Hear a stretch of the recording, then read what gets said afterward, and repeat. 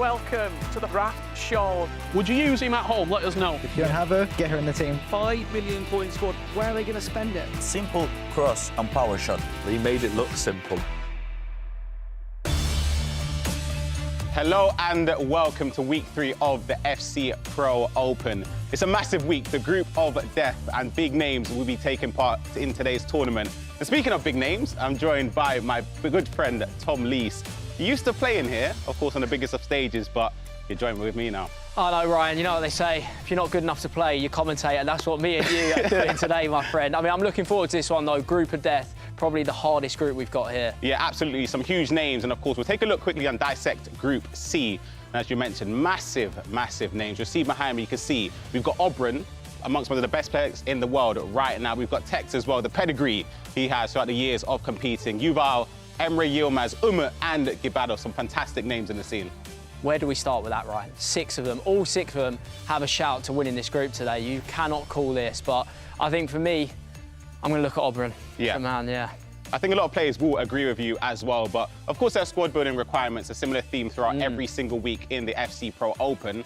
So let's take a look at them and see what the players had available to select their drafts. It's an 8 million coins budget. They have to have a minimum of 1 prime hero, a minimum of 1 ultimate succession item and an ultimate succession icon, as well as a minimum 1 Thunderstruck icon and a minimum of 2 Thunderstruck items. So there are a lot of boxes that need to be ticked in their squad selection. Yeah, Ryan, and John, that leads to a lot of variety. There's going to be a lot of varied teams here, a lot of people building their squads depending on their play style and how they play the game. So I'm interested to look through the teams. So I think every team is going to have some differences here. Yeah, if you're a player, would you like that many restrictions, or would you sort of just like to just build your own team? I mean, I'm someone that likes to build my own team, but I obviously played in the stage before to get here, and it was something that actually let me down on the day. If I could go back to when I qualified, I definitely would have changed my team. I wasn't happy with my team when I was playing, so it is a crucial part for these players. Well, we'll be able to talk about or talk with somebody that's actually at the analysis desk. We're going to walk on over there right now. He's built his squad. He knows he's one of the best competitors in the world, and he's featuring with us right now. We'll be able to talk directly to him about his squad. Guibarros, the man of the moment. How are you doing? How are you feeling for this tournament today? Feeling good, feeling confident. Yeah, I think my drafts came out really nice, so yeah, looking forward to it. Yeah, speaking of drafts, we won't hold you too much longer. Let's take a quick look at it as it will appear for us now. It's a 4-3-2-1 formation for me, which of course is an obscure one, but you've got the choices in here. You've got Van Dijk, you've got Theo and Mbappe. I think they're the household names. You see them featured in all of the squads. But Tom, I know you've got a bone to pick with a few other items. Yeah, I've got a few players to ask you questions on, and these are 2 I want to talk about. Matuidi and Marquinhos. Can you talk us through them 2 selections? Yeah, I mean, I think aerial plus is really big this year, especially for corners. I think in this stage, corners make a difference, and especially in the group I'm in, everybody's really good at set pieces, so I needed 2 guys with aerial. I like the way you're thinking there. For me, Marquinhos is the most agile and quick out of the guys that have aerial. Yeah. So I think definitely for me, that's what feels more comfortable defending, to press and to press up high. Matuidi, ping pass, man, this year is something different. I think it's so underrated. So having him, really good addition, I think, to the team. So will we be seeing a lot of the ball on the floor tonight? A lot of ping passes? I said it before. In this group, I'm the one who plays the nicest football, I think. Ball on the ground, pass it around, me or Tekkz, the guy over there. Yeah. We're going to hone in on a particular item, and that is Steven Gerrard right here. Of course, primarily, I think you'd select him, of course, for the Power Shot Plus, but we're going to take a look and a deeper dive on his stats on this item. It's an ultimate succession item in the game. He's newly released, of course. Greens everywhere. You can see he's a midfielder, box to box. He can do it all, Tom. Is there anything, though, that sort of singles out and where you can showcase his best things in game? Well, when I'm looking at centre mid, I love green all across the board. All 6 stats means they're an all-rounder, but I think the reason he'll be selected, 2 stats right there, the passing stats, 93 short pass, 95 long pass. I mean, that's what you need out of any midfielder, especially with what you just mentioned with the ping pass. We're going to see some beautiful football tonight. Yeah, agreed. And again, you mentioned ping pass, and you'll see there for Steven Gerrard, he's got not only 1, not 2, not 3, but he has 4 play styles in the passing. Not the play style pluses, of course, and of course, the Power Shot play style plus, which we've seen throughout the weeks. The long shots, the first-time power shots, they're so important. So I'm sure we'll be taking a lot of those, Guibarros. Yeah. Hopefully, if he'll go in. Yeah, I mean, for me, with midfielders, them three are key. If you can have all three of them being used, very, very helpful. Power shot's a massive bonus as well, because when it goes to Gerrard, he's going to have a variety of options. Can he pass it into a striker's feet, or is he going to hit a power shot? Yeah, it's true. Guibarros, we're not going to hold you too much longer. I'm going to leave you to prepare for your upcoming game. Good luck, We're going to bring in none other than your opponent in Tekkz. He's been alongside us for the first 2 weeks, but he's been on the commentary desk. He's been analysing gameplay. This time, Tekkz going to be analysing your squad. How are you feeling for today? Nervous. I'd much rather be what you two are doing than what I'm doing today. but we're here, and hopefully it goes better than last year. Yeah, of course. We're going to take a look, though, before we get into your squad, at the community squad. This has been sent in, and forgive me for this. I'm going to try and pronounce the name. Birov Kagmir. I think that's a good one, right? Should we say it's Birov's draft, yeah? We'll say Birov's draft. Can I analyse this? Yeah, go ahead. Okay, it's right. down to you two. Let's have a look through this team, and I can tell you 1, 2, 3, 4, 5. Biro, what are you thinking, my friend? I really need some answers here. I mean, Savanier, maybe I've been harsh on that one, but the rest. No. This team is horrid. Yeah, Johnny, tell it. What are we doing? Bottom pass to left back, please. This team is awful. Forget left back. The whole team. There's like 4 good players, and there's 11 players in the team. Now, let me do the maths. 7 bad players in the squad. What is he doing? Right, so should we just highlight that one can go as well? Maybe not Donnarumma either. You know what, I'll let Maldini slide. Marquinhos, yeah. Michael's not bad, and Hansen. Oh, that's what he's done. He spent the coins on the bench. Yeah. Not what an awful bench that is. Yeah, what honestly. is he doing?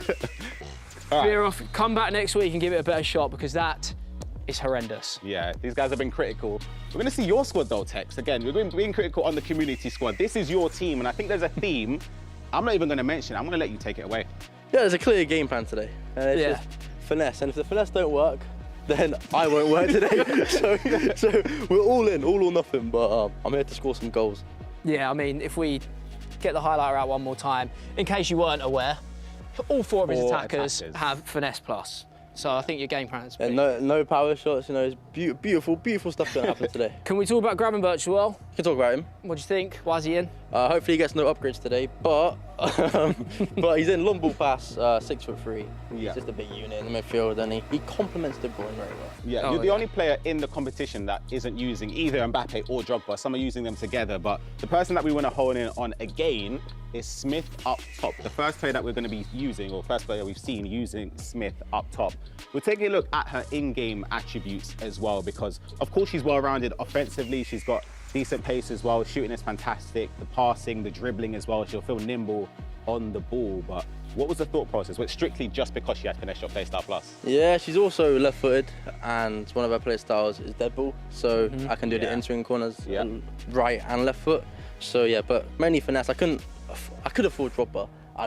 I'm not very good at using him. And Mbappe was out of the price range, because I think Kenny's more important. Yeah. So main thing for Sophia Smith, or Kelly Smith, sorry, is shooting. Shooting is the main thing. And then if you want to go into play styles, we'll have a look there as well and see what she's offering. See, I've got one thing with Smith. I've used it myself, but I think she lacks quick step and rapid. For me, I think that if there was one drawback on the item, I think it's that. But everything else, as you said, dead ball, she's got first touch as well, the finesse shot. 5-star week. The 5-star week. 5-star week, but alongside Dalglish, alongside Son, am I going to finesse in my right or left foot? You never know. One of them. It's true. You never know. It's true. But yeah, the team ultimately for Tekkz, if there's any changes, before we even started, would you change anything? Or you're just happy with it straight up? I'm happy. You're happy with the squad? I set my game plan. If it don't work, then it don't work, but I'm ready. I've got to ask, are you actually going to use this Of course. aerial plus at any point, or no, is that not part of the plan? 5'5". Yeah, but it's there. Mate, she's 5'5". Don't be silly. No, you're being silly. No, it's one there we're not using, but yeah, for the rest of it, finesse. And I think dead ball, right? We're going to see on the corners all the time. That's the main one for me. Yeah, and of course, Tekkz, you're in the group of death. You've got incredible opponents in this group. You've mentioned about Obrun, how he's somebody you wouldn't want to play. You rank him as one of the best players in the world, but he's not the only player you have to worry about. You've got Yuval, you've got Emre, to name a few as well. Yeah, there's no easy games in this group today. And what I don't like, I play Obrun last. So if my day's going bad and you finish on an Obrun, oh, that's not nice. That could be 10 if it's not going well. But yeah, it's a hard group. I'm ready for it. Yeah, no, Tekkz, we wish you the best of luck. And as you mentioned, we hope you do better than you did last year, because you didn't start off as the best as you would have hoped for, but you've got a massive job on your hands. And I back you to do it. I'm actually feeling the confidence. I'm feeling the aura. I'm feeling that you're prepared for your game. So we'll let you head off for that as well. And those at home that are watching, don't head anywhere. We're going to take a short break before we start the group of death.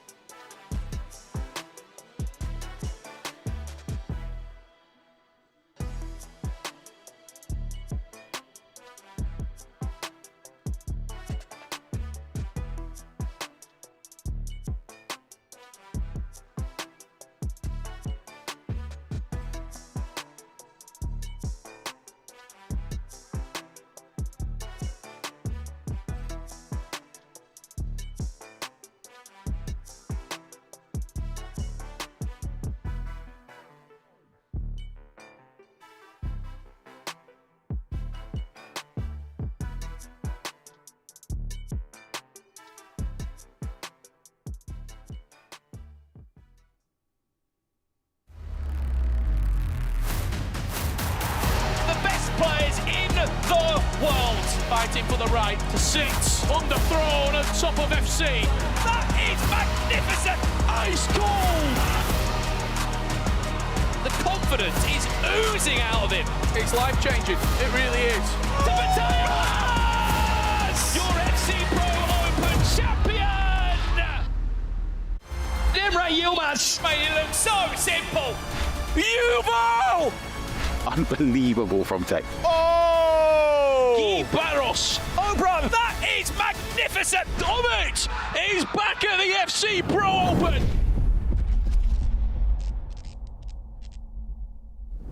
I think the toughest opponent. I think Obrun, because I beat him last year in the Pro Open to reach World Cup. So I think he'll be laughing to beat me.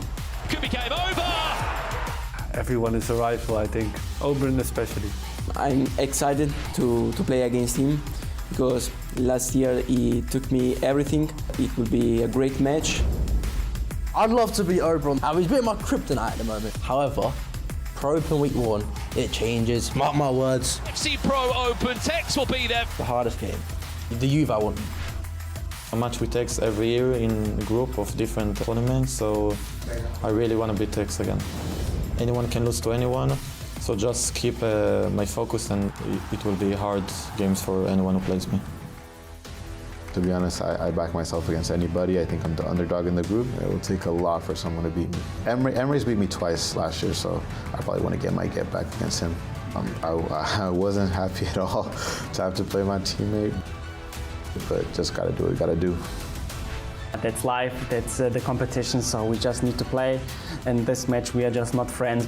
In this group, especially, like, every player is a top tier player, so it will be really hard, but we're gonna see who will go through in this group. I think it's by far the strongest group, it's the hardest group, and for me, of course, the group of death. Group of death. Group of death. The group of death. Yes, the group of death. What a lineup we have for you today. Welcome to match week 3 of the FC Pro Open. We're not far away from the action, but first, let's introduce our star-studded lineup. Welcome back to Pieface. I mean, how are you doing today? Yeah, I'm very good, thank you, Casey. It's lovely to be back. I know it's been a while since we've done one of these, so yeah, it's great to be involved. I mean, I think last year we got to see you do a shoey. Is that going to happen on this stage again? Well, you never know. If they ask, they might get it. Well, we also have Brandon Smith with us today, best commentator in the world, of course. Got the trophy? No? No, not brought about this week, maybe next week. How are you feeling about the group of death today? Good. I mean, look, we've had so many fantastic groups, haven't we already, Case? We keep saying group of death maybe one week, but we can confirm this is the group of death tonight. You do not want to miss a kick of the action. Yes, no, we have fantastic competition that will be starting here very, very shortly. The players arrived into the arena today. Some players came in, you know, with some smiles on their faces. Others came in a bit more serious.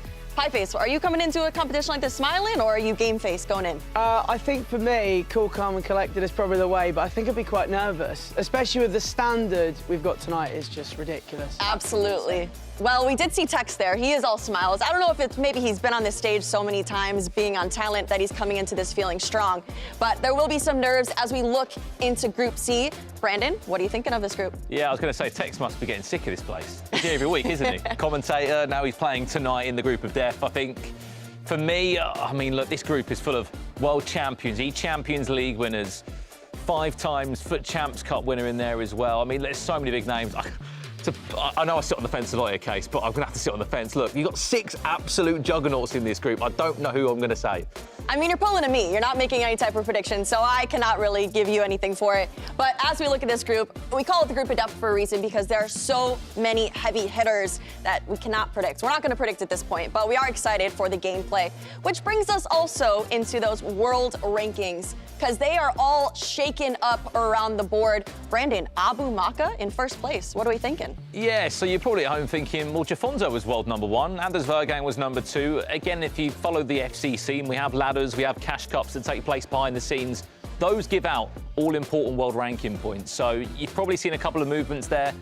After this competition does end in February, beginning of February, all the points from that competition will be added on, and we will maybe see Jafonta go back up the leaderboard if he does well here. So what we're basically seeing in short case is Abimaka dominate things out in the Middle East and Nicholas dominate things in South America. Yeah, and we'll see things shake up as the season progresses. So make sure to keep an eye on that one. Pieface, I know it's not on the screen anymore, but any names on there jump out at you? Well, Pete Zinn, last time, he taught me a lot, because I do remember the first show I'd done of this, he was absolutely ridiculous. And I know he won it last year, so maybe to see him go up again might be interesting to see. That is interesting, though, because everyone at home, make sure you're paying attention, because we will see tactics as the day progresses. And I'm always here writing notes. All right, make sure to power shot here. Let's make sure to add finesse players in. So me and Pieface, we might not, do that well in the weekend league, but we add a lot of this into our gameplay as we see the players here. And so we are very excited to get things started here shortly. I mean, I genuinely cannot predict what is going to happen, because these are some of the best players from around the world in Group C. We've seen a lot of good players in the first two groups, but this one is definitely raising the bar. As we mentioned, raising the bar, we have Obrun joining us here at the desk. Obrun, I mean, we have to talk about how great you've been this season. I think this is another level. Are you bringing that into the competition today? Yeah, of course. I think that for me this year there is a new mindset, and I think that for the past tournament, everyone see this. So, yeah, I'm excited to play today. Now, we do have to mention your first opponent, Emre Yilmaz. It's a bit of a rivalry match. He did knock you out in the quarterfinals last year of the FC Pro Open. So, mindset going into that one is, are you most excited to play Emre?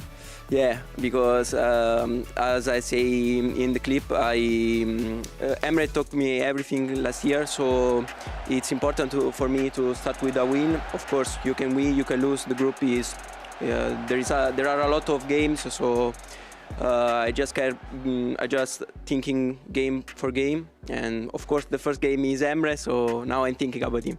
A lot of people, Obrun, have said that you're the best player currently, potentially in the world, at this game. You're in a group full of champions. You have one in your time, but one thing you've always been is so consistent. You've been in the top 4, you've been in the top 8, as we saw last year against Emre Yilmaz. Is this the season that it changes? We get some silverware because you're surrounded by trophy lifters, aren't you? I hope. But I just want to prove, to show everything with the controller, not with just talking. Okay. Now, we do have to mention your live campaign item. It is Lorenzo Insigne. And so for everyone back home, sell them on this item, because it's a good one, isn't it? It's a good one, but maybe it's just not in the meta. But I hope that it will be in the meta with my upgrades. I hope. Because also Lorenzo is from where I'm from, like he's from Naples, so I hope to upgrade him.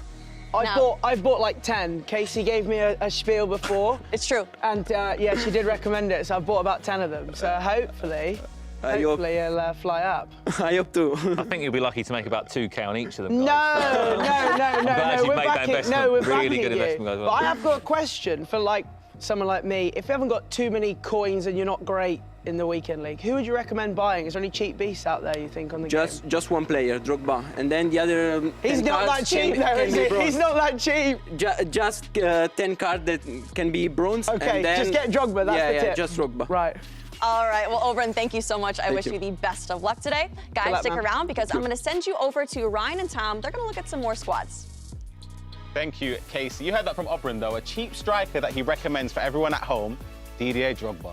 It's about 1.8 million coins, so I'm not sure where that fits in the cheap part. Is the cheap in the room of us? I don't think it is. But yeah, as you can see, I'm joined by Tom at the analysis desk. We're going to dissect Obrun's team. We had the luxury of speaking to him, or they spoke to him, sorry. But let's take a look at the squad he submitted. 31 out of 33 chemistry, a 4-1-2-1-2 narrow. Ooh. We rarely see that formation, but Tom, there are a couple of players in the team that would raise some eyebrows, I would say.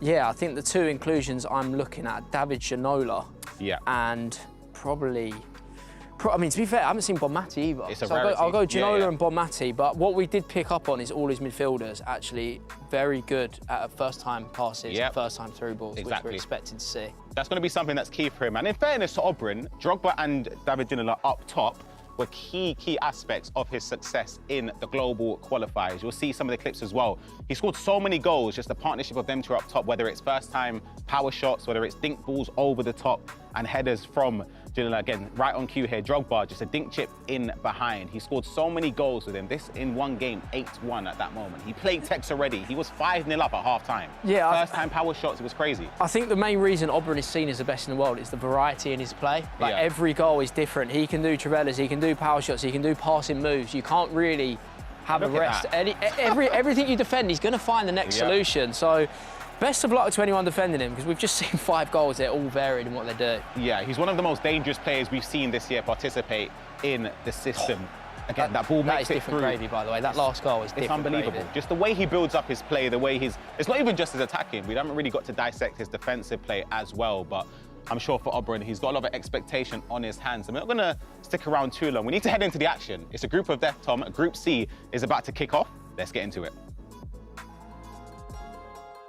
Most of our attention's on Emre Yilmaz against Obrun. And one thing you know about Emre Yilmaz, he will create and create and create. 2 minutes in. I think you are really good in offense, and also your pressing is amazing. I think you are one of the best players in the world. And it's Emre Yilmaz for 2!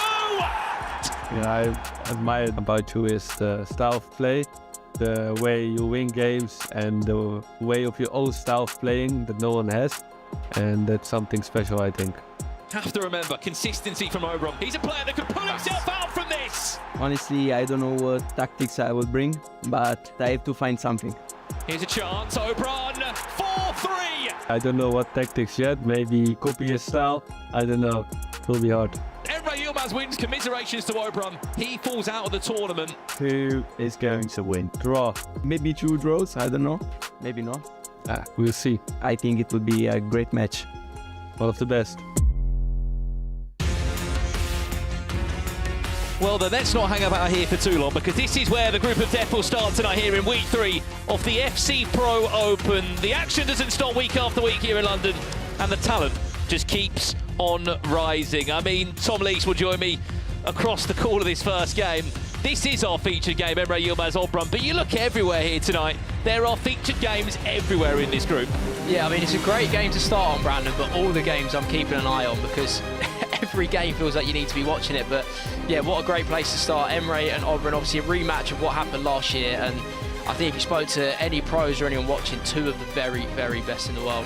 But before they kicked off tonight, I was looking at who they're playing in their practice games. Obrun was training against Serie A champion, just signed for Napoli, Danny Pipple. He was getting some important games. Then the man who's here next week, Levi David, was helping out his teammate Emre Yilmaz. It's safe to say they've been getting in some serious practice games. Yeah, they're playing against the very best, and that's why they are the best. See here, Obrun getting ready, just a 250,000 career winnings. We know Obrun's had success, of course, in Italy and in this FC Pro scene over the years, but he's just lacked that big trophy win. He's been consistent. I think 2 years he was in the top 4 at the World Championships, top 8 in the FC Pro Open last year. He's always in the conversation, Tom. Is this the year that maybe it changes for him? Yeah, picked up on what he said in the interview, actually, about changed mindset. I don't know what that consists of, but that is normally a good sign. If he's able to come out and say he's worked on that, and we've seen the results so far, I've got a feeling this could be his year. Emre Yilmaz, what a story he has, by the way. In his first ever season, he qualified for the World Championships, got a top 4, and his story was he used to play online seasons and then got picked up via Team Hullet. He's made nearly $400,000 playing this game, and some will honestly say he is the most gifted player on it. The interesting point for me on Emre Yilmaz, Tom, is he was one of those players that had an auto invite into the competition. He hasn't had the chance to play on a live stage. Yes, he would have had practice. He lives and breathes Team Hullet, so is his environment. How's he going to get on today?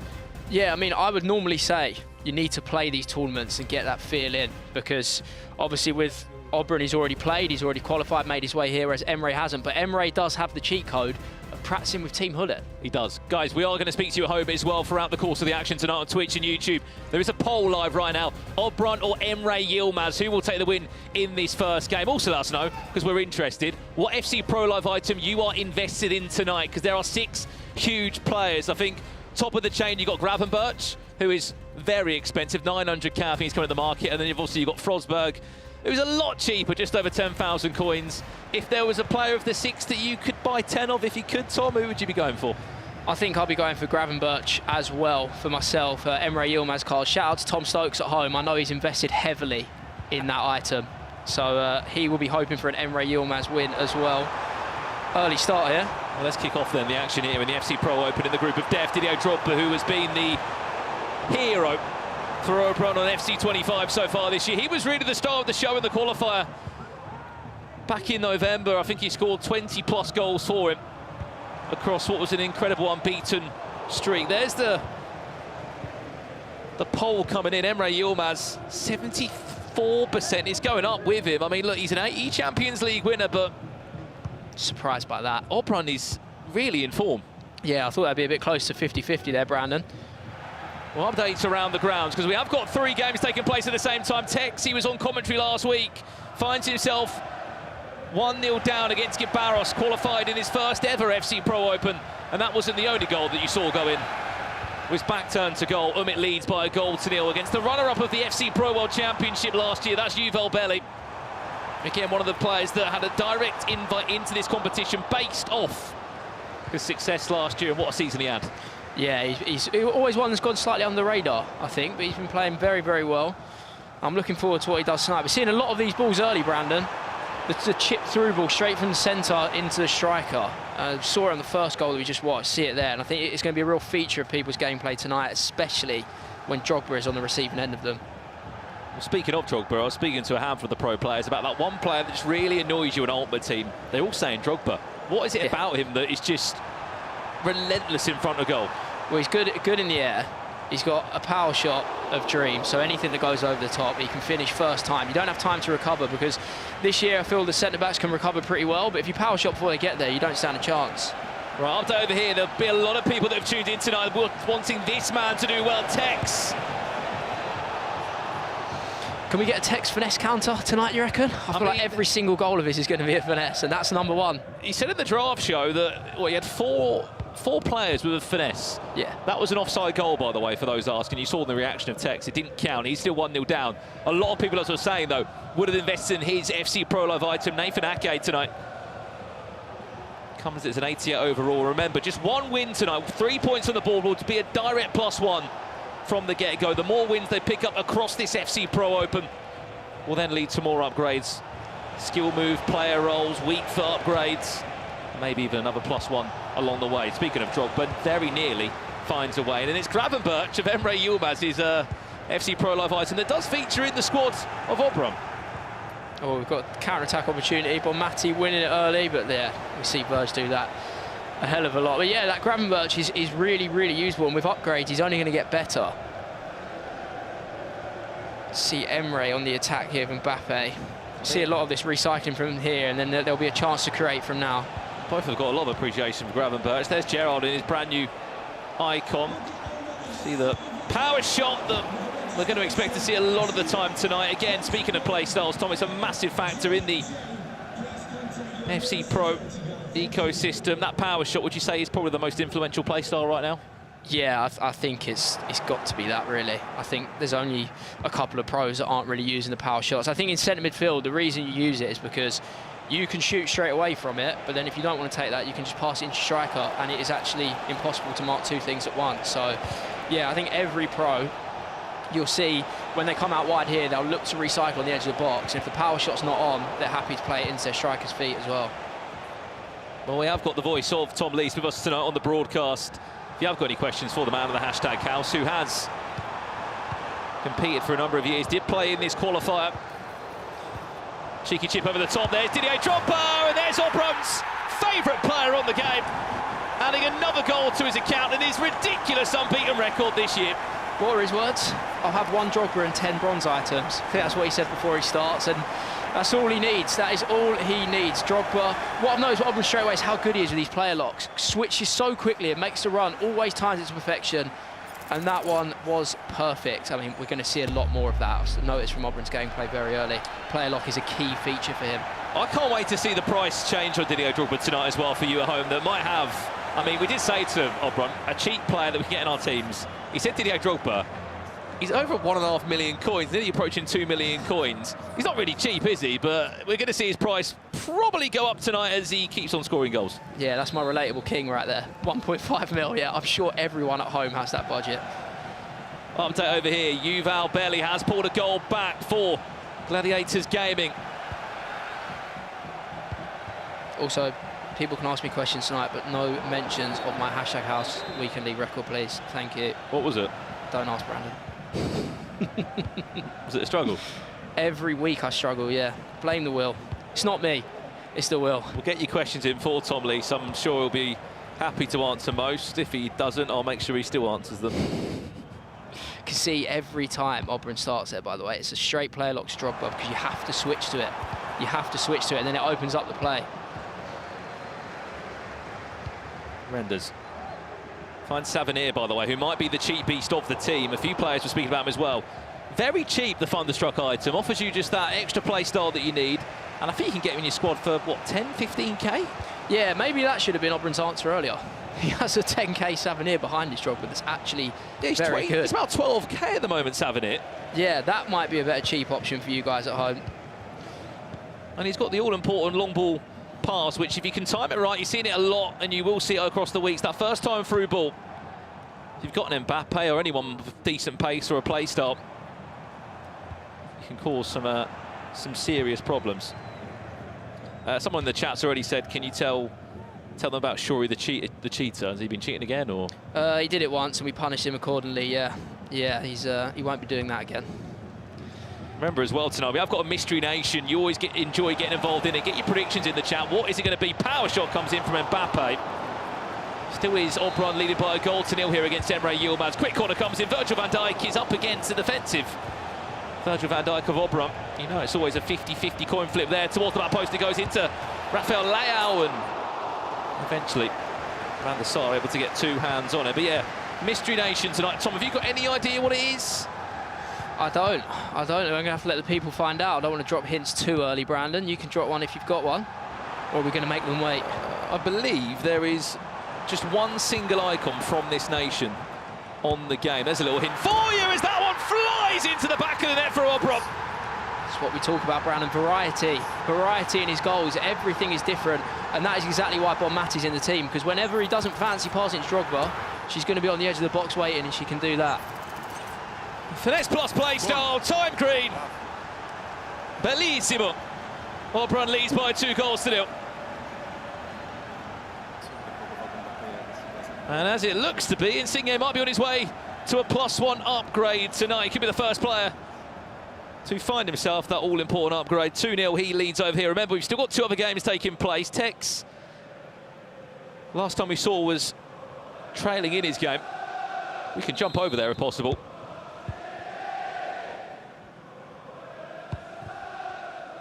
See how he is getting on at Manchester City Esports. And the last time we saw it, Umut Yuval is a 1-1 scenario here. I mean, Tom, if you were playing tonight, 8 million coin budget, you know the restrictions involved. We have to use Ultimate Succession, the new promo, one of their icons in the squads. Is there anything a bit rogue that you would have done different tonight from what you're seeing across the board? I think I would have kept it fairly standard, similar to, I think Gerrard's the Ultimate Succession icon you want, as he's caught that. But I think Gerrard's one you want. I'm not 100% sure if I would use Drogba. I can't get a tune out of Drogba when I've tried. But I think I'm fairly standard with my team selection. I don't really change too many things up. I think the main things are finesse and power shot for me. Finesse from wingers, or at least a Trivela. Just one kind of long shot, so they have to read something.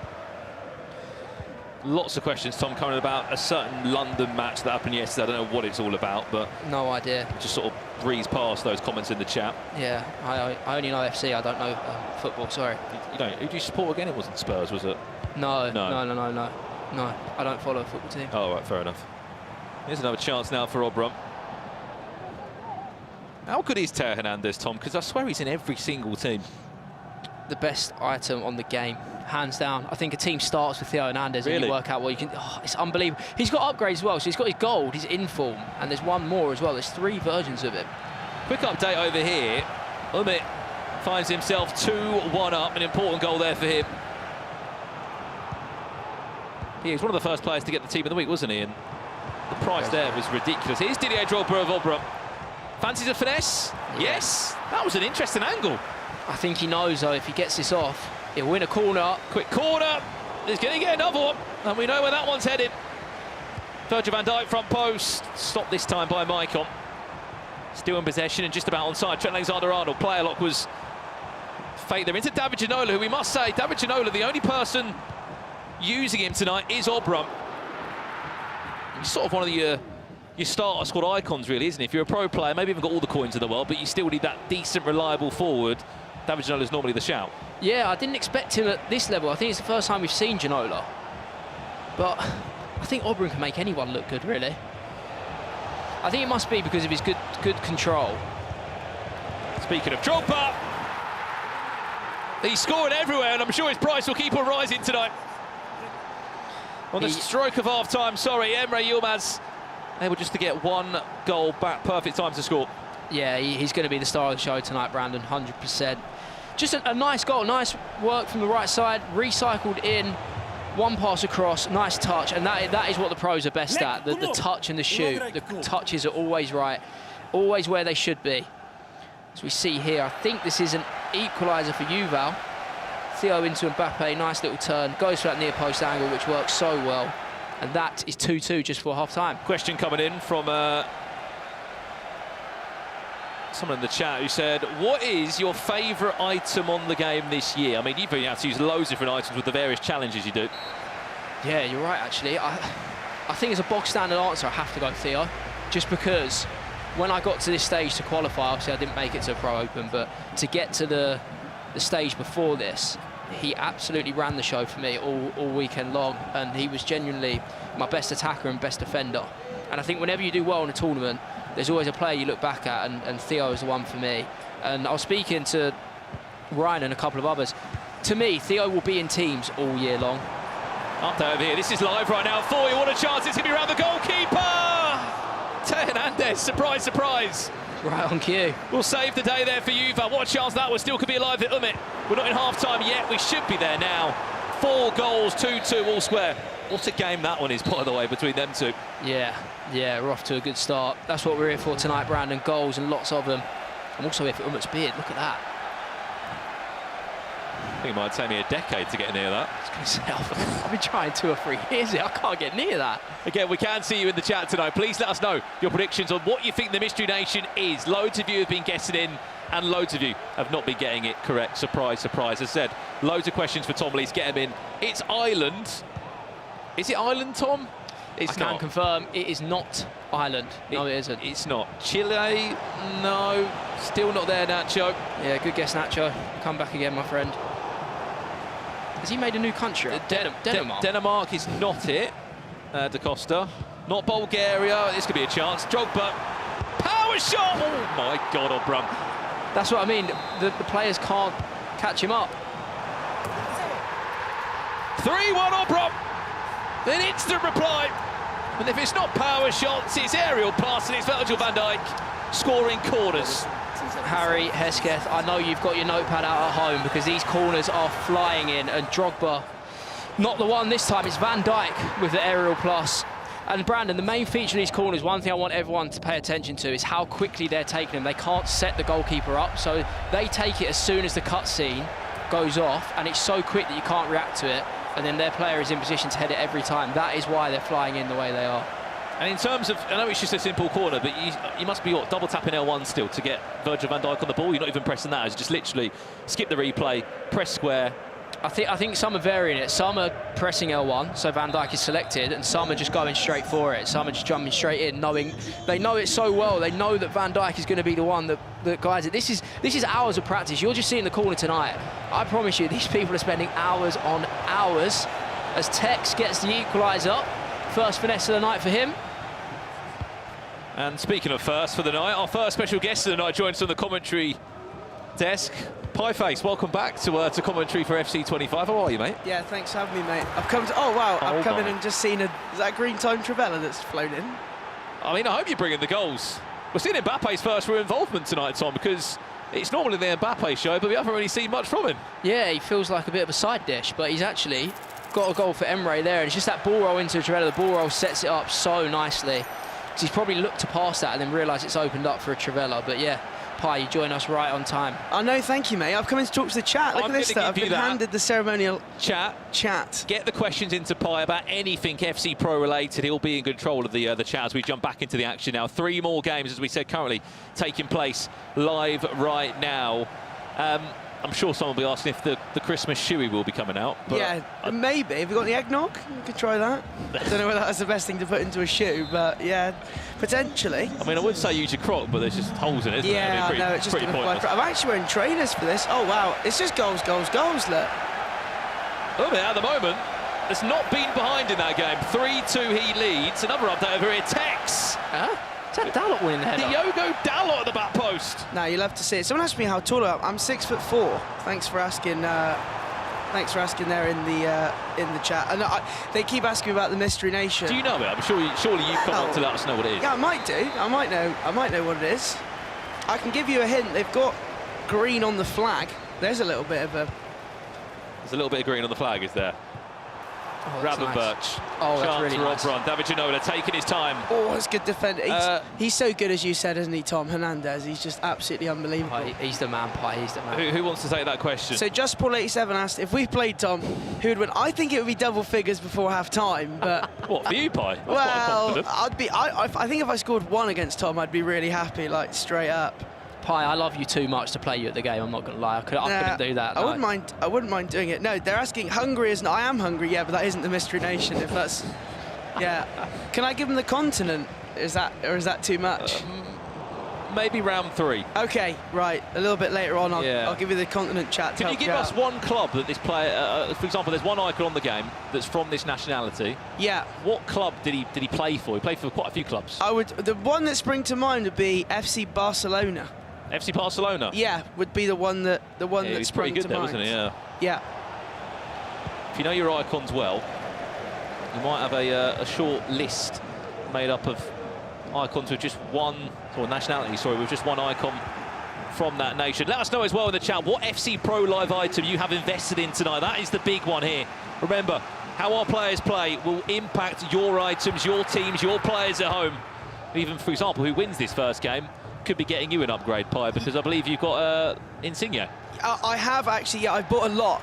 Casey recommended, so I bought a lot before the show, and I have also done the Boy SBC, so I could do with Yuval doing a good job there to help me out. Relentless this from Obrun. Tom, when he gets in those areas, he's not afraid to take a power shot if it's even from ridiculous range. Yeah, I've watched Obrun 60 minutes, and I've come to the conclusion I don't think it's possible to defend him, because he has everything. Like just then, he didn't really have an attack on. We'll see if he can defend. Nearly wins the corner, but Obrun didn't even have an attack on there. And instead of, rushing and losing the ball, he's just happy to power shot from 25 yards, knowing that he's going to have a good effort. He's either going to go in or go for a corner or cause some kind of problem. So he's just dangerous from every single attack. I'm interested to hear this. The answer to this question has just come in from Todd, by the way, after this attack does come in, because I think, Tom, you could give a really good insight from a pro side, and I think, Pi, you could probably give us more of a casual insight for the foot champs player like myself. Yeah. Who would you say? For me, the best centre-back on a budget, Saliba. I would have to agree with you. Yeah, I think he's probably about 30k now. He's such a good item. It's the Anticipate Plus for me on the centre-back. Does a great job. I like Bruiser Plus, but more for a full-back personally. But I think for cheap, he's really good. Here's Rafael Leao. Times it green. 3-3 between these two. Expect all the games to go this far tonight. That wasn't a gritty cancel. I was about to see that. I think this is auto celebration, right? That's what I was about to say. Like yeah. Gritty cancel. That's what I was about to say. I don't think he's actually gritted him. I think it's Leao's default celebration. I'd love it if he did gritty him, but I think it's Leao's that default. would be cold. That would be very cold. I think you've got to do that on a winner, not on an equaliser. Tom, centre back under 50k. I feel like you could tee yourself up here for maybe a certain Spurs player. Yeah. Hold on, is Tekkz going to go 3-1 up? Yes, he is. Oh, I love that from Tekkz. That's glorious. And it's a finesse from Tekkz. Just as we've jumped live into the game, he's gone 3-1 up. If you're looking for my budget pick, I would obviously say Mickey van der Ven, especially if you can Evo him as well. He's so good, isn't he? Even his 80. I've actually got on my Road to Glory. He's the only card I paid for is the Romero Champions League centre-back. Oh, yeah, yeah. He's got Passion Plus. That's the... Passion Plus, That's the best play style in the game, Passion Plus. No, good selection. I'm just going to let a few people know in the chat, by the way. I promise it's not Bulgaria. That is not... I know it's got green in the flag, and I know they had an icon that played for Barcelona, but Bulgaria isn't the answer. No. No. I know that much. Final 20 minutes of this one, 3-3. Someone in the chat said, Tom, you're an expert in premature griddying. That made me chuckle. Yeah, it's definitely not like me to griddy someone when I go up and then lose the game. I would never do that. Quick Can't do it when you're drawing either. In the chat, guys, we've got loads of people coming through saying they've got certain players. Someone just packed Insigne. Well, if Obrun does win just one game tonight, it will be a +1. That could affect his price. Let's go, Tekkz, get some Ake upgrades. I feel like for those that might be tuning into maybe their first FC Pro Live show tonight, Tom, they're looking at Tekkz and they're really backing him to upgrade their items. Yeah, when there's FC Pro, there's Tekkz involved. We see Obrun here with Drogba. Big chance, Didier Drogba for Obrun, really should score. Oh, wow, I can't believe he's missed that. And we'll speak about that a little bit later there. Maybe the inclusion of the R3, of what he could have done with some goalkeeper movement, just to delay the decision-making of Obrun in that scenario, Tom. Yeah, as bad as a miss that might look for Obrun, that's actually really, really good defending from Emre. He hasn't panicked, and he's moved the goalkeeper at the right time. In such a clutch moment as well, like with 15 on the clock, that could be a game decider. So yeah, the goalkeeper movement helped him out massively there, and he might now punish. He might go up the other end. Elise, he might just be able to do that. Finesse, look good, but it wasn't time green. It might just be the all-important difference. It's got to be green, Brandon. It's got to be. If that's green, I think that flies in with Elise's finesse shot plus play style. And Pieface will join us a little bit later on. He's going to go and head back to the hostess for now. Drogba, is the angle too tight? He still went for it. I think that's 2 instances of goalkeeper movement in 2 minutes there. Emre keeping him in the game. Another late move with his goalkeeper. Well, we will be speaking about goalkeeper movement in the second round tonight. If you're looking to include it into your game at home, it can be such a massive advantage for you by just simply using the R3 trigger on your PlayStation controller. Me and Tom will be breaking it down for you as we kick off our round 2. That's a very interesting Trivela. It's a bit different. I mean, Theo Hernandez can do a lot of things, Tom, but he was asking quite a lot from that angle. Yeah, I think he actually does have a good Trivela, but maybe the angle wasn't quite right. It wasn't timed well as well, but it's something for Obrun to be wary of when Emre's attacking, because if Hernandez can do that, that's the thing. I think a lot of the game from Emre is going out wide, and then there's a few options that open up. He can either recycle for a power shot or recycle into Mbappe's feet, but then with Theo Hernandez, he can hit that Trivela as well. So it's just all about having a few different options. As we said, updates from around the grounds. All square still between Umut and Yuval Belli. Tekkz in the lead, 3-1 last time we checked in. And 3-3 here in our featured match of Obrun against Emre Yilmaz. This is the group of death tonight. 6 of the best players in the world, all competing in Group C. Only 3 of them will be able to make it out to the knockout stages. Power shot from Valverde again. Will allow Van der Sar to go flying across the goal and into a pause. We will take a quick breather there, because this game has been absolutely relentless. Update over here, Tekkz really is finding his feet here in the FC Pro Open. Koundé won't want to see that one again. Either will. Guibarros, who finds himself 4-1 down. That could be a massive 3 points on the board for Tekkz. Yeah, Tekkz won't be bothered about how that goes in. That 4th goal is the game decider. When you're 3 goals up with that little time left, it's a good start for Tekkz. Obviously looking to do the opposite of what he did last year. Last year he struggled in week 1, turned up in week 2, and it might have been late. But if he can start there, it's going to give him confidence for the other games. I think that's important for him. Well, there's a bonus here on the FC Pro Open as well. We will be giving away all 6 players' tactic codes tonight at the end of the show. So if you want to play like Tekkz, Emre Yilmaz, Obrun, or any of our players here tonight, stay tuned, because you will be able to implement their tactic code at the end of the show. Here's a chance. Drogba. Very nearly finding a match winner. Will we get one more big chance? Tom, you're in this scenario now. 89 minutes on the clock. How are you playing out this last attack? Yeah, I've normally got Shuri whispering, last attack, do not lose the ball. The worst thing you can do here is lose the ball, because you will not forget it if you concede. I think anything after the 85th, if you concede after having the ball, you will always regret it. So yeah, this is smart from Emre. Even if he doesn't score, it's more just about making sure you don't concede and throw the game. But it's difficult when Obrun's got such good pressure on him. He's going to have to find a way out of this. Fernando Herrero, again, one of the only players to use him tonight. I mean, yeah, he might just realise it's probably best just to settle it. We're going to aim for a 3-3 draw here between these two. Less Drogba. No. I think we are. 6 goals between the two. Steady one.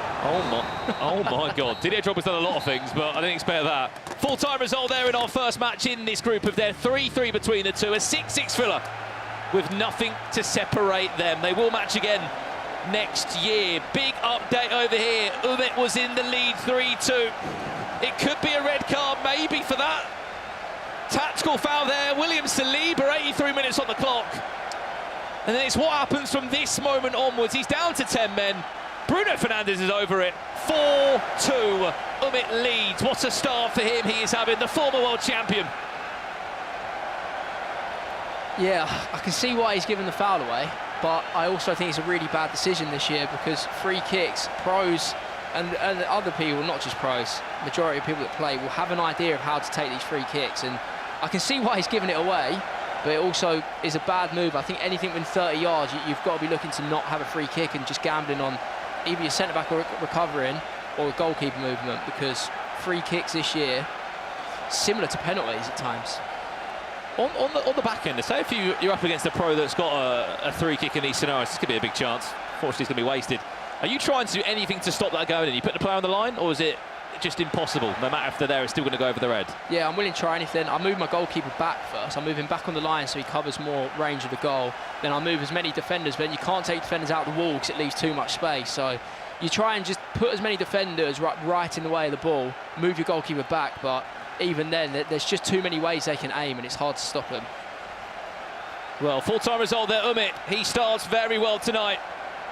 And as a Brighton fan, I'm quite happy that he's got himself a cheeky update. 4:30, Kadioglu of Brighton over Albion. That's a +1 for him. This is a full-time result over here as well. Guibarros did get a goal back, but Tekkz gets himself a +1 upgrade as well. Nathan Ake goes from 88 to 89 rated overall.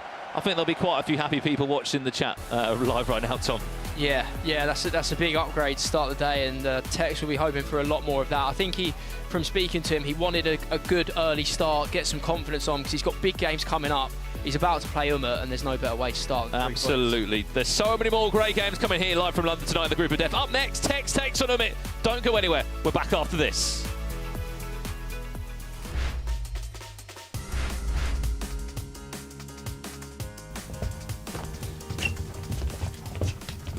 Bro, Obrun. Yeah, bro. What?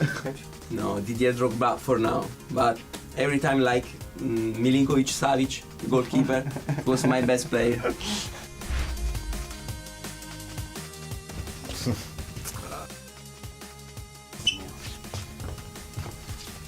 You just don't like Brazilians, bro. This is what the problem is. Life is so much better.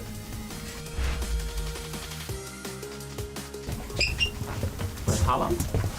There's no way. Haaland. Sorry guys, it's in my contract.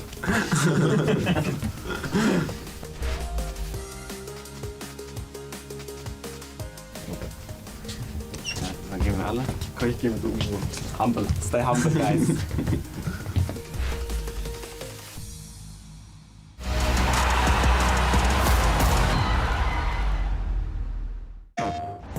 PlayStation tournaments are on PS5. Featuring FC25. Challenge more players and find more ways to win. Get ready to compete on a global stage with new and exciting daily tournaments, all at the press of a button. So whether you're a seasoned competitor or just starting, come for the challenge and leave with glory and incredible prizes. It's time to join the competition. Sign up now on PS5. PlayStation.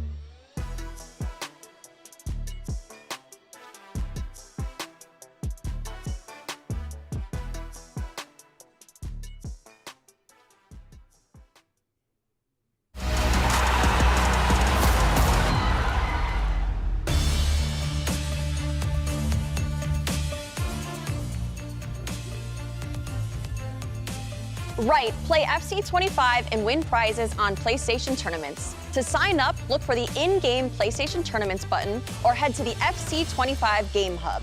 Bring your best squad, show your skills, and compete for prizes and more. If you want more rewards, join in on the action of FC Pro Open match days at Twitch/EA Sports FC or YouTube/EA Sports FC Pro to complete your FC Pro Season 2 and earn your viewership rewards. All rewards are untradeable. By watching 15 minutes of Match Day 1 of FC Pro Open, you're eligible to receive FC Pro Live Gabriel Jesus on loan. Watch an hour and you can claim a rare players pack. For more information, go to www.eafcpro.com.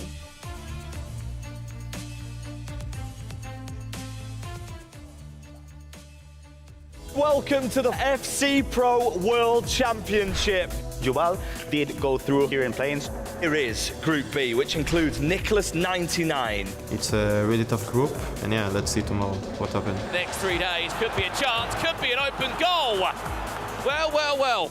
Yuval Belly, fresh from the plains yesterday, is going to say, look, I'm here to play. Welcome to the knockout stage. What about Manu Bashore versus Yuval? R9 on the finesse! Well, well, well. Another twist in the tail here in Berlin. Two massive quarterfinals, Emre Yilmaz versus Yuval. Yuval, an FC Pro World Championship semi-finalist. Yuval against Jafonso. Someone has to miss, and he does miss! I never made it to the top level. He beat so many good players. I think I proved that I'm good enough. It doesn't matter the name, I'm not afraid of anyone. Oh my goodness, so many great players competing after round one. Yuval Belli unfortunately was not able to win that one, but we do have to discuss because last year he had such a fantastic run going through the play-ins and obviously making it to that championship game. Pi, do you think he could bring it back? Because there's so many good competitors, but I mean, it's the group of death, isn't it? Yeah, I mean, he can beat anyone. He showed us how good he is, and I was watching that game. Got really unlucky with the red card and conceding from the free kick and the red card. It's tough. When you go 4-2 down like that with 10 men, it's very difficult, especially to come back against a player like Umut. Yeah, no, definitely. So we're going to see a lot of those different opportunities here as we see these standings behind us. We have Umut in first place. Pi, anyone else stand out from that first round for you? I'm happy to see Tekkz winning. I know a lot of people are saying that Guibarros could be maybe the easiest game of the group as much as everybody is insane. However, I think for confidence-wise, he'll be very happy with that. Absolutely, and as we're looking at home, I know that a lot of players are looking at those live items that they're investing in or hoping that their players are going to win so they get increases in those live items. But we have more rounds to go, more opportunities, more goals. And so I'm excited because there are some legendary matchups that are right around the corner. Who are you most looking forward to seeing play later on? After that first round, who do you just want to keep watching? Do you know what? I'll tell you something now. In that last game, some of the goal variation from Obrun was ridiculous. So yeah, look forward to seeing him again. All right, Obrun. Well, Pi, I will let you go over to the commentary desk because I am going to speak to a very special guest, which for those of you in the chat, I'm gonna let you quickly guess who it is. Man City esports player, in contention for one of the greatest players of all time. Do you know who it is? It is the one and only Tekkz. Tekkz, how you feeling? Good first round, good start. Yeah, I got 2 more points than I did last year, week 1, so I'm happy. What's different this year than from last year? I don't know, I thought it was going to be more of the same. I started my game, I won 1-0 down in 1 minute, and then I missed chances to make it 1-1. But yeah, I got the win. And what's different? I don't know, just winning my games. I mean, that's fair. I mean, we're getting a very, very different start this year. I do have to talk to you about your squad. No power shot, only finesse? Is it just finesse for the rest of the year? That's my game plan, and everyone knows it. The question is, can you stop it? And I scored a few in the last game, and hopefully I'll score some more in this game. Now, we do have a massive next game for you. It is Umut. Any mindset, anything going into this one? How are you feeling? Just play my game, and I played it against Guibarros and won, so hopefully I can play it against him and win again. All right, well, Tekkz, I wish you the best of luck. Better start this time. Hopefully it keeps rolling for you. But I'm going to send it over because we're going to learn a little bit about R3. Thank you so much, Casey. Yeah, what a start for Tekkz here in the FC Pro Open Week 3. This is R3, the segment of the show where you at home can learn a thing or two. Not from me, I don't know why I've got the controller, from Tom Lees, who might know a lot more than me. Tom, what are we speaking about today? Because we teased it in the first game, didn't we? Yeah, the main aspect of gameplay that we're covering is goalkeeper movement. We saw it in the first game how important it was, and at the pro level and at any level in this game, goalkeeper movement is very, very key. Let's jump in then and show you 2 quick clips then. This came from last week. Anders Vergang involved with the chances that he had, of course, to try and score as many goals as possible against the One-Off. You just saw a terrible bit of goalkeeper movement and a great bit of piece of goalkeeper movement.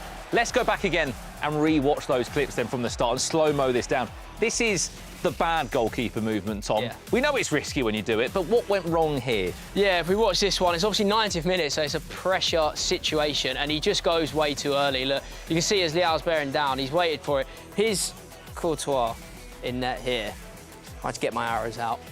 He's moved that way too quickly, and he's just opened up the chance. He's basically just said, go on, I've gone too early there. It is all about timing with goalkeeper movement. You have to get it right at the right time. We're going to see in the next one how just waiting that split second longer can help. So I'm going to need you to slow this one down for me. You can see here he's got it with Mbappe, and if we just stop it before he shoots, he's got a decision to make with his Courtois. Do I go right or do I go left? It's a guessing game. He goes one way or the other, and you can see with what I'm about to do on the controller, it is as simple as pressing the right stick in. Simple, one press in, and then either move left or right. He's gone left there at the right time, so he's pressed it in, gone to the left, and it's all about the timing. He's done it perfectly, and his Courtois shuffles over, he's guessed the right way, and he's made a big save there. So you can see just how many chances get decided by goalkeeper movement. Yeah, normally how many goals are conceded as well, Tom, because I did that about 10 times at the weekend, and we've all been there, you have, when you've played against an opponent and they're too aggressive on the goalkeeper movement. So every time you're through on goal, you just know which way to choose. Yeah, if someone's too desperate with it or you go too early, you're going to concede goals. But we're going to move on to the next example because this is actually the next step of goalkeeper movement. So we already know you're pressing the right stick in, you're moving left or right. But if you stick with me, there is a new variation. We're going to play this clip out and I'll show you how it works. So we see here Nicholas attacking the one-offs. And if you just stop it before he shoots, he's brought his goalkeeper out. So he's come out, but then at the last minute, if we play it in slow-mo, he's actually moved him back. And this is because, obviously, Nicholas is anticipating, you see he's moved back, right? So Nicholas is anticipating that he's going to come and get it. And at the last second, he's pressed the right stick in. So you can see with my hand movement here, he's pressed the right stick in, and he's actually gone backwards because he's then able to cover more of the goal and more chance for save. If he keeps rushing out there, Mbappe might just dink that straight over him and say thanks for coming. But if we just go really, really slow, let's watch this one. So look, Mbappe comes in. You should watch Courtois for me. He's there, and look, he's gone back. You see that movement? Yeah, it's only 2 or 3 yards, but it's giving him more scope to make the save. And that's how you do it. Simple as that. So you just got to make sure, look, we follow one more time, right stick, and you just go back. That's interesting because, again, a lot of people just go left and right on the goalkeeper movement. They wouldn't really go back. Let's move on to our last clip here, and it's corners. We know Virgil van Dijk is an absolute menace. We just saw that across the last game and all the other games, across the FC Pro Open. Talk me through this clip before we jump into our next featured match. The main thing I want to highlight, Brandon, is before he's even taken the kick, he's already moved his Courtois right stick to the left. He's already moved in 2 or 3 yards out before the corner's taken, so he's ready to claim it. You just play it through, and because he's already moved out like that, he's got cross-claimer. Look, simple as that. He's out, he's moved out, and he comes and collects it. But that is all about doing it before the corner is taken. You've got to be very quick. As soon as the corner's been taken, you get on the goalkeeper movement, right stick in, bang, move him to the left, and he'll be out, ready to claim it. And look, not many people can stop Virgil van Dijk in the box with that aerial plus play style. That is our free. Again, add it into your game at home. It can be game-changing if you do it right. Goalkeeper movement is a massive aid to your game on FC25. That is it from us. Let's get back to the action now. Up next, as we said, Umut taking on Tekkz. Thank you very much. We're here. The action doesn't stop. The entertainment doesn't as well. I'm joined by Pieface for a huge round 2 in week 3. Already seen 2 of the players that we're going to be watching against each other are the only players to get 3 points on the board. Umut versus Tekkz. It's a massive game. Yeah, this is huge, and already we've seen the ability that they've both got. I think I was saying there, Tekkz winning his first game, big confidence. And last year I did this, he didn't have a very good start at all in the group stages, so hopefully he can take that as a positive. Yeah, he said it in a jokey way with the interview with Casey, how he's already got 2 points more than he did last year in week 1, so the 3 points on the board is very important. You can see on the screen there the ranks between the 2 opponents. Rank 12 for Tekkz and of course 7th for Umut, and their respective FC Pro Live items, Ake and Kadiolu. Already guaranteed at least an upgrade already. Yes. And there's still points to play. They could even get maybe up to the 10-point threshold to get an extra further boost, as well as, of course, the 6 points. But we're underway here. Tekkz kicking from left to right. and Umut from right to left. These games, honestly, I'm very happy to give predictions. Pieface, normally I can't even give a shout in any of the games. Yeah, I'm going 4-4 in this. Okay. There was 18 goals in the first round, so I'm going to go... Well played. I'm going to go 4-4. I'll tell you something about the items. I do have Kadioglu untradeable, and I know he can play right back and left back. Yeah. So he's going to be going up to 87 now. Yep. Might need that playstyle plus in him, though. Yeah, no, definitely, of course. Going to be seeing Tekkz with the finesse shots a lot of the time. Umut pushing forward, though, was a bit unsuccessful, trying to ball roll inside and driven a pass across there.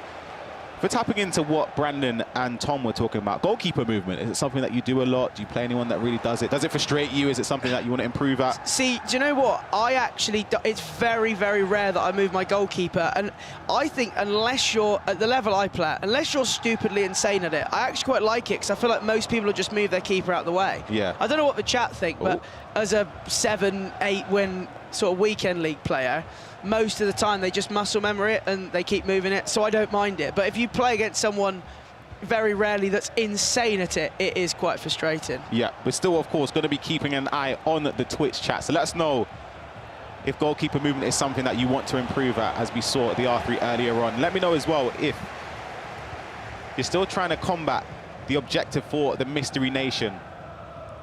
Yeah, what have we learnt? So we've learnt that he, well, the flag's got green in it, and he's an icon that's played for Barcelona. So there's a few hints for you. Yeah, there's a couple. Yeah, there are a couple. Tekkz building up there, just looking at the way Obrun, I should say, Umut is defending and moving his goalkeeper. As soon as Tekkz gets anywhere near the goal, a goal update in our game between Emre Yilmaz and Guibarros. It started off 2 minutes in favour of Emre Yilmaz. and Mbappe at the near post. Tekkz on the attack here, though. Can he get a ball in behind with Gravenberch? Just trying to find the space. You can see how aggressive Umut is just with the tackling. The moment anywhere near the radius, Tekkz could be dangerous with a finesse shot. Umut steps in, manually tackles. Hold on. Ball in behind here. Mbappe in on goal. Keeper comes out, a shot, and it's bound. And I see that crazy keeper movement there from Tekkz. Yeah, it was good keeper movement. Of course, for Umut, you'd be upset you don't get it on target. Precision shooting, you need to aim it, of course, precise for it to go on target. Yeah, I learned so much. The thing is, Ryan, especially when I do this with you, I learned so much because obviously the Twitch chat, I'm sure, will understand that I am not the best player on the game ever. You, of course, use assisted shooting. Yeah, I'm with you, though. Yeah, I need every bit of help I can get. I'm not good enough to green time it, but I feel like when I come here after I go home, I might get myself an extra win or two just from seeing how well these guys play. Yeah, I still can't get over how aggressive Umut is with just pressing tackle anywhere near the box. You just see him every single time. He couldn't there, though. A good save. Green time from Tekkz, and corners are very dangerous. Van Dijk up against Van Dijk. It's probably the only way to prevent a guaranteed goal there. Good touch inside from Tekkz, but great defending from Umut. Look at the press as well from Tekkz. Insane from Tekkz. Kenny Dalglish playing it back to De Bruyne. He's going to look for Son. Keeper movement. Went the other way. Managed to shuffle across. Another corner, though. It's going to be Van Dijk. It is Van Dijk versus Van Dijk every time. Tekkz still working away around the area to try and get a shot at goal. Van Dijk didn't manage to feed the pass into the attackers.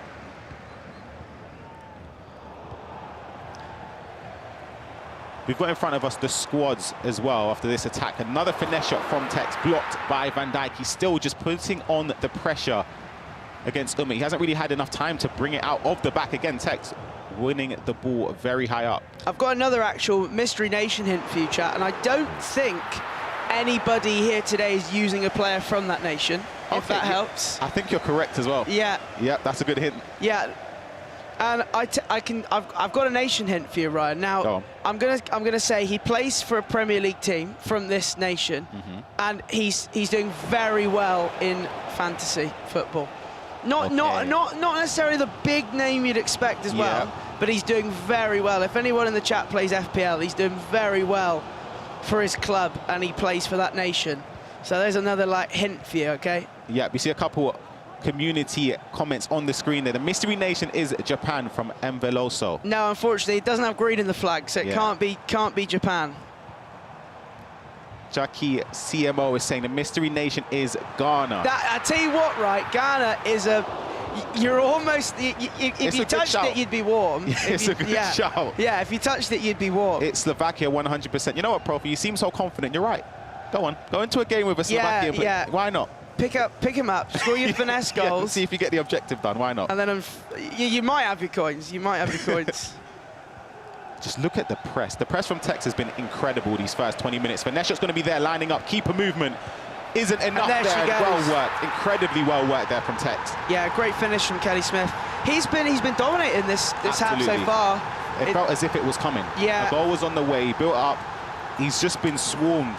He hasn't had a lot to do offensively, but defensively he had to be at his top there just to try and even stop Tekkz there. And it's 1-0 for Tekkz in this game. Just the finesse shots we've seen, how important they can be, just maximising on the playstyle pluses. This is a goal there from Obrun. Speaking of playstyle pluses, Drogba power shot plus. Across the face of goal. Yuval 1-0 down in that game. Upsetting for my ultimate team. I did the SBC. Sasha Bowie right back. Yeah, and I know a lot of people in the chat are rooting for Bowie. We need him to turn it around. I'm with you, chat. I've done him. I've got that item. French right back. I watch it, and look who's coming to join us here. A man of many talents. Hi guys. I saw you two on. I thought I've got to jump in. Yeah, no, I know. The chat was saying they've got your wonderful pro insight, and then I'm the one that follows up after. So I'm. Oh, someone scored. That was loud. Yeah, that was very loud. Of course, a goal going in across all of our games. That was passion. That's serious passion. You know about that, Tom. I know you like a bit of a celebration. Do you know what it is? I say to myself, every tournament, right, Tom, keep it quiet today. I score one goal. But I don't know what it is. I think it's when I have built up nerves, I feel the need to shout and just let people know I've scored. But if I had it my way, like when I'm actually really calm, I don't like speaking, but I just get excited. Yeah, this is one of the goals, the goal back from Guibarros in this game to equalise. And Yuval as well, Mbappe, just great dribbling there to step over. Cuts inside, Travella into the corner. It's a great goal against Obrun. It's a very important goal in that game. Bowie fans, there we go. There's a goal back. SBC holders. We've got a whole lot going on. I mean, good start for Tekkz as well, by the way. Incredible start. Very, very good start for Tekkz. But we're on to the Emre game here. And this is a big game, I think especially for Guibarros if he's lost his first one. 100%. Perfect timing. It looks like it could have been oh no. Oh, pen shouts. Oh, it's given. Oh, is that a late call? Oh. Any Panenkas about? I'm going to say top left. Don't remind me of Panenka. Yeah, that's why I don't have I Panenka every penalty, I Panenka it down the middle. Every single, and I just think, well, I find with the keeper diving the higher and lower this year, it's just almost... Yeah, that's the way to be. Let's take a look at this replay. Hold on. Matuidi, terrible time there. I don't know if he presses tackle, but it's clumsy. It's unfortunate. I don't think there's much he could really do there. But then the penalty, of course, down the middle with Drogba. Yeah, I don't want to see any more Panenkas after yesterday. That hurt me as well, Tom. No, it hurt me as well. After what Cole Palmer did to my football club, I don't need to see any more. But yeah, it's interesting going down the middle. I think Penn's, as Pi said, is a difficult one this year because you can go higher and lower when you dive and stuff. Tekkz, good play there, by the way. He's cancelled that for a free kick now. I fancy a goal here. They're dangerous. Very close to goal as well. He's got De Bruyne. Yeah. I know Texas coach will be making him practice these as well. These are very, very similar. Even moving the keeper, he just about what a stopped save. It. Just about stopped it. That was like a boomerang, that one. Van Dijk's done extremely well to stop Van Dijk there for Umut. But it's just been an onslaught of attacks from Tekkz in this game. He's played extremely well so far. Braden sends a question in. Who would your FC Pro Lives player be if he was to compete? I'll let you start off there, Tom. Oh, what? So have I got the pick of any player? Got a pick of any player.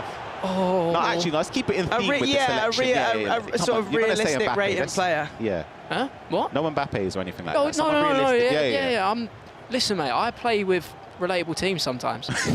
Sometimes. Do you mind if I let you have Van de Ven? How do you feel about that? I think it's got to be a Spurs player, and considering how well he's playing this year, I'd love to see him in the game, like at the top level. Kulusevski. Oh wow.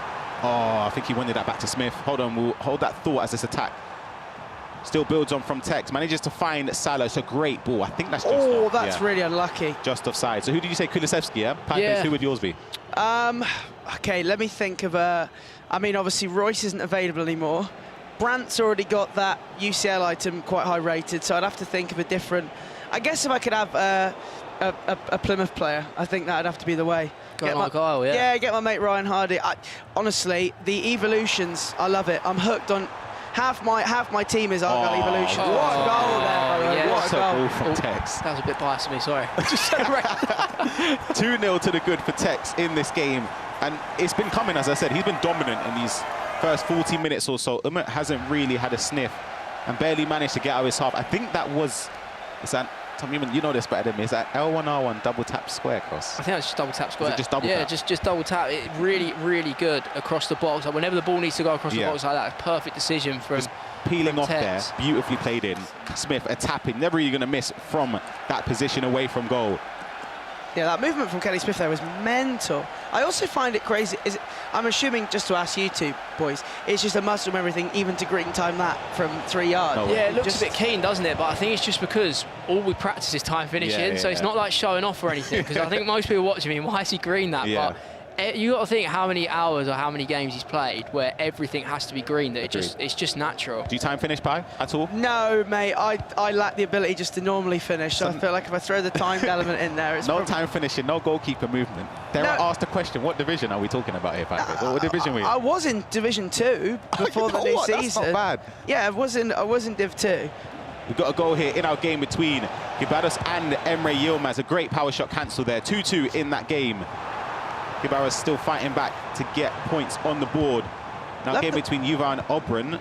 Hold on a second. Mbappe's got the ball. Gets it across to Elise. Step over is beautiful. Shot across goal. Green timed. Tommy gave a little bit of a grimace there. Keeper, you expect to save or? I don't know if it's the green time that's made him not save that, but I'll be interested in watching that again because is the goalkeeper fully there? Let's have a look again. I mean, it's a nice move, firstly. Oh, I'd expect better from Van der Sar there. To Van der Sar, I'm expecting a save there. I mean, it's not the best, but also Yuval has done really well. That is a really good recycle around the box. Extremely well. It's patient. And I think that's sometimes what you have to do against somebody like Obrun. The chat, they're so happy with the Yuval going for the boy upgrade. Oh, we're back in this game. God, there's so many goals. This is live. A goal from Umut to bring himself back in this game, as we said. We didn't get to see the last couple minutes since Tekkz's second goal, but that's a vital goal from Umut. It's coming from Savanier. Is the long ball pass going to play in? It's not. It's just a simple ball in behind and a dinked finish slightly over the keeper there, just to loft it into the back of the net. De Jong to make it 2-1 in that game.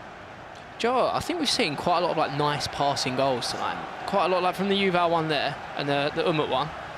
There's another goal here. There's Obrun scored to equalise. I mean, we can't get a breather here. You can't change games. Every single game, there's so many goals. Chat are going to be fuming again. There's so many boy owners in the chat.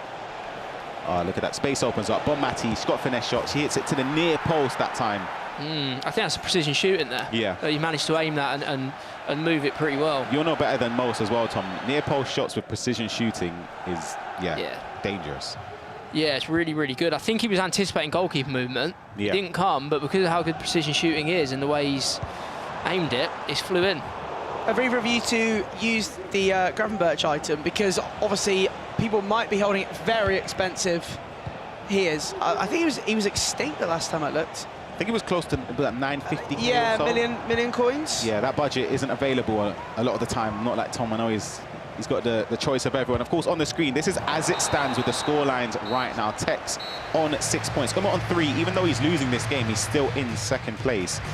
But for him, I know he won't be happy with that first half, especially his coach behind him. They know it's been well below the standard that we've been accustomed to seeing Umut. I can't remember the last time, Tom, I've seen Umut get dominated like that. Tekkz, for me, it's been one way.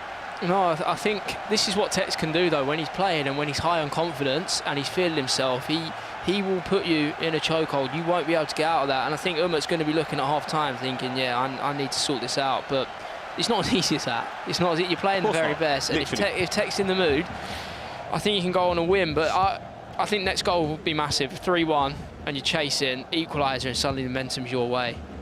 And yeah, I've got a bit of PTSD from a team going 2-0 up and losing, so I'm a bit worried for Tekkz here. Tom's hurt today. Tom is hurt. I'm distraught. So a question for you, Tom, of course, this season, you made it to the global qualifiers for the FC Pro Open. You speak about how tough it is to eat. Hold on. Is that onside? Surely not. He's just off. Just off, yeah.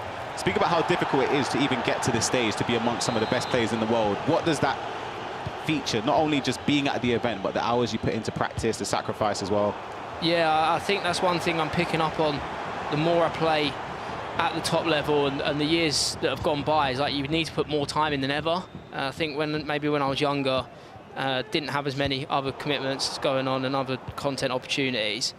Maybe didn't put as much time in. Then I realised now you need more. It is more competitive than ever. Like there's so many good pros coming through every single year, breaking through. Obviously, there's more pathways than ever, and people know about the pros now. People want to be the next Tekkz or the next Umut, and there's so many coming for you. And obviously, as I'm getting older, I'm just seeing more and more people break through. Yeah, similar question for you though, Pai, as well. So like in terms of champs, obviously a lesser scale, but for that 5-win mark that you aim for, how is it? How is it going for that? That do you know I've averaged 8 this year, and that's good. That's above average. I'm going to single somebody out as well. I can see her sitting over there. She's shaking her head. I know she doesn't want me to say this, but it's higher than what she. I'm even going to say it's double. Well, Katie gets. What has happened to you, by the way? You're onto everyone here, right? You must have hit a few 15s. That's what it is. Yeah, he got 15 and 0. He got 15 and 0, so he's buzzing. That's what it is. In under 2 hours, I must say. Yeah. But this is as it stands. Tekkz in behind again.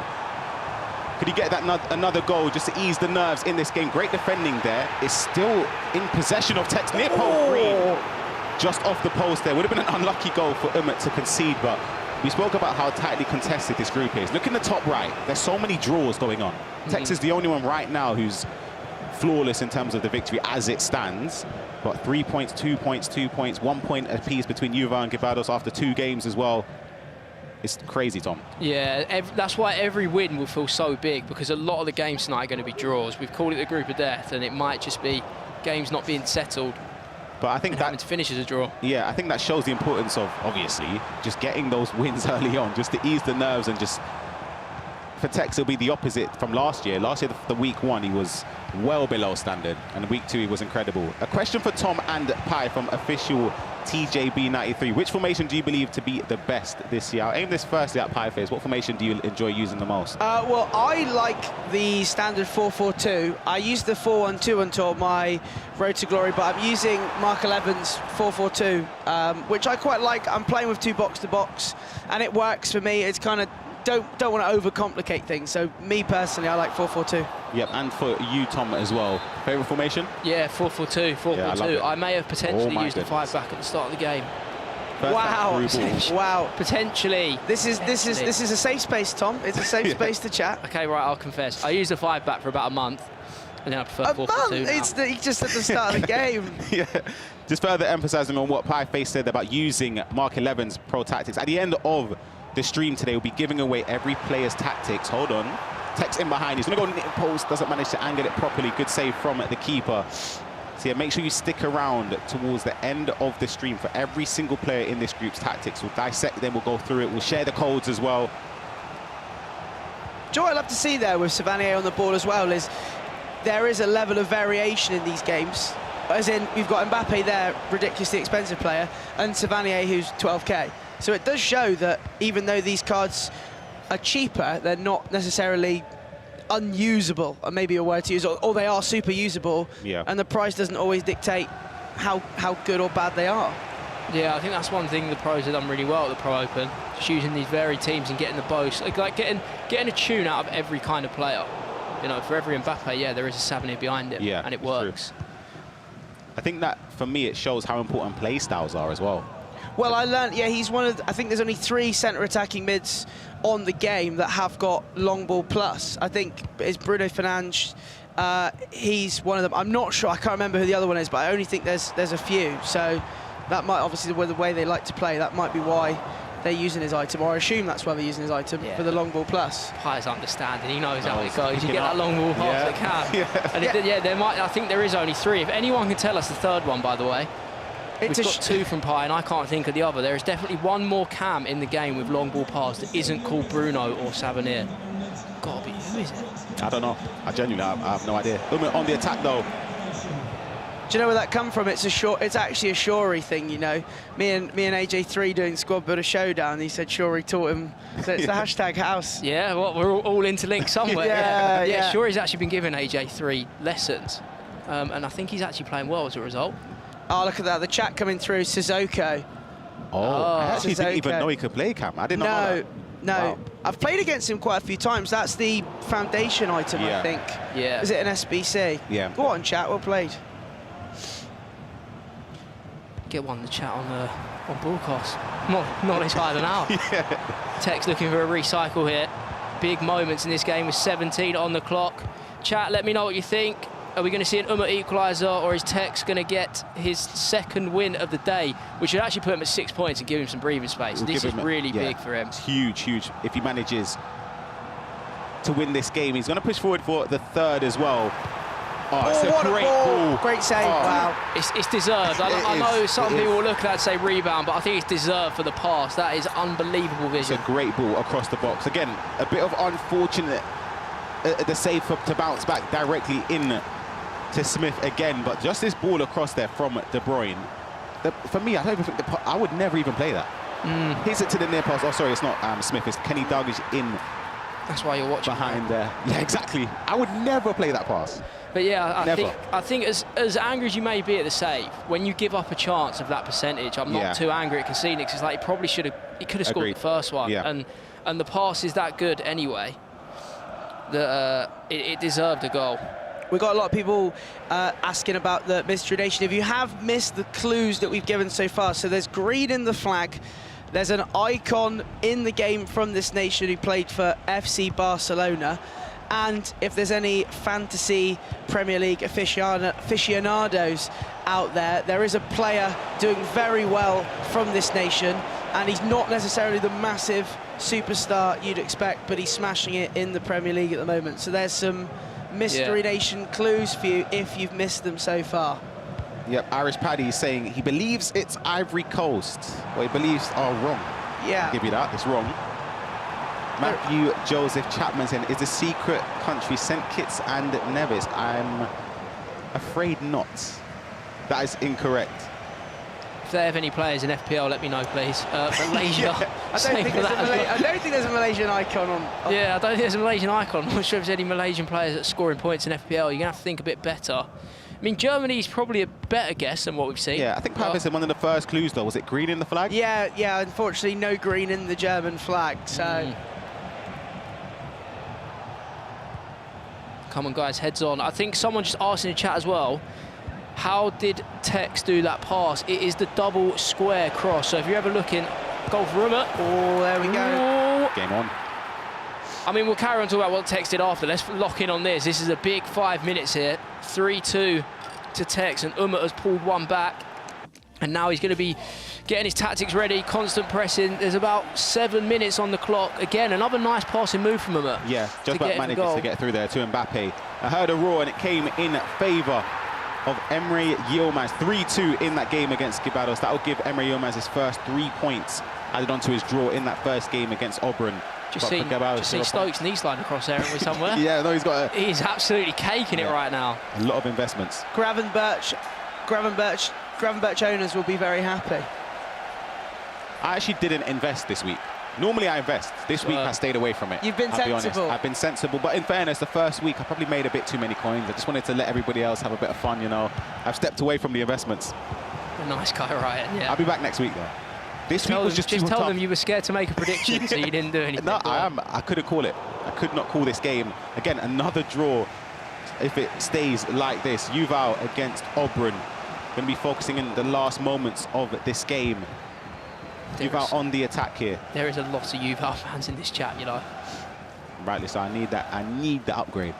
My right back position with left back, Theo is locked in. Done. I don't even need to think about that. Right back though. Oh, what great a move. play. And there he is, Saliba. I love that anticipate plus. Love it. Let's take a look at the group as it stands right now. Emre Yilmaz in second. We know Tekkz, of course, winning against Umut, so he's 6 points out of a possible 6. Umut on 3, despite losing, still sits in third. Obrun, who we anticipated to be one of, if not the favourite. No way! No, the favourite to go through this tournament. Oh, just headed out there. On 2 points, Yuval on 1 and Guibarros on 0. So not the best of starts for him. A counter-attack, though. Rayton, somebody I love using on my road to glory myself, pushing forward. And look at Drogba just trying to peel off at the back post. There's a cross potentially, or just recycling possession. Is that Roy Keane I'm seeing there in the centre mid? Ping pass plus. Ping pass plus is the only reason he'd be anywhere near the team. My favourite play style. Love it. What's your favourite play style, Tom? And for the chat as well, if there's one play style you could put above any other one, what would it be? I'm actually going to go incisive pass instead of power shot. Okay. I was going to say power shot, but everyone's heard that before. I think incisive pass works really well on the floor through balls and over the top. Learning from you in the previous game, I'm assuming the key play here is just don't lose the ball, which he has just done. Yeah, it's the golden rule, play. It's the golden rule. We've got a huge update in our game between Tekkz and Umut. Oh my gosh. Keeper saves it. Tekkz doesn't score. He does. No, he doesn't. Dalglish wins it back. And it's Umut who just about manages to prevent. And it's 2 passes in, and Umut's in on goal here. Keeper's come out. We speak about keeper movement earlier. Wasn't enough. Wow. And from almost scoring, Umut, wow, that I'm actually lost for it. From almost conceding, sorry, 2 passes later, Umut manages to score and equalise in that game. Speaking of draws, the game ends 2-2 between Yuval and Obrun. Obrun yet to win a game yet. Same with Yuval, 2 points and 1 point in the group as it stands right now. Still games to be played, but we're back over to our main featured game. We thought Tekkz was smooth sailing after the 3rd goal. He's been pegged back here by Umut. Can go forward. Would you play for last attack here, Tom? Yeah. Have to. Because 4 points isn't that bad. He'll obviously be annoyed that he's throwing it away, but you don't want to be leaving here with nothing after being up like that. So, yeah, Tekkz is normally very good at this situation. And I hope I'm not cursing him. He's going to start building very soon. He'll probably wait until it hits 91 and then he'll go forward. Yeah. And for those at home, why would he wait? Just to maximise the chances that even if he loses the ball, it won't be blown for anything. So you see, he can time this to perfection. He's onside. Has to go forward. No pass can go back at this point. Needs to get it in the box. Just got to gamble. It's good play. Oh, good defending. You were right, and you see there when Umut's cleared it, he now can't attack. Yeah. So it ends in a draw, a very good game between 2 of the very best. Yeah. I think Tekkz will be disappointed with that. I was just about to say that. Yeah, the first half, he really dominated. I think to get a 3-3 as a final result there, yeah, I think he will be disappointed with that, Ryan. Yeah, absolutely. You see it as 2 points dropped rather than a point shared in that game for him. Final moments in this game, of course, Emre Yilmaz 3-2 win over Guibarros. Just about manages to edge it there, keeping possession in the last moments. Huge important results in that 2nd round. I honestly can't believe that chance there, where Tekkz didn't score. Yeah, it's decided on these small moments, honestly, and you don't score to wrap the game up, and within 2 passes, you've conceded. The thing is, we can't even reflect over that round for too much longer because we've got round 3 coming up next. Yuval ranked 38th against Guibarros ranked 15th. That's a huge matchup for the determination of this group. We'll catch you after the break. Don't go anywhere.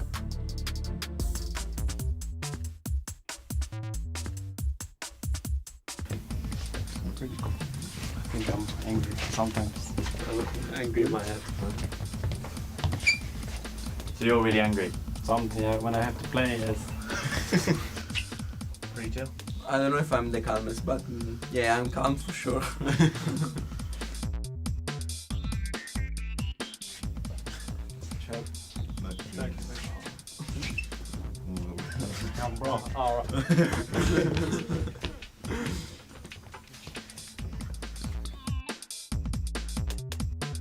I rate myself. I'm Yeah, I'll be like, no. Not anymore. Not anymore. Bro, you're Brazilian. So please. Man, you're pretty high.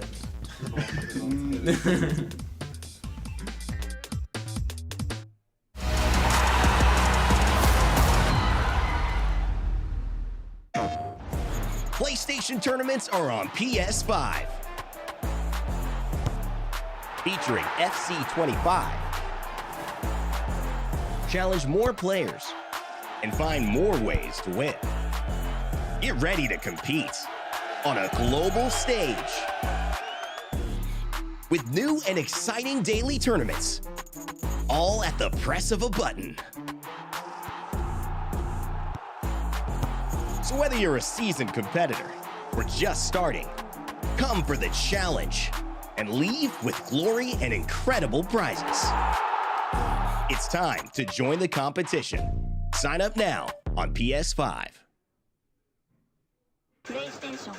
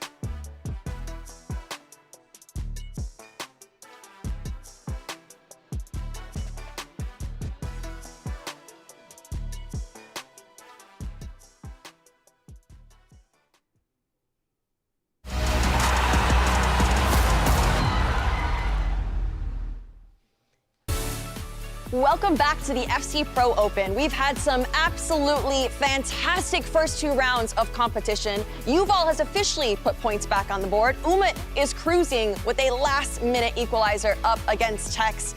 And I've enjoyed every second of this competition. I hope you guys have as well. And here is a date for your diaries. Saturday, February 1st, here in London. Come and join us at the FC live broadcast for the FC Pro 25 Open Finals. Scan the QR code to register and get yourself down here to see the best in the world compete. I know I'll be there. You guys might get to, meet Pieface, meet Tom, and obviously see some fantastic competition.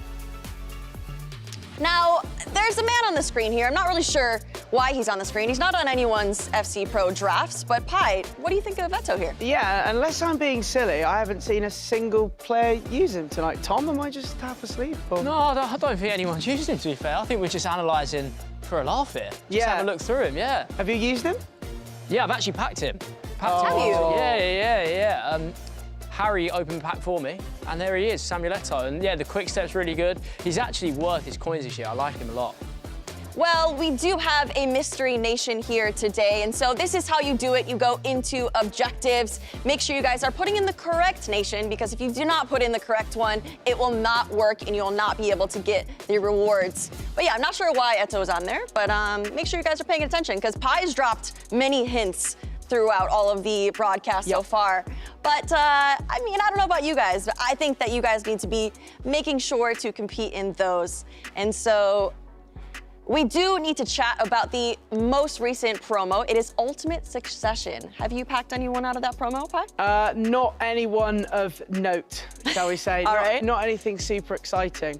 I did actually get Jorginho, and I thought it was Tonali, so I had a moment. I got excited for a second, but yeah. I think that Gerrard is speaking to me. It's speaking to you? Yeah, it's speaking to me. I know a lot of the guys are using here today.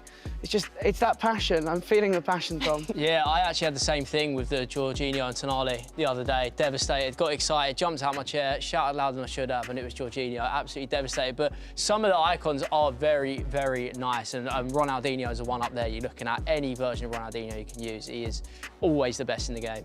Now I'm looking to try to hopefully get that Ronaldinho. It's probably not going to happen, but we will see. But wow, what a fantastic first few rounds we've had. We do have a few more rounds to go and some epic matchups that will be happening.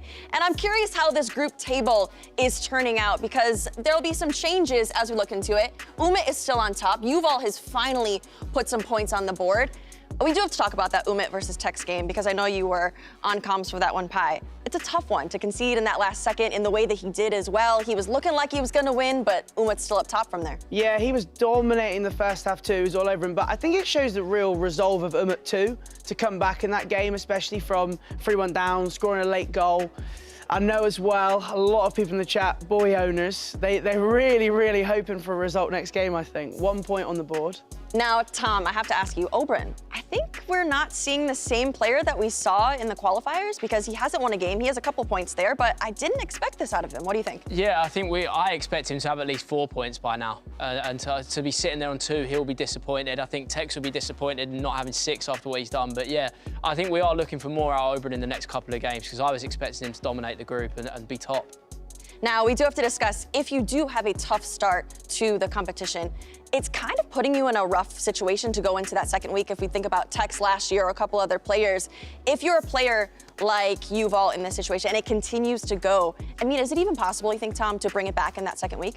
I personally, as a player, I need to make a statement in the first week. I think chasing points in the second week is not where you want to be. And I remember Tekkz last year nearly did it and nearly pulled off a comeback, but it's very, very rare. Like, you need to start this week and be in a good position. So I wouldn't say it's no hope, but I think a lot of the players will go home thinking, it's not just I don't have any points, it's the confidence. It's like, I haven't played well enough to earn any points. So how am I going to turn that around in week 2? Your confidence is knocked, whereas if you come and get maybe 12 points today or 15, you're thinking, yeah, I'll turn up next time. Business is business. I don't need to worry. I'm going to get the wins I need. So, yeah, I think this week is very, very important. It is very important, and it is the group of death, and so we have more rounds to go. Let's see some of those faces as they were getting ready to go. So simple. Yuval! Unbelievable from Tekkz. Oh! Guibarros! Obrun! That is magnificent! Umut is back at the FC Pro Open! Well, welcome back once again to the FC Pro Open. We are in round 3, and as you can probably see, we've got another guest with us on the commentary desk now. Redlat joins us now, pro player of RB Leipzig. First and foremost, congratulations on the move there for the start of this FC25 season. Welcome back. You were here last week watching over Anders Vergang. It's been a pretty good season for RB Leipzig because you got 3 players in this competition. Yeah, strong start to the season. Didn't do bad myself as well. Also, Alahan, a lot of players in the team, all doing very well. So yeah, great start. Anders done very decent, and then down to Umut and Guibarros. Well, someone else joins us as well, Pieface. You fancy this round 3, did you? Yeah, I love it on here. I get so excited, it's brilliant. Well, and I get to, do you know what? It's a pleasure to hear what the pros think because I'm awful. So it's great to hear what I should be doing and what I never do. At least you're being honest, Pie. We love you, mate. We love you indeed. Again, get your questions in the chat. We have got Redlac here and Pieface answering everything from Mystery Nations. I don't know why Samuel Eto'o was on the screen a few minutes ago in game there. Let us know any questions you've got. We're into round 3 now. Points are looking very, very tight at the top of that table. Is it going as you expected, Redlat, this group? Because it's very nip and tuck. I mean, it's the group of death. Well, not a surprise for the viewers, but Tekkz is doing very, very well, looking very strong. Played Umut already as well, very strong opponent, so it'd be interesting to see how he gets on in the next round. As we look around us now, 3 massive games. Emre Yilmaz taking on Tekkz. Guibarros desperate to get his tournament going up against Yuval. And I mean, even in the corner, Umut taking on Obrun. So many good games here today, as we said. This is the group of death. Let's see how it is going to unfold. Hopefully a few people in the chat as well have got the Mystery Nation now. If you've got your brains working, ladies and gentlemen, get yourself some finesse goals, get yourself some coins.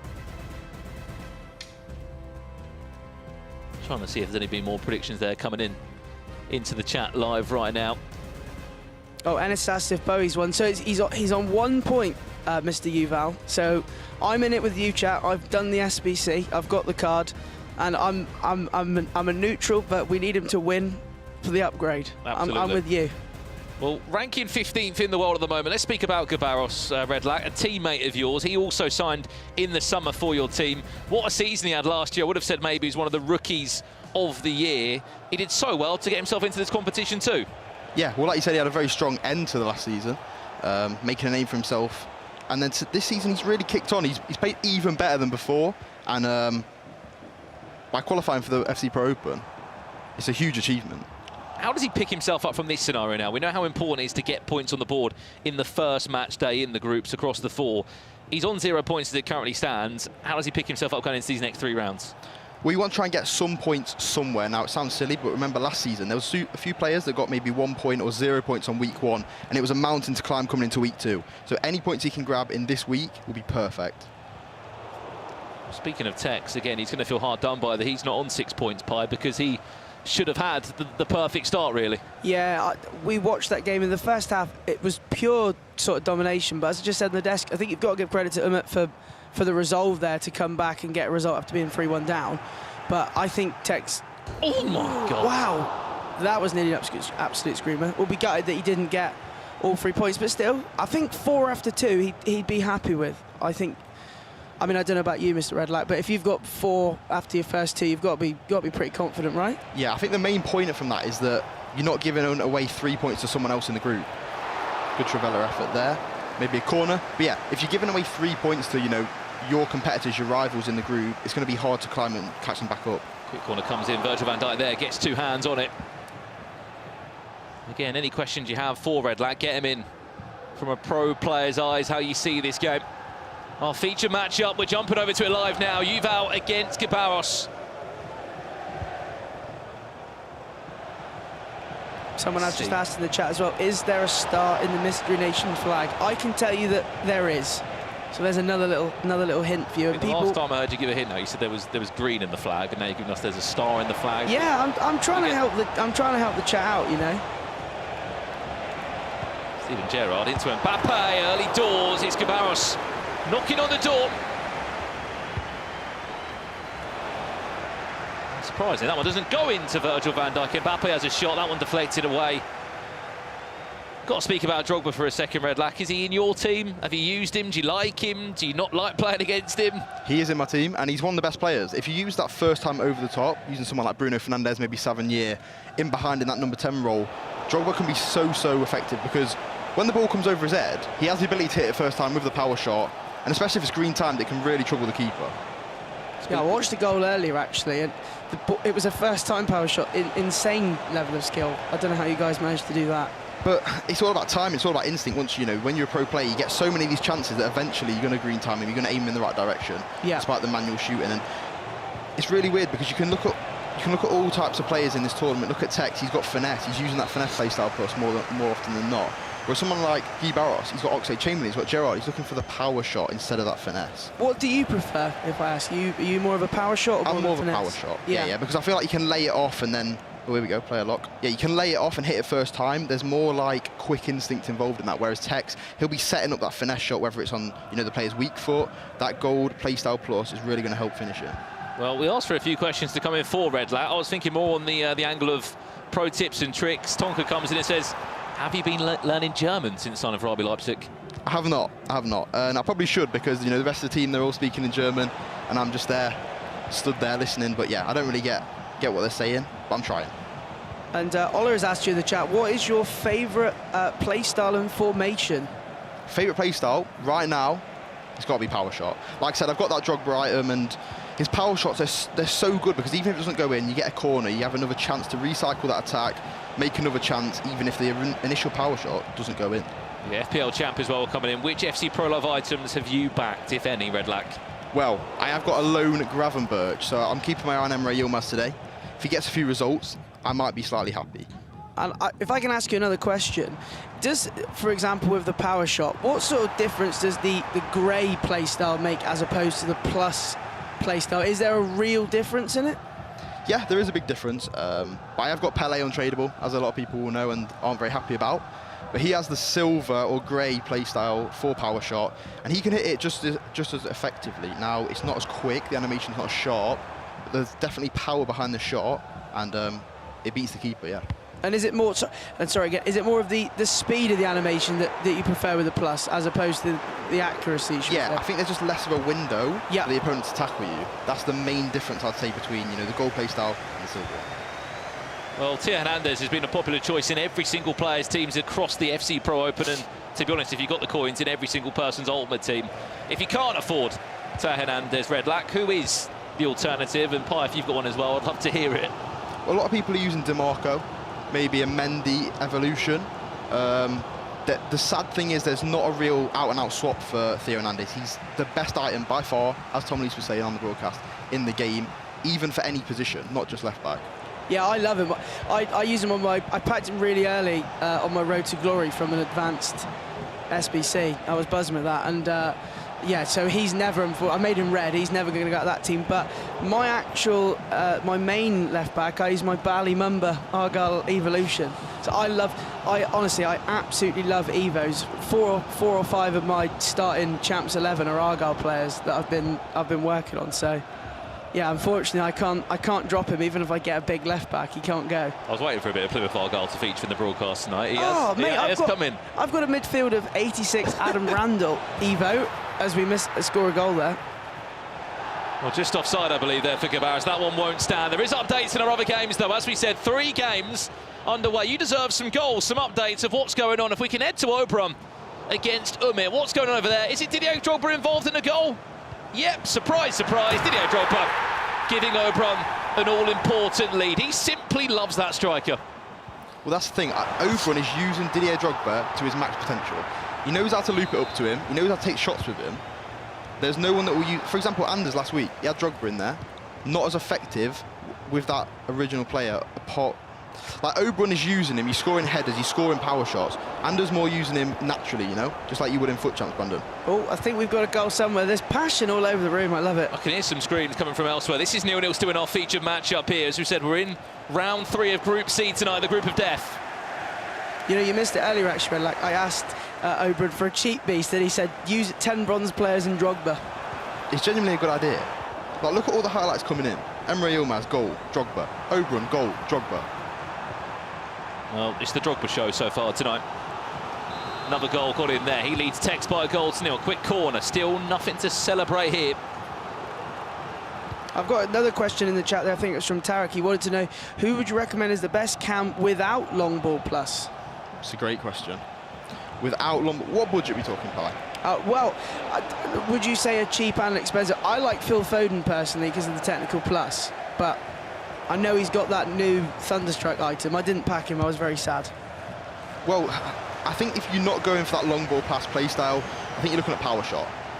An expensive one, Bobby Charlton, very, very good. Yeah. Or maybe even a Chamberlain, as you see Guibarros using on that right wing. I think he can also play cam, so that could be really effective as well. Well, here's the table as it currently stands. Emre Yilmaz, top of the table. He's leading against Tekkz. Currently, Obrun. I've actually got an interesting question for you, Brandon, because you might know this. Is this Guibarros using this Oxlade Chamberlain? Is this the first time we've seen a pro using another pro's live item in an event? It's happened a few times. I think, don't get me wrong, Chamberlain has featured in a couple of squads. I think he might have actually started for Nixneb, who's his own player. If not, came off the bench at least. Gravenberch has featured quite a lot tonight. I mean, he's quite an expensive pick as well, to be honest, but just goes to show how good he is. But I certainly think it's an interesting thing, isn't it? Especially if you're playing against someone whose item it actually is, like Emre Yilmaz. Yeah, it was more. Yeah, it was more for the bench. I know Gravenberch being super expensive. I was just shocked to see a player of sort of that value. Absolutely. Remember, 8 million coin budget. I'm sure there'll be a few cheaper picks in the squad. It's another update over here from Obrun. Is it Drogba again? Of course it is. He simply loves that man. I think from the first couple of games, Obrun was quite unlucky as well. He played I think 2 points was an understatement for how well he played early on. Big goal for Guibarros. He is desperate to get some points on the board. Me and my boy owners, we're down bad. Chat, I'm in as much pain as you.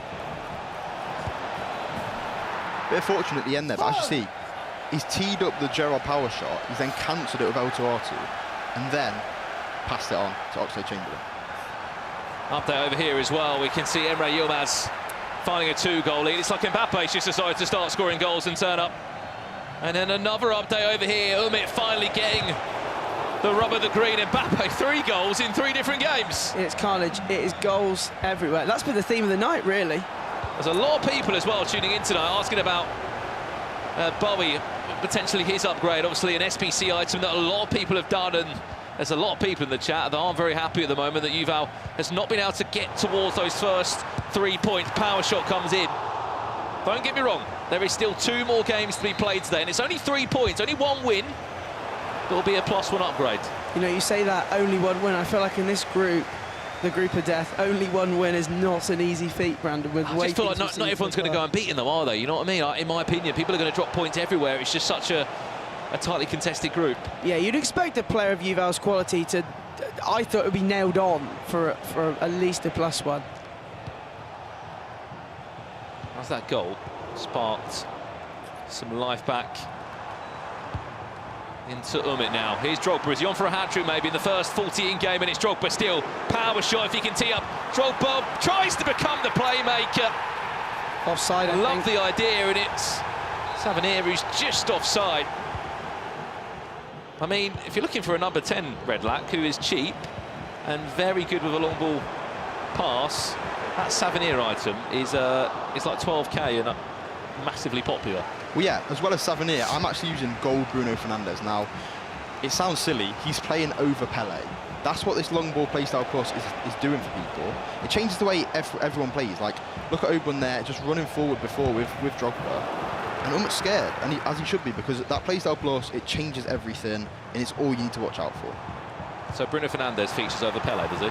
Yeah, well, that's also due to the restrictions. Yeah. But yeah, it's just that playstyle mainly. If there was someone else with better stats that had that long ball playstyle plus, they'd be playing instead. I think that's why a lot of people are fans of Patri, right, from Barcelona, because she's got long ball. I don't know if her SBC's got long ball plus. I'm not sure if they changed it, but I know at the start of the game, her gold item was very, very, very popular. Yeah, obviously there's been a few upgrades since then. We've seen Valverde get a Team of the Week item, as well as in the newest promo last week. But yeah, I feel like since the upgrades, Patri's been sort of pushed out, but that Player of the Month, really good stats. I've done it myself. Has she got long ball plus? Yep. Yeah, she has still got it. Here's Lauren James, someone who features in Umut's squad, the only player out of the 6 tonight that has gone for Lauren James. Drogba's a menace, isn't he?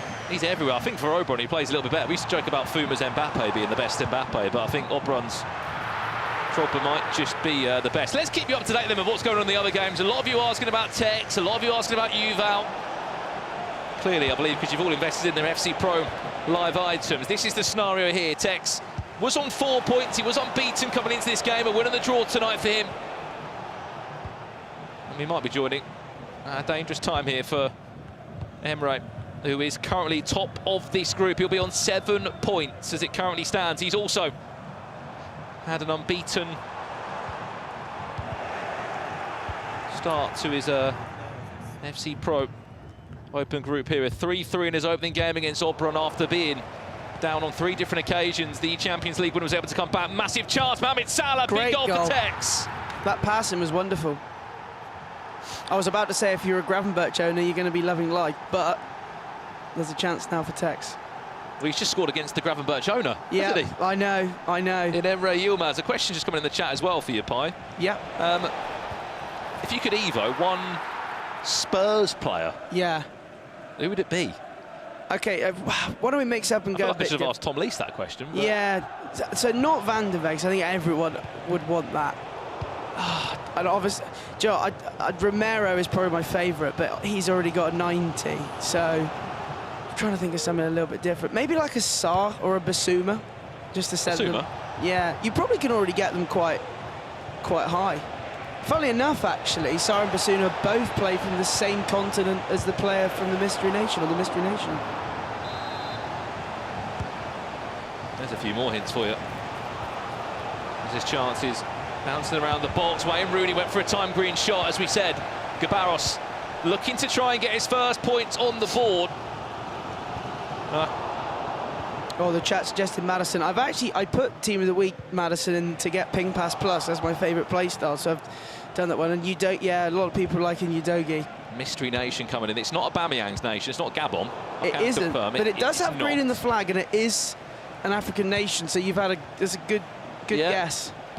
It is a nation of Africa. That is something that we can confirm. Is it Nigeria? No, it is not. There's can't be many African countries with green the flag left that they've not guessed. It's Hungary. I don't know where we've got this from, Henry. We're way off the mark. And it's certainly not Bosnia. Conrad, welcome into the stream as well tonight. Good to see you. Again, this is such a difference as well, because there'll be a lot more people invested in this Sacha Boey item than Forsberg, of what is one of the cheapest items in this group, naturally.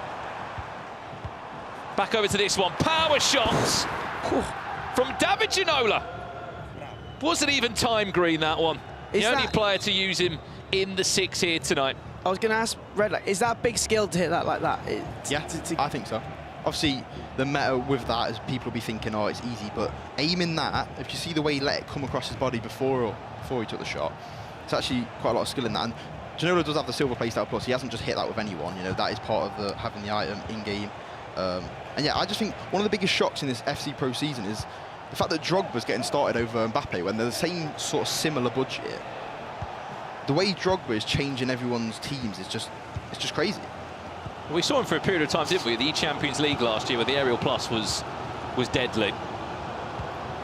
At the moment, we haven't seen him with a playstyle plus of that, but it goes to show what potentially could come this year if he gets certain promos, Redlac. Well, that's the thing. People aren't even using him for that aerial role. It's for the power shots. Back over here. Is there an important goal for Umut? There is 3-2. What's your favourite playstyle, Brandon? If you could have a playstyle plus, what do you like? I've been quite enjoying the finesse. Oh, you like the finesse plus? Heung-min Son. I mean, I'm a man that hasn't got many coins, so we're looking at cheaper beasts in the squad. Yeah. And that finesse, when it flies in, you get the angle on it. It's so pretty. Or to be boring, Virgil van Dijk, you have to have him. You simply have to. Another update here. Drogba is still scoring goals. Emre Yilmaz enjoying that sip of water as he goes up by another goal. 3-goal cushion reinstalled. I've got to let you know, by the way, to everyone in the chat that's guessing Senegal, it's not Senegal, OK, the mystery nation. Don't want you going in scoring finesse shots with Senegal and not getting... I mean, you could try it. It's just not going to try, yeah, you just want to get your coin boost. All 3 games are currently in a pause. As it currently stands, we'll see an update over here. We've just seen an equaliser. Not from this game, a 4-2, sorry. And it's not Drogba. And it is Savanier, the man of the moment today. 10K man from France of Montpellier. And Umut not happy about that one at all. We are jumping around the 2 RB Leipzig players. What's happening over here now? Into a pause we go. We'll leave this one. Remember as well, if you do want to get the tactics of our players tonight, we will be giving away all 6 player codes at the end of the broadcast. Pi, if you could have anyone's tactics tonight, who are you picking them? Do you know what? I'm liking that Obrun is playing very well, and it's very aggressive. I like the way Tekkz is passing the ball too, and I am a sort of on-the-ground ping passer. I don't really like crossing, so that might be sort of one I could steal. But it's just this aggression from Obrun. It's constant pressure. Let us know in the chat as well what players' tactics you would be looking to implement later on tonight. Lofted in towards that back post. Rafael Leao is there, wins a corner. I do very much love the player code edition though this year.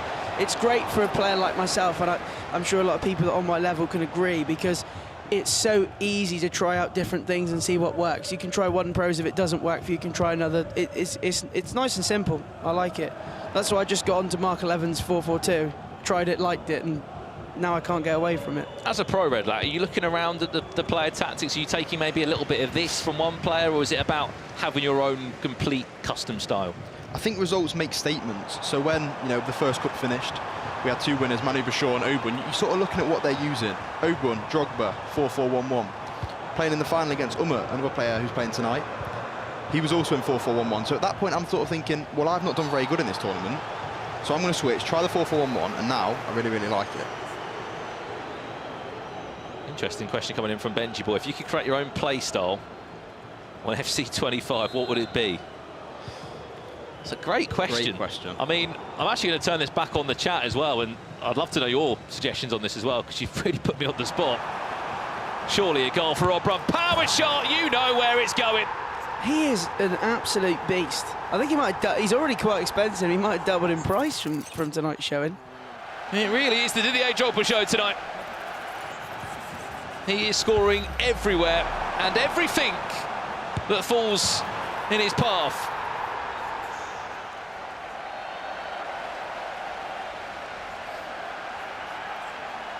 Passion, I do like that one.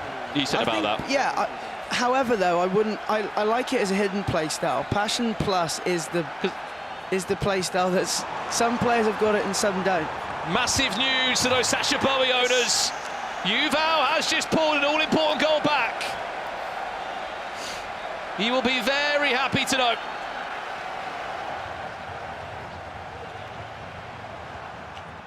Chat is going to pop off once they see that one. They'll be happy. Look. Need a second, though, for the upgrade. You need, as I said, 3 points is what you need for Yuval to get that +1 upgrade if you're looking to take your Bowie to an 88 in-game rating. Remember, 3 points is a +1 on the overall. 6 points is a skill move aura. I've also just read Gritty plus in the chat. That's evil, isn't it? I think Anders Virgo might have that one. One of his items.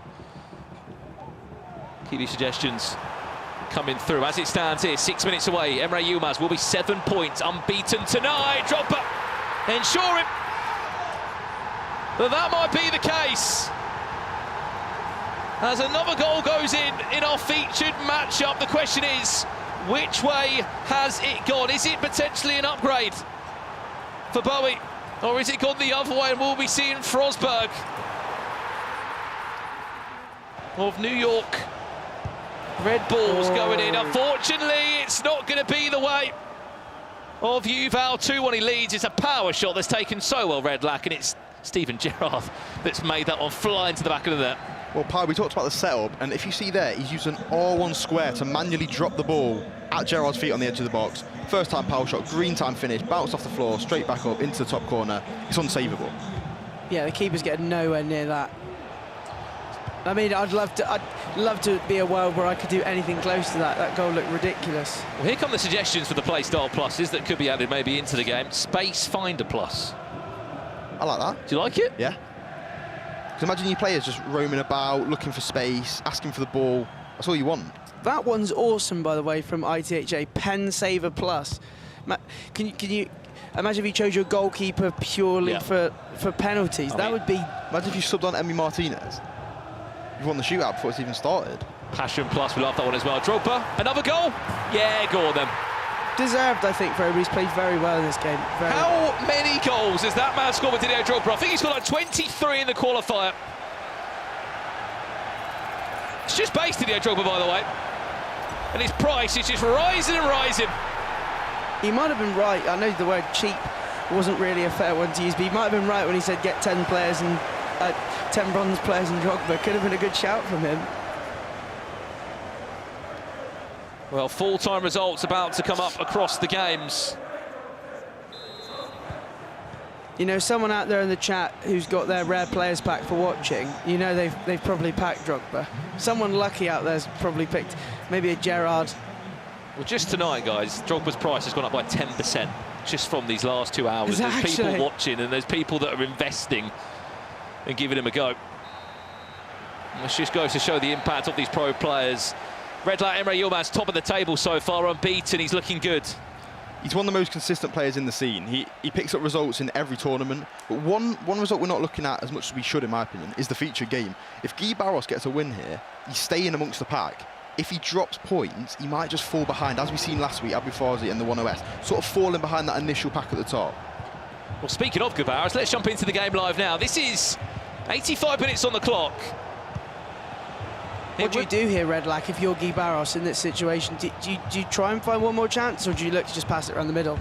No, I think you only go for the chance if it's in front of you. The main aim is to get to this position right now in the corner, use that R1 dribbling, maybe pass it into space, and then sort of keep the opponent in this area, because they haven't got power here. They can't do a team press, they can't, you know, put certain types of press on.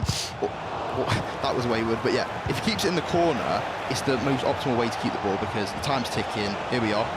Big chance. DRB, was there a pass on maybe? Corner comes in now. I would have cut that back, I think, Brandon, but that's why I'm not good, but... Hey, it's a valid point. In another world, that might have been the way to break it down. I like this from Guibarros. Took an extra couple of seconds out of the game. Power shot. Wins another corner. This is the perfect scenario. Once you keep getting them corners, it's going to frustrate the opponent. Yuval's going to be thinking, I want the ball back, and he just can't get it. Guibarros holding it in the corner, whips it in. That's a risk. Giving it away, or has he got it back? Marquinhos of all players. He's not going to be the one to hit it in front of goal, but he doesn't need to rush. It's clever from Guibarros. Just look after the ball. Get your first 3 points on the board, which could be so crucial, especially in this group of all groups, to take something into the Christmas break. Oh, could be a chance here. He's got to send it, though. He's got to send it. It's a clever foul. Very good foul. Obviously, a new implementation in the game. He's obviously got that down to a T because that's perfect. He can get his whole team back, 11 men behind the ball, set up for this one last attack. If he does win it, kick it out. That's the game. A chance though. Boy owners here are wanting a miracle last attack.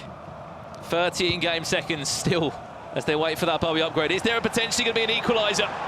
Again, it's another clever foul just to slow the game down again. 4 in-game seconds left, I believe. Maybe even less. Still think he's going to get this attack. It's just before the 92nd minute. They might let him have it. He's made a quick sub there. I don't know if that's going to take extra time, but yeah, we're looking at this now. Is he going to go direct into the box? He's not. Here we go. Just one big win, Guibarros, and you got 3 points. Is that the big win? Ball sticks to the feet of Rayton. Not this time. Ball goes out of play. Huge. 3 points. Big for you.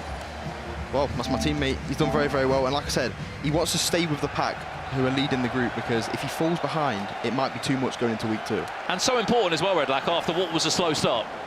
Yeah, and that's what I mean, is it's all about performance as well. After that win, he'll be believing, you know, I can do this. I can pick up more points and climb up the ladder. What a time to turn your fortunes around here as we go into round 4 and 5, which come up next. We've got one more full-time result to come through.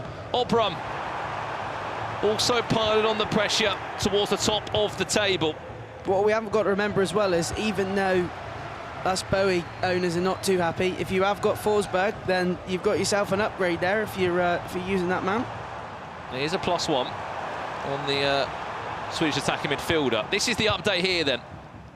Obrun will find himself on 5 points. That would be his first win of the night after 2 opening draws. I think one thing that's not talked about, you know, as much as it could be is Didier Drogba? Not Didier Drogba. Didier Drogba? No, that's just cheeky. And it actually ties in, because I was just going to talk about the goal difference. This, you know, 5-goal deficit is taking him up below Tekkz. If he only lost by 1 or 2, he'd still be above him. So it's very important coming into that sort of top 3 that they're looking to get by the end of week 2. Well, everyone can use Drogba, but not everyone can play like him. As Obrun seemingly is able to do. He was the first player, I think, in his squad at the start of the qualifier, all the way back at the end of October, start of November. That's the face of a broken man. That's how I feel after 6 or 7 champs games and it's not going very well. So it's like you're questioning life. I've been there many times. Yeah. It's not a nice feeling, is it? No, I mean, no, it's horrible. But I guess for you, Red, like the mentality is everything. Because whenever I play, I feel like I lose games because my head's not focused in it. I'm guessing at this level, you need everything. Will you chat to him? But that's the thing, the highs are so high and the lows are so low, so it's trying to be balanced. You don't want to get too emotional. You want to take every game as it comes, and there's still more games to go today. Absolutely. Well, look, good news. There's been an upgrade for Insigne of Obrun. That's 5 points on the board. That's good for you, Pi. You've invested in a few of them. You might be lucky to make 500 coins now. Yeah, I got about 10 of them on the transfer list, so I'm happy with that. Anyway, that is round 3 done and dusted here in the FC Pro Open. Coming up next, how about that? Emre Yilmaz against Umut, 2 champions in their own right. Don't go anywhere. It comes up next.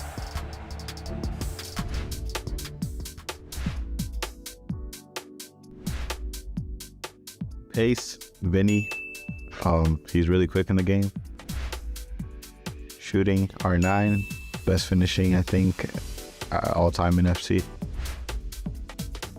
I think passing, I'd have to go with KDB. Dribbling, Neymar, best dribbler ever. Defending, Van Dijk, and physical, probably Van Dijk as well, the best defender in the world. Did you run out of Brazilian? We don't do defense. Yeah.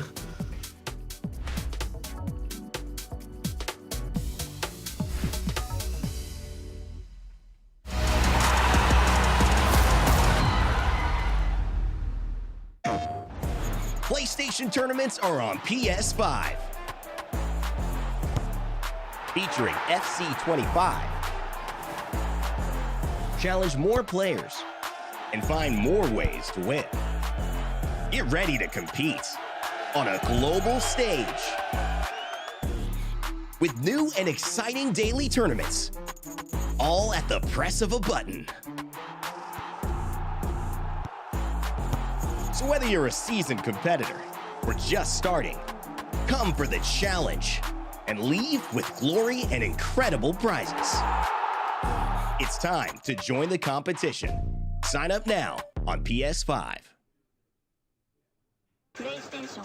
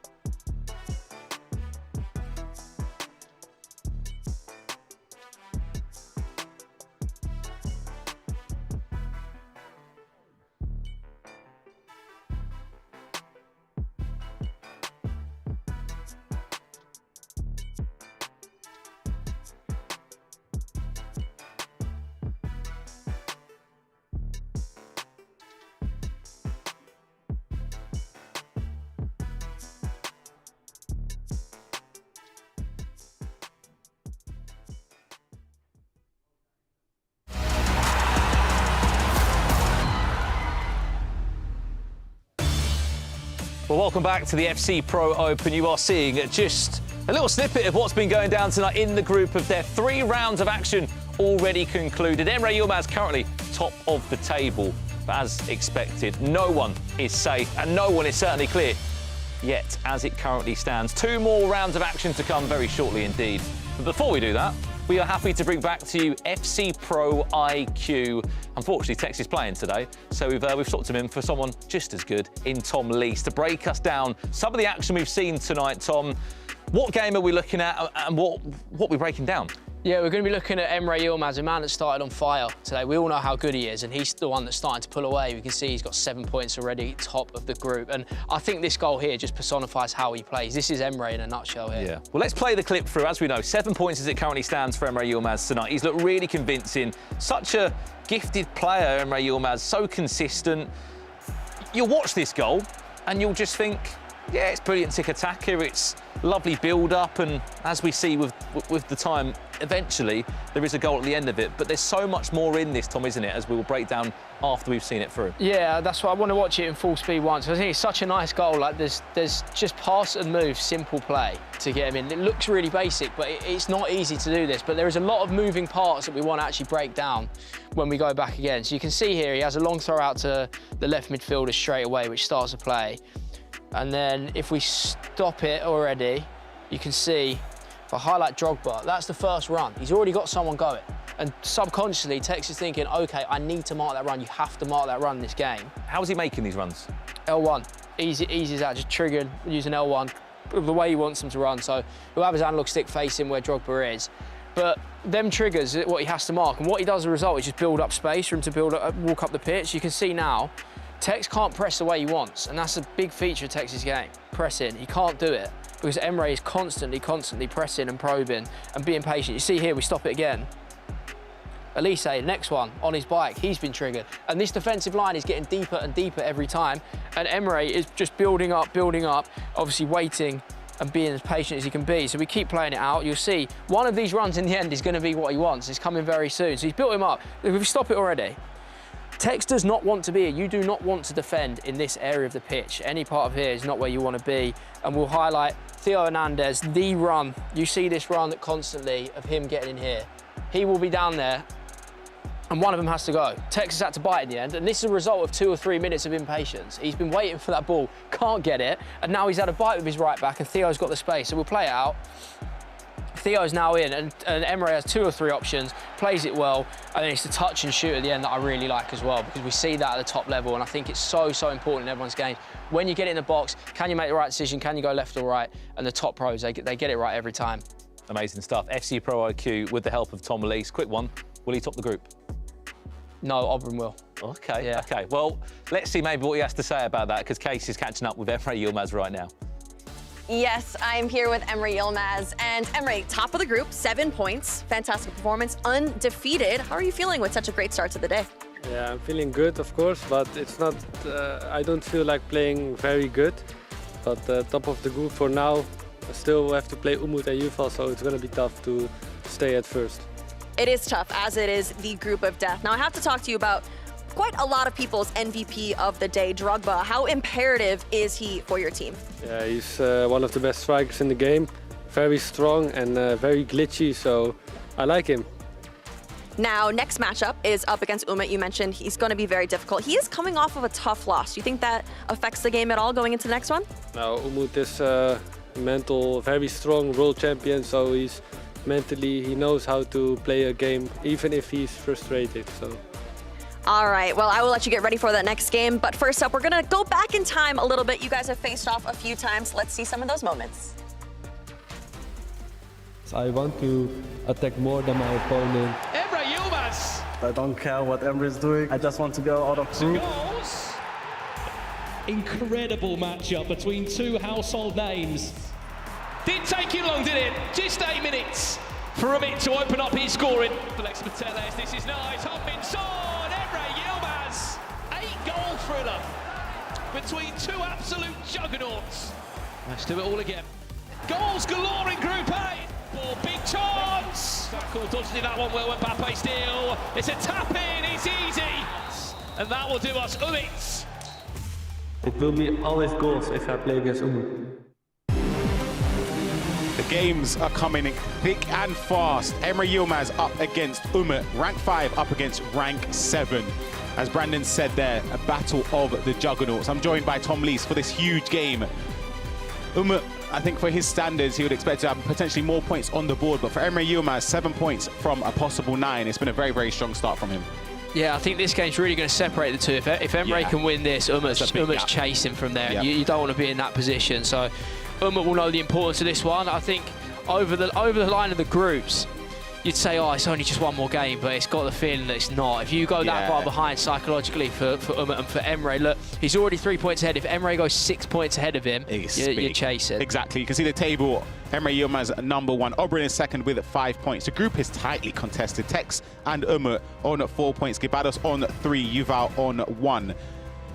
Oh my goodness, it's starting to shape up, but even still though, the difference from first and last place in the group is only 6 points, and that's not even a huge mountain to climb with so many games left to be played. Yeah, I do get the feeling this could be the game that starts separating the table. Yeah, exactly. Because if Emre wins and Yuval loses, it's suddenly 9, and then it's really gone. So I think this is the game where pros, the ones playing, will be looking at this thinking, yeah, I need to start getting results now, because you lose this one or you drop points here, you're going to be chasing for the rest of the week, not just this week, week 2 as well. Yeah, exactly. You've been in group stages before. Again, just speak about how important is it just to get that good start in a tournament, or even if you didn't have the best start you'd have hoped for, just to maintain your head and just not get too, I guess, downbeat, because you might be on Yuval Bedi's perspective, only 1 point, but there's so many games left.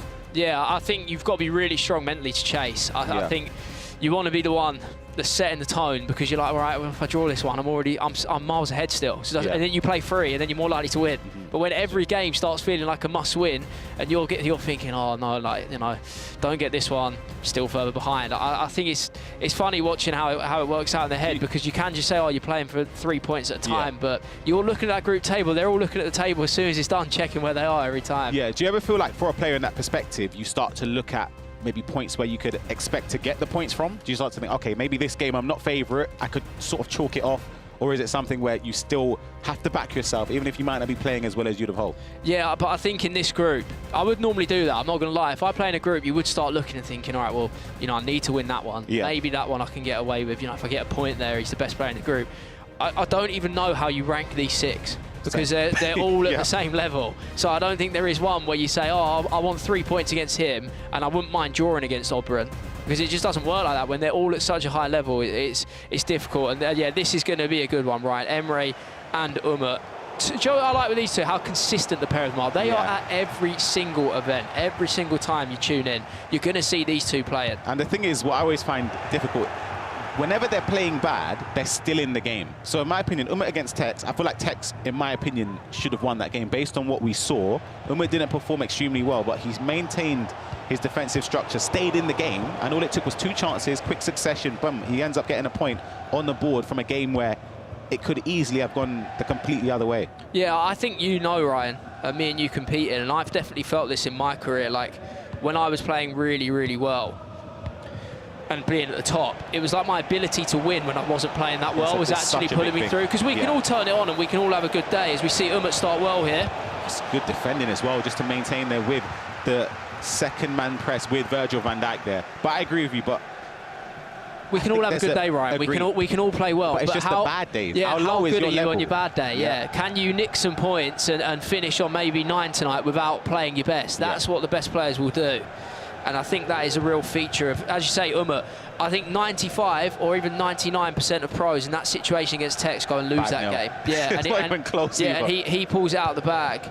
And the constant thing you'll hear between pros when they play the top players is, oh, but he wasn't even playing that good, or he wasn't even that good. Okay, what was the result? Oh, you drew to him. It's true. That's what they do best. And then when they do play well, they're at the level to capitalise on it. And yeah, Umut's done that so far, but I think Umut will know as well he needs to pull something out the bag here. Yeah, I'm seeing some messages. We have our eyes on the Twitch chat and the community engaging in the stream. Still seeing questions about what is the Mystery Nation. I'd have thought maybe people would have got it by now, but oh, that ball in behind. The header wasn't directed accurately on goal there.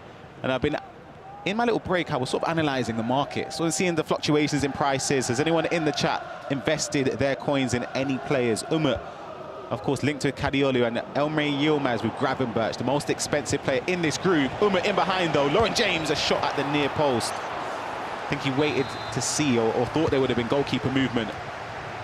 Anticipated goalkeeper movement that wasn't there, but he's looking for the rebound, and it's Mbappe with a nice finish to put Umut 1-0 up. He's just played it well off the corner, recycled, and got his shot off before Emre could recover, and that's exactly the start that Umut needed. He really, really needed that start. Yep, it's an important start. We have Ellie in the chat as well. This goal there stemmed from the corner, heading it down. A little flick up and shot there from Mbappe. I'm going to go out and say this, if that's assisted shooting, I don't think that goes in. Yeah. I think precision shooting, those type of shots give that extra edge. And Emre Yilmaz, a little shake of the head when that goal did go in. Yeah, I think precision shooting at the start, in the first week, I was all over the shot. I've never seen the corner flag more in my life, but over a couple of months now we've been playing on it, and you're going to see that constantly throughout the year. You're going to get better shooting results as a result of it. So, you know, the ones that don't always go in without timing will then fly in because you've aimed it well with precision. Obviously, you are liable to a mistake every now and then. We do have a goal in the Tekkz Yuval game, and it's Yuval building up here with Mbappe. Oh, wow. Lovely. Oh, wow. The shot green across that as goal is well. green. Oh, hey, you don't need to do that as well. That is just putting the icing on the cake. A very nice move, and that is what Yuval's known for. He's dangerous, he's quick around the box. See, hear me out with this, right? My opinion, Guibarros and Yuval, they play a particular way where it's neat, it's tidy, the skill moves are perfect. However, I think they don't adopt the meta as much as they should. If we take Obrun, for example, power shot meta, everyone says how important it is. Drogba, there is no hiding from that. He's happy to capitalize on that. Stingray we saw in the previous week week 1 with Group A. Again, power shots, first time through balls, keeper movement there, great from Emre Yilmaz. Do you think it's very important to incorporate the meta to your game, Tom? And when I say incorporate, I don't mean just necessarily playing it completely, still having your blueprint as well. Yeah. Sorry, just before we talk about that, I want to talk about Emre and his goalkeeper movement. He's doing something that I don't know about, but he's moving his goalkeeper really, really fast. You saw for the finesse there. I think is that a double tap triangle? It looked at. Yeah. I think it's that from you try and do it at home, Ryan. Tell me you can do it, because I've been practicing and I can't do it like that. Last year I was so good. This year, concede from it. Goes in our game. We saw the first goal for Yuval Belias. Dalglish in behind for Tekkz. A finesse shot falls the way of Mo Salah. What a header that is for a pass across, and then the keeper wasn't on that side of the goal for a finesse shot. It's a tough goal to concede for Yuval, but an important one. And also, you'd have seen at the bottom right of the screen there, Umut, 2-0 in the game against Emre Yilmaz. A massive, massive goal here. Yeah, goals flying in. Let's have a look at what Umut's just done to go 2-0 up. He's gone for the finesse. Whoa. Oh, wow. I was just saying about how Emre moves the goalkeeper, and he hasn't done it that time. I mean, this is the perfect start. And this is actually a really big result for keeping the group tight. Yeah. If Umut beats Emre, the group is going to remain with no front runner. Exactly. But if Emre won that, he would have really hammered home an advantage. It's not over yet, but let's take a look at the group as it stands, because this is all important. We're going to be keeping you up to date with the points, the dynamics of the group, how a goal or a result can impact it as we head on over to the Tekkz and Yuval game. It's live right now. Great player locking through ball in behind. Big feature of Tekkz's game there, Ryan. Big feature. I've noticed he does it quite a lot, where normally we all pass to our striker's feet. Oh, Tekkz got a rebound chance first. Dalglish. Oh, it's nice. It's lovely. Oh, it almost worked out. Just look at that there, top right, Tom. Yeah, this is what I mean. If Umut gets that result, it stays as tight as that. You know, we're all still waiting to see if anyone can go ahead. But yeah, one big feature of Tekkz's game, you'll see, he has incisive pass on both his centre midfielders, and instead of playing a driven pass, your striker, he does an on the floor through ball, and you don't see it. Yeah, you don't see it very often, and it works well for him. It gets him up the pitch very quick, as he has De Bruyne here. He's playing for the free kick, I think, and he'll take this. He'll take this. This is an opportunity. I wonder if he's going to go inside the foot or outside. If he goes, I reckon he goes in that gap. Yeah, nice and early. That's in, no? Oh, runs back with Saliba, just in time there to prevent a goal. Oh, what a block. But then free kicks are dangerous. And you see now, if they get a free kick, everyone just lets it happen. Yep. You don't even try and play advantage anymore. You use that free kick when you get it. That is a really good block, though, because I see them go in all the time. Yeah, we've got an important question there from Pietro. What do you guys think about the new roles, classic 10 and wide half? Tom, do you have any input on that? Have you tested it yet? Yeah, I mean, I'm actually a classic 10 in real life. I haven't used it on the game yet. No. Yeah, 25 stamina just lurking in the pocket, you know, that's what it is. All right. Come on, mate. It's a compliment, you've got to pass in. No, you're right, though. You've never seen me play, yeah. Stand there, a few passes, and that's me done. But I haven't actually got to experiment with him too much, but I do like the look of the classic 10, as we have Tekkz attacking here. Nearly. He's getting him around the box, you know. Next one might stick. And the wide half I haven't actually used. Chat, give me some feedback, please. What do we think? I do like the player roles coming in during the game. I'm a big fan of that. Keeps it fresh. I can say one thing, though. I tested out a 4-2-3-1 with 3 classic 10s. I would avoid that. I wouldn't try that again. I would not do that again. I think it's best just to have it maybe in the central attacking midfielder, a classic 10, to have runners off of them. Good press there from Tekkz. I'm telling you, he's going to get him one of these. Yuval's trying a tactical foul there. You see Theo have a right swing for him. He's going to get one sooner or later. The pressure keeps probing. The passing is beautiful. He stops there and gets a corner, which we know are very dangerous this year. Van Dijk doesn't actually go to Van Dijk. That's the second time he's done that. Back post. Diogo Dalot lurking there. Green times it. And as you said, Tom, you felt as if a goal was on the horizon, and here it is. If he's not going to get rewarded for his play around the box, he's going to make it count anyway. A quick corner, as we said. And it's Dalot at the back. I think we've seen him do that before, haven't we? Yep. Just lurks off the defender, gets onto it. We still have our other games going on. As we said, very important matchups. We haven't seen an update from Guibarros and Obrun. But here we are in this game, Emre Yilmaz against Umut. This is live as well, so when we left at 2-0, there still hasn't been a goal since then. Obrun just building up here. You can see the long ball pass and even just a driven pass there. Out wide for a Trivela, blocked and a corner. Live as it stands, 3 players on 7 points. It's changing in every single goal with the implications on the group as it stands. All 3 on 7 points. Obrun on 6, Guibarros on 4, Yuval on 1.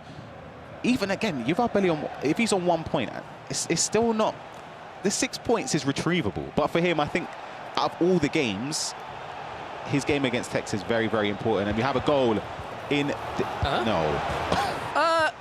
What's he just done? Wait, you know what? You know what? You see the way. You see the way his coach has reacted there, and I know that's it. He's taught him that 100%. Yeah, that hair flip from that's one after a long day at work, you know. That is hours of practicing to that. I mean, yeah, we've seen many a corner variation in this game. I have not seen that one before, and that is very, very impressive to be able to do it. But we have a goal. Drogba bundling through. How on earth does he still have the ball? Green times it near post. It's an unfortunate goal for Tekkz to concede, because defensively in those moments, what can you do, Tom, if you concede that? You just sort of just chalk it, you just move on and think you've done what you can, and it's unfortunate the animation hasn't fallen on your side. Yeah, you say Didier Drogba and go back. We see Umut trying to go for a third just before half time. See a win here. Just look at that. Look, it's changed again. He jumps that one goal. Obrun jumps. Of course, the Tekkz game is dependent on that as well. He jumps from, I think he was 4th at that time, and now he's 1st. So that's a huge change in the results and the dynamics of the group. Yuval on 2 points. Great ball in behind. Emre Yilmaz.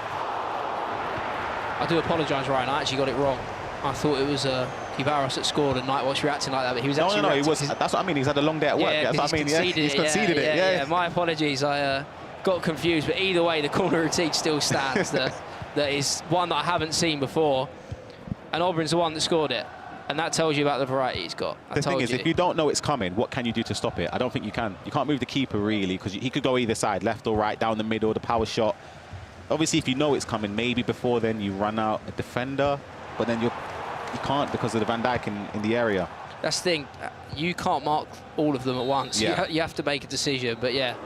Yeah, Obrun actually scored the goal there. I apologise for my misinformation. And we have a goal coming in just before half-time for Tekkz. This game is going... It's going out up and down all the time. It's a third to put him 3-2 up with a Salah finesse. I mean, he told us his game plan, didn't he? Absolutely. The defending there, though, from Yuval, I'm sure you won't want to see that back, because he lunged in 2-3 times, wasn't anywhere near Tekkz in possession. He sort of left him in the dust. And it's the finesse shot. That's very important. An update. Guibarros up against Obrun. We last saw it with a power shot in favour of Obrun from a corner. I stand corrected, it's just gone into half-time. We're going to head on over to our feature match. Emre Yilmaz up against Umut. We jump in at a time where there could... Oh, the pass would have been made there. I'm sure he tried to cancel that skill move there. Plays it back to Drogba. We know what's coming. Yeah, I think it's important for Emre to score early in the second half if he can, just to get himself started and build some momentum. But Umut he'll be looking for a third. He'll be looking to catch him off guard.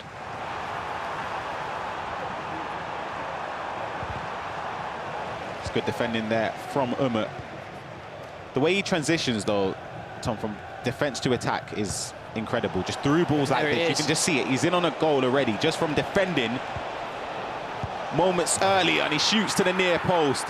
That is a big goal. That is a very, very big goal. Just as Pi joins us, you've come at a good time, Pi. Umut goes 3-0 up. Yeah, I was just coming to check on my investment. I thought I'd see how my insignes are going.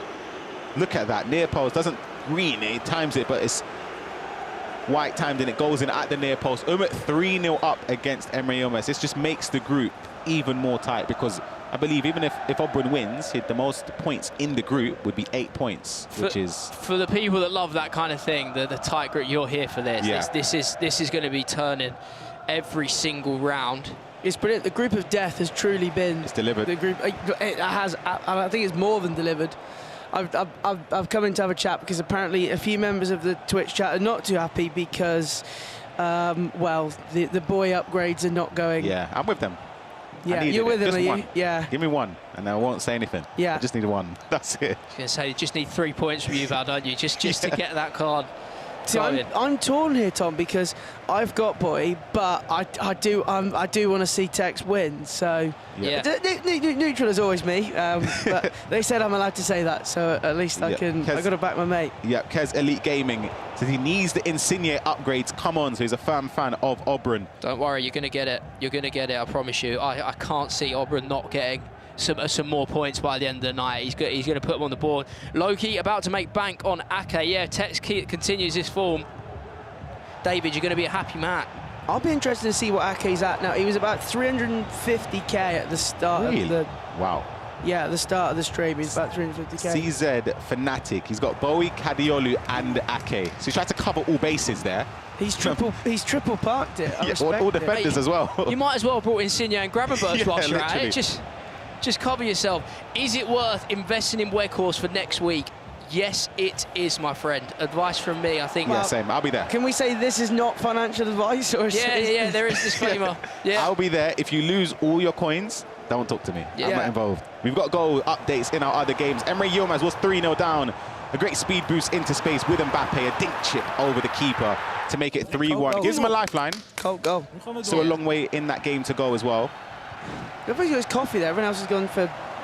He's got a little latte or something. Everyone else has gone for a water. And my guy's just chilling with a coffee. Respect it. I'm guessing everyone's got the mystery name. Have we officially... You'd be surprised. I'm seeing still a lot of questions in the chat. Guys, the mystery nation, it's an African nation with green in the flag. It's got a star on the flag. We've seen a certain icon already in the building who'd played for Barcelona. That is your mystery nation, my friends. I mean, I'm basically and it's not Senegal, it's not Ghana, okay? I'm going to say, Pi is literally spoon-feeding you. You can't get it now, just give up. Okay, I'm pretty much telling you it's Cameroon. Oh, well, there you go, I may have accidentally said it. Hold on, that looks like a bad challenge in that game. Obrun. Get him off the field. Is that a red? I think that's a red card, you know. It's a red, he's gone. Ooh. That changes everything in that game. This year, Tom, playing 9-minute halves, 10 men against 11, it's a big difference. Yeah, that is going to be really hard. I mean, that could change this group very quickly because you'd expect Obrun to win, but 1-0, only 10 men. He's got to hold on for, what, 35 minutes plus? It's not looking good, I'll be honest. If he manages to hold on, I'll be surprised. We've got an update again. The goals are flying in between Umut and Emre Yilmaz, and it's fallen the way of Umut. Just a dribbling there from Savane was beautiful. Speed boost this time for Umut, and a shot at the near post. Emre Yilmaz conceding there straight after scoring. That is big as well for goal difference. You don't want to take any hammerings. You don't want to be conceding 3, 4, 5 goals and coming away from it, because something tells me this group might be decided by goal difference from week 2. Is that massive in this, Tom? Is it a tournament of this sort of nature? Yeah, I mean, it's hard, Pi, I'll be honest, because when I start losing, the head can go, and you think, you know what, I'm not bothered, like, I'll just take the loss, but you can't do it like this. You've got to keep it close, because, you can see how important goal difference is. And how tight it is. Every goal. 7-7-7 is mad. That is crazy, isn't it? Especially for a tournament of this caliber. It reminds me last year, there was a group, and I can't remember which group it was. It was where there was Peterson was in the group, Young and everyone, and I believe they were all on 14 points on the last game or something. It was unbelievable. The corner where we just saw the pause, oh dear, is it going to lead to a goal? It is. Tekkz trying to run out, Drogba power shot across goal. 30 minutes left in that game. Yuval keeping this game alive. Yeah, I was going to say for you two, obviously, Yuval's bottom of the table. I know he's still mid-game. As it stands now, it'll be on 2 points. How hard is it to bounce back? Let's say he comes back next week with 2 points, maybe 3 points. It's not over, right? No, but do you know what it is? It wouldn't be over, but it would give you a surmountable, I guess, amount of points to try and overcome. Yeah. The fact that in first place is only 8 points, even if you lead today in 2, that's only 6 points from, again, the next couple of games. You've got, what is it, 5 games after play, so 15 points to be played. You can come back from that. Yeah, I mean, let's tune in live now to Tekkz Yuval, a game that a lot of the chat have been speaking about. Yeah, it's big. There are. I mean, the chat's been flooded with boy fans and supporters. But and in case you did miss that chat, the Mystery Nation is Cameroon, so you can go in-game if you score, I think it's 3 finesse goals with a player from Cameroon. Could be any player. Go and get yourself Brian Mbuemo. You get, I think, 1,000 coin boost for 5 games. So if you want yourself 5,000 coins... It's a ball in behind. It's a chop. Theo Hernandez. Get involved. Now, I believe you get a rare players pack for watching for an hour. Yeah, I've actually got the stream up on my phone. To get your pack? No, that's smart. Yeah. Good luck, ladies and gentlemen, in your rare players packs. I wish you all the best. I will probably trying to think of an 84 Alex Garcia or something, but someone in the chat's going to get a sick item. I can feel it. You know what? That's great defending there from Yuval. And the reason I'm going to emphasize that is because, as Tekkz said earlier in the draft show with his team, his attackers have 5-star weak foot. You don't know which way Tekkz is going to turn. King Kenny, or what I call him, Kenny Dalglish up top, or Smith. A goal in this game, and it's a vital one as well in favour of Guibarros. He equalises, and Obrun with 10 men. I think for him, Tom, in this position, hold that thought. Good defending there from Tekkz. Do you take the point there? Yeah, you take it, right? You try your best to... I mean, look how quickly the group changes again. Obrun's now in third after conceding 1. And it is changing all the time. I think for Obrun, in this situation, you just try and get a point now. If you can score 1 on the counter-attack, fine. But you've just got to play for a point. With 10 men for that long, at this level, it's really, really difficult. So use your brain. Don't make any silly mistakes. Don't try and lose it. Don't try and lose it trying to win it, sorry. And yeah, the group is just constantly going to change. We've got Yuval in the attack here. Could be a big goal. Oh, we tap back. Still just about could have had it. Don't know if he needed to do that. Yeah, a question for you, Tom, actually, in regards to the 10 men. Actually, hold that thought. There's been a goal, and it's actually fallen in favour of Obrun, it looks like, or has it? The ball is with Courtois. There is no way. That's a horror show. That's a smart goal, though, from Bonmati. Yeah, to use the finesse. Yeah, you cannot make a mistake like that. I was just about to say, if you have 10 men, is there a formation you change to? Any tactical changes, or is it just sort of just sit and hope that what you have is working? I think you just do 4-4-1-1 and play without the striker or cap. So you've still got like a 4-4-2 setup just without one, or you just lose like a winger. If you're really reliant on having 2 strikers, you could lose a winger and basically say, I'm only going to attack up one side. But what you don't do when you're playing with 11 against 10 is give the ball away like that. Yeah. I said Obrun's going to need a counter-attacking goal, but he's been given a gift. And great play from Yuval. Good defending there again from Tekkz. Before I do leave you boys as well, I will just once again say to the Twitch chat, the Mystery Nation, if you missed it, is Cameroon, and I've seen a few people asking how they can get their rare players pack. What you have to do is connect your EA account to your Twitch account, and then if you watch the stream for, I believe it's an hour, you can get that. But you can get like a lone Gabby Jesus if you watch it, I think, for 15 minutes. But if you go in game, all the information, I believe, is on the objectives tab. But I will leave you to it, our boys, and hopefully the rest of the game's a banger. Yep, thank you, Pai. Wise words as well, to make sure you have your Twitch accounts linked to your EA accounts. Back to this game, though. 10 minutes left, plus added time between Yuval and Tekkz. The last few attacks are falling in favour for Yuval. Tekkz doing well defensively, Tom. In these moments, you know the implications of a drop of points here. What do you do? Do you still just play your game? Do you try and push forward? Because I think a win for Yuval is so much more important in this game. Get it here. This could be the chance. Oh, it's a great ball. You know what? Fair enough. He's red-timed it. Should go backwards. That's my point. But you know what? It's a great build-up there from Yuval. Just a triggered run. The ball over the top.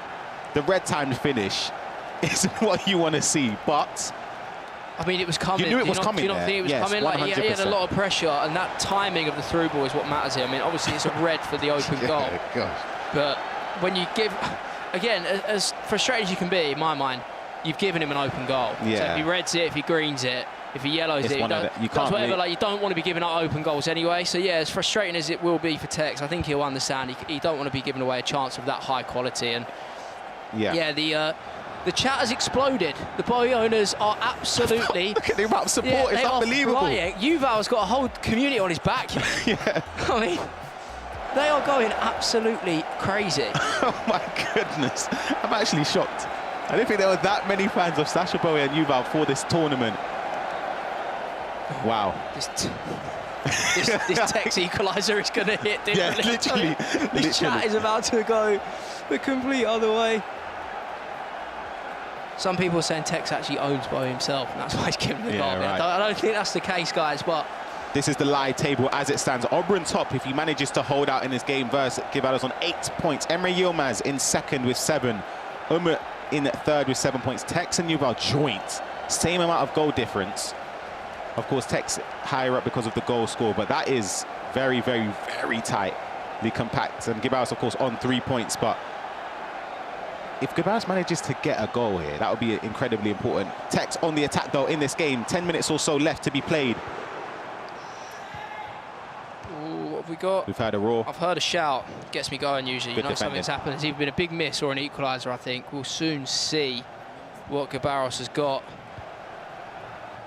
Oh, it's risky. It's risky. The update I'm hearing has come from the Obrun at Guibarros game, and it's actually fallen the way of Obrun. A ball into... Drogba's unbelievable keeper movement, as you saw earlier in the R3 I'm telling you, section you've done. The keeper movement makes his mind up. The Drogba... He's on fire, Obrun, I'm telling you. To win games with 10 men... You don't understand. You know you're playing well. Yeah, you know you're playing at a different level. And I just predicted before I came on that Obrun would finish top of this group. Right. He's finding his groove now. He's really playing well, and I think he's proving why a lot of people called him the best in the world. Yeah. You see Yuval half running the clock down, half waiting for a chance. See, I think... Do you stick or do you twist? No, I you think go you for it. You have to go. It's too early, and he's just about edged it and squeezed it past the goalkeeper there. He's up by 2 goals. Chat limbs, watch this chat. They're about to go crazy.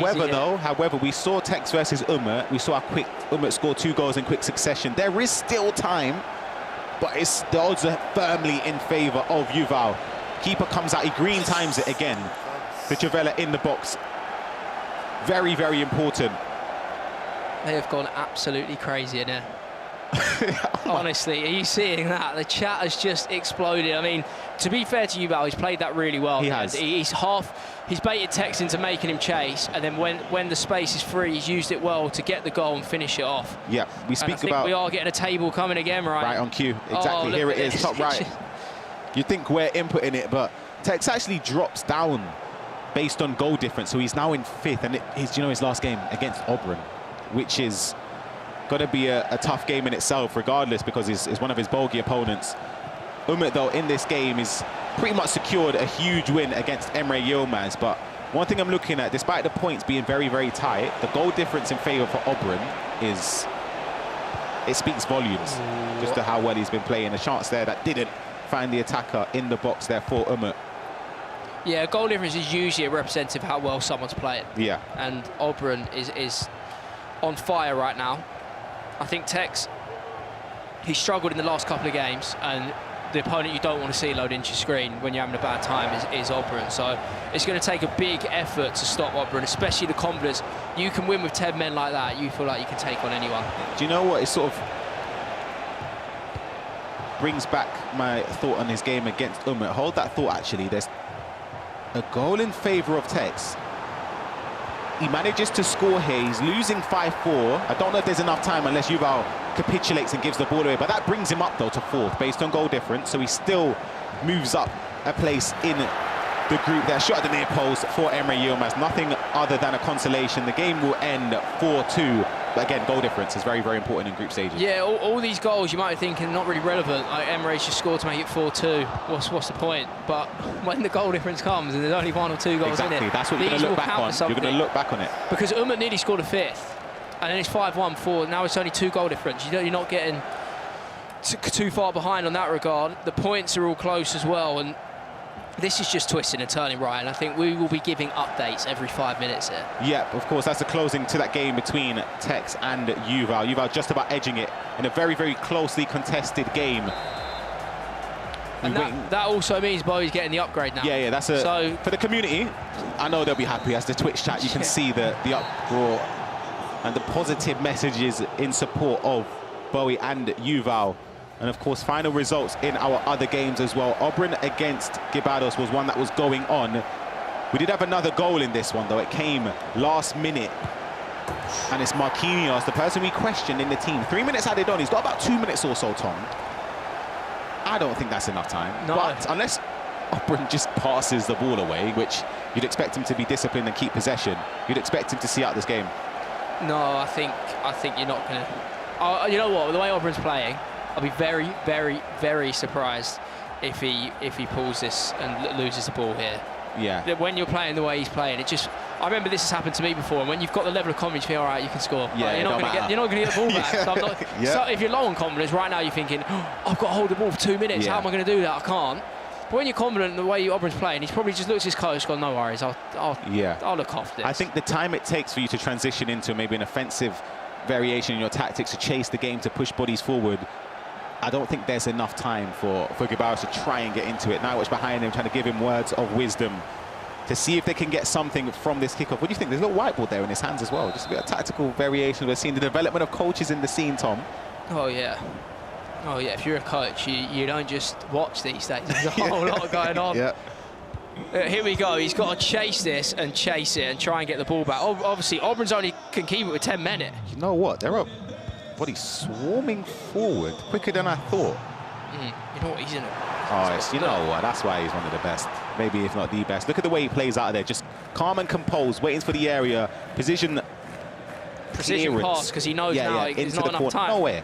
No way. Do you see the level of confidence he's playing with? What we're he's just dealing walked with. back and he thought, yeah, no problem. Look, I'll switch that out. You can come press me. I'm not bothered. I know where the space is. He already knows where it is. Like, it's really good. It looks a bit boring and it looks a bit like, oh, well, he hasn't really done much. Just switched it. But it's just it's the composure, because I'll be honest, a lot of people will be shaking there and they'll give a pass away. Exactly. It's the composure from Obrun, and that's why he sits first in the group of death as it stands. 8 points, a fantastic victory against Guibarros, but he's even got a tough game coming up. There's no time to rest. He's up against Tekkz, who Tekkz has listed him as a potential bulky opponent, somebody he wants to overcome, and for Tekkz, there's no better time than now. Catch us after the break for the last game of Group C.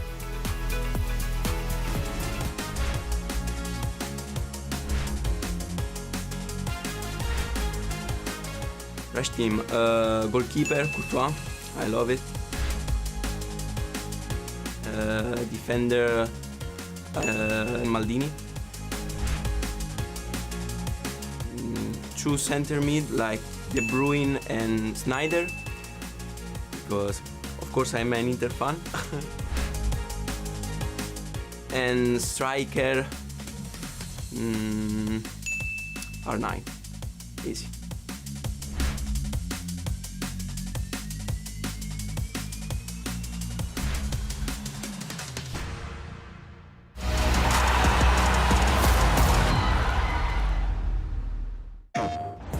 PlayStation tournaments are on PS5. Featuring FC25. Challenge more players and find more ways to win. Get ready to compete on a global stage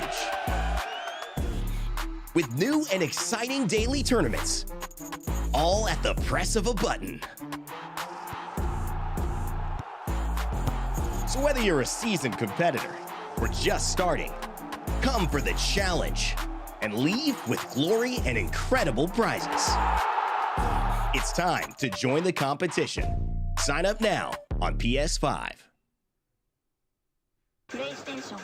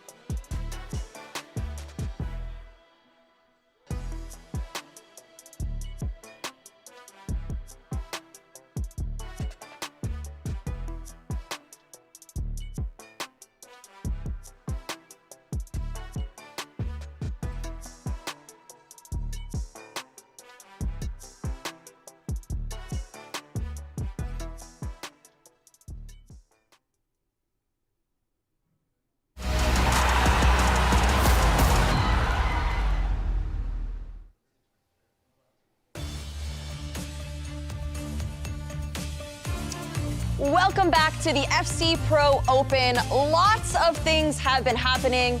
The group is shifting. Players that maybe didn't start off too strong are now surging through the top. Live items are now finally getting those upgrades, and I'm so excited because we have one more round of competition to go. I mean, guys, we have to talk about this because the table, me and Pi were talking behind the scenes. We need to see it because so many things are happening. Yeah, I need to see it. There we go. We finally got it on the screen just to catch our breaths. That was a crazy round, wasn't it? It was mental. It was so good. As we are looking at the Group C standings, Obrun has shot into that #1 spot with 8 points. But as we're looking at some of those points on the side, Tom, it is so close across the board. Yeah, I mean, I said the last game was key if someone could pull away, and then obviously Umut brought himself back to Emre, and now it's going to be Obrun and Tekkz, and if Obrun wins that, he's going to be a long way clear of Tekkz. So I feel like this last round of the night is going to be a really important one to set themselves up for when they come back. Now, last time we chatted here at the table, Tom, we were talking about how Obrun maybe wasn't having the best type of day, but maybe sometimes it's just a slow start and you just kind of have to get into it. Have you ever encountered that? Yeah, I mean, as I was mentioning on commentary, he didn't play that well, and he still gets points. He's still drawing games, he doesn't lose, and then when he's found his rhythm now, he's really coming into his own and he's playing really well. So I think that's a sign of a really good player, and now Obrun's going to look forward and see if he can leave here with 11 points, and that's a really successful day. Now, we do have to talk about Tekkz. He had a very good start to the day, but it kind of turned around. And so as we are looking at the highlights here, this is the game Emre Yilmaz versus Umut, another player who has been doing really well. The thing is, we have so many fantastic matchups that I wish we could watch every single one of them because there's so many good games. As Yuval is finally able to come around. Pieface, Yuval, all of the Bowie fans in the chat are so excited. You've seen it firsthand. Yeah, whenever I've been on the commentary desk, the main thing has been Yuval, Yuval, Yuval, Yuval. These guys want their upgrade. At least they're going to get a +1. Which, I mean, Tom, do you reckon they would have expected better from Yuval? Yeah, they want it all. Yeah. That Twitch chat is demanding. I see every time Yuval scores or concedes, they're changing their mood every single time. But I think if he can get some more points here, then he's in contention for a few more. So there'll be a lot of Yuval fans in the chat. But yeah, this last game is going to be a real big one. It absolutely will. And as we were talking about live upgrades, we will go take a look at what happened last week because we've seen some upgrades across the board from Group B. And so I'm excited to see what these look like. So we have some upgrades here. Anders obviously had a fantastic day. So we see Xavi Simons going from 88 to 89, Benzema going 88 to 89.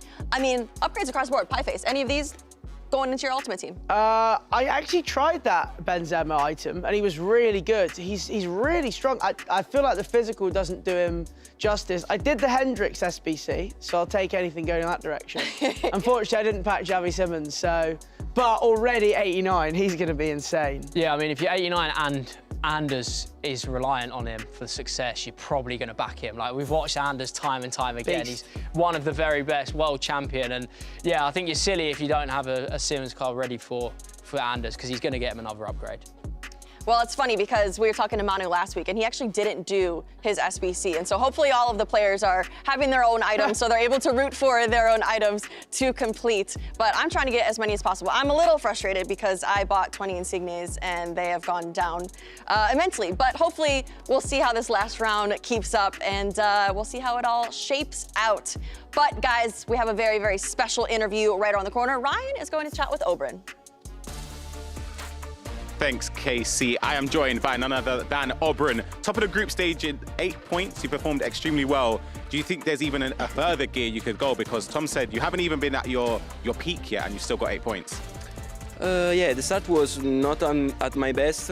Now I'm playing better, but this last game it will be difficult, so I'm focusing for the last game. I want to ask you a bit of, well, for me, a question I want to ask. Based on your previous game, you had a red card. Was there anything you changed? Because you got the red card, you were up against it, Guibarros was putting on the pressure. How did you maintain that victory? It was so difficult. I have to say thank you to Guibarros because he gave me literally a gift in on the 1-1. Yeah. So then I just defend and that's all. I was a little bit unlucky in the end of the game because I conceded the second goal and then just possession and that's. Yeah.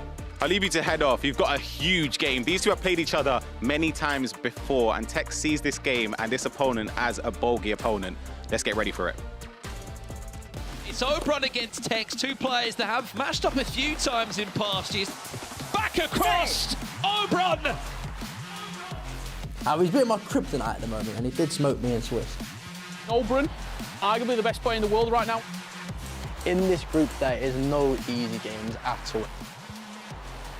I think that in Swiss was a little bit too large, the result, but it will be for sure a great match. It's always like that between me and Tekkz.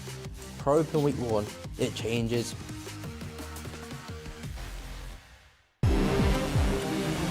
Well, we said that the games just kept on coming quick and fast here at the FC Pro Open. Big games as well, not just any in this group of death. And why this game is just so much more important.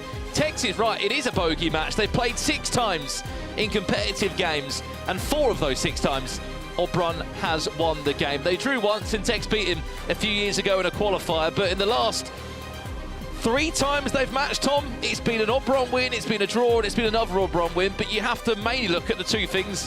One, they were in the same group last year together. Tekkz didn't unfortunately get a win against him, and as we saw, Tekkz did not get himself out of the group stages, and he will be feeling a little bit sore off that Swiss result, an 8-2 defeat just a few weeks ago. Yeah, and I think that's what will stick with Tekkz, the games they're playing where he's losing are the big ones, when you're at the Pro Open, when you're playing the big qualifier, you know, and I think that they're the ones that stick with you a bit more than just, you know, maybe an online game, you think, oh, it's not too much, you know, play him at a bigger occasion, but losing on the big stage, these players, you can start getting into your head thinking, oh, I might not have his number here. But he started so well today, Tekkz. Won his first game, was very, very unlucky not to win his second game. That was a 3-3 draw. Since then, of course, he's dropped a few points. Yes, tonight, there's not a world that he can over-leap Obrun. Obrun's on 8 points, Tekkz is on 4 as it currently stands, but he can at least close the gap. And looking at that table now, Tom, we'll keep talking about it as it comes through. A 1 win will just completely flip it. We said it was going to be tight. Look, Guibarros wins, he goes on 6. Yuval, Tekkz, they get a win, they're on 7, they could be joint second, they could be really putting on the pressure for Obrun. On the other side of that, Obrun could potentially put himself in an unbelievable position and pick up 11 points. Yeah, that's what I spoke about just then with Tekkz and Obrun. I think it's a really big game psychologically for the pair of them. If Obrun pulls away here and he ends up beating Tekkz, obviously he gets him there and he's 7 points clear, or it could only be 1 point, and I think you're then going to have weeks and weeks to think about it. Like, this game now is going to be the last one that plays in your mind, so I think psychologically it's a big one for the pair of them. Well, let us know in the chat as well. We can see it. It's live in front of us now. Who do you think tops this group? As we said, 3 more massive matchups as we look around us and as we load into this one. Obrun taking on Tekkz, Yuval up against Emre Yilmaz, and Guibarros up against his teammate in Umut. That's going to be a tough game. They joked before the show started that, look, we might be teammates, but in this one, it is war. We need to basically get as many points on the board as possible. Top 3 in the group will make it through to the knockout stages. That happens next year at the end of January, start of February. But this is a big one. It's the world ranked number 12 against the 17th in the world. It's Obrun against Tekkz. Who will top the group in the FC Pro Open? He has not dropped a game tonight. Obrun, yes, he has drawn a couple in what's been a mixy-matchy group of death, but he hasn't lost tonight. He could be coming through his first real chance of the game. Minutes in. Bonmati looking for the outlet of Dropper off the post, and already a first warning shot fired at Tekkz. Yeah, just that finesse again from Obrun. The first option he has doesn't work. The player locks, Tekkz doesn't clear it the way he wants, but Obrun reacts with a finesse. Very close to scoring, but just for triple confirmation, because I made the mistake last time. Tekkz in the blue kit here, Obrun in the white kit. And yeah, I think this is going to be really difficult now. Obrun's starting to really feel himself. He's brought himself into the tournament. Obviously wasn't the start he wanted, but the last 2 games he's going to be high on confidence. And I think for Tekkz, it's really about, he's got to start well here. First 15 or 20 minutes are really, really important. Yeah, Tekkz just putting his hand up there, trying to get a throw-in from the referee. Again, for those that have invested in Nathan Ake, let us know in the chat. If he was to win this game, Tekkz, he'd be on 7 points. That would also be a skill move or a weak foot upgrade for Nathan Ake, which I don't think is probably the best thing you need for a centre-back, but certainly might make him a bit more useful. Power shot comes in, and it's too early. Green time, power shots fired. At the goal of Tekkz, quick corner, Virgil van Dijk goes all the way through, massive save from Courtois. And already in 17 game minutes, 3 massive chances for Obrun. Yeah, this is what it's like playing Obrun. He just keeps you under the cosh. He keeps building pressure, and he will create more and more chances. And Tekkz is going to need a few saves like that to keep him in it and start feeling his way into the game, because the first 9 or 10 minutes here have all been Obrun. And I think Tekkz just needs to settle into this, keep the ball, look to create his first chance, and yeah, just calm things down a little bit. Speaking of Tektz's team, as we said, he's got some interesting choices in there. He's the only person that we've seen so far in this FC Pro Open to not use Mbappe and not use Didier Drogba. He has got 2 icons leading the way. One's Kenny Dalglish and one is Kelly Smith. Yeah, it's a very, very different team. It's a very different team, and I'm not complaining at it. I'm surprised he hasn't used Mbappe if he's not a fan of Drogba. I'm just rocking 2 gold centre-backs that you probably would be seeing in most of your weekend leagues. William Saliba in there and Virgil van Dijk. One ball over the top. Tekkz, his first time that he's really been in the box of Obrun. Keep an eye out for the finesses, because there are 4 finesse players dotted around the pitch, which has been a clear out of play from Tekkz. Dispossessed now, could be a chance to break. Savanier with that long ball. Play style plus, he might be looking for a little dink over the top. We'll leave it for a second and we'll give you a power shot from Steven Gerrard of Emre Yilmaz. He wants to top the group. Did very well there, did very well, because he saw Yuval's keeper wasn't where he should be, and he's aimed it. You know, power shots are all manual aim, so he's done really well to get in the corner. And it's a good start for Emre. I mean, that's a really big result for the group as well. So we see another goal here, Brandon. What a turnaround this could be for Guibarros, by the way, if he was to get himself a result here. Lost his first 2 games of the day. And as we see in the bottom corner of your screen, Obrun has just scored a goal. Surprise, surprise, it's Didier Drogba. And he scored the opening goal. You may recognise that man sitting behind Tekkz, Zazinho, a FUT Champions Cup winner in his own right. And the long ball over the top. It's not a power shot, it's a flying header from Didier Drogba. Yeah, it's that ball we've seen all night, that through ball. He's either player locking and doing it or just doing it anyway. And he doesn't care if it's Drogba or the other 2 attackers. He'll do it every time, where he kind of chips it over the top, knowing that someone's going to either bring it down or head it. Seems really, really hard to defend.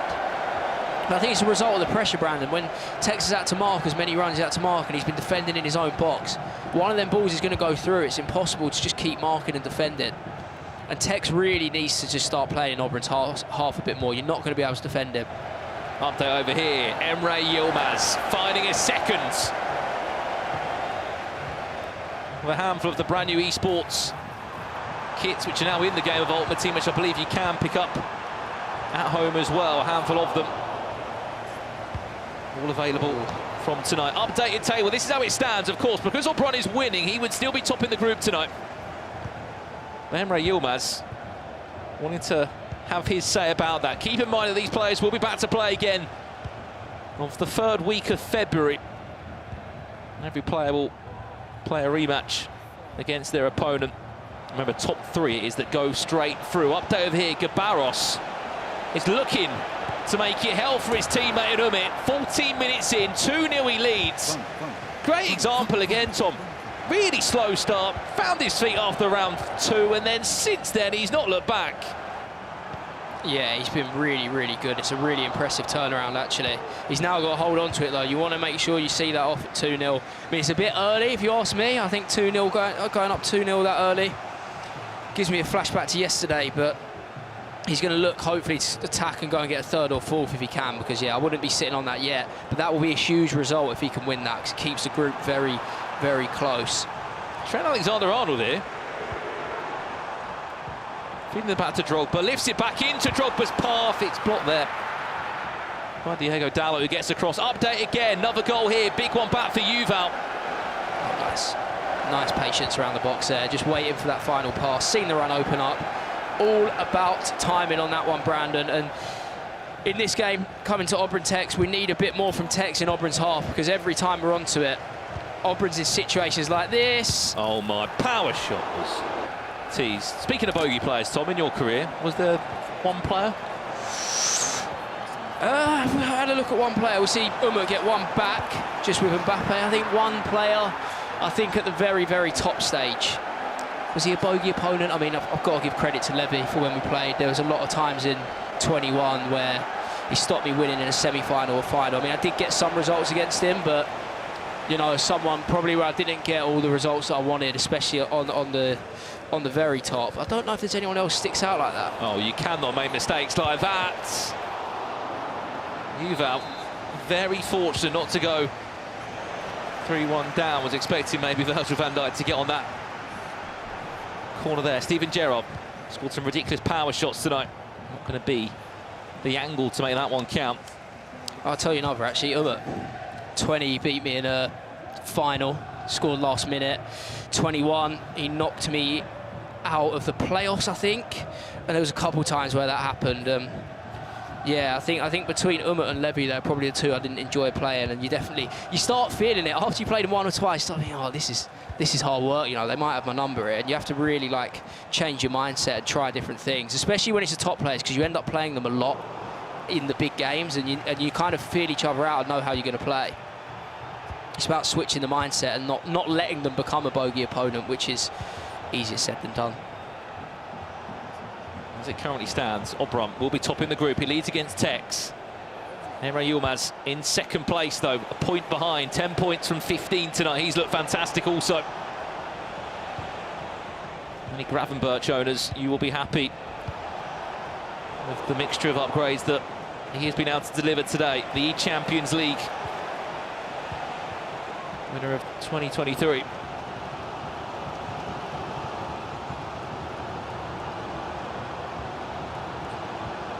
Top 4 last year in the FC Pro Open as well. His consistency is unmatched across the last few seasons. Pickpocketed there, big chance for Yuval. Ref, we playing on there. Mbappe finds Michael Elise, will jump across that one. Big goal here, Tekkz pulls a goal back.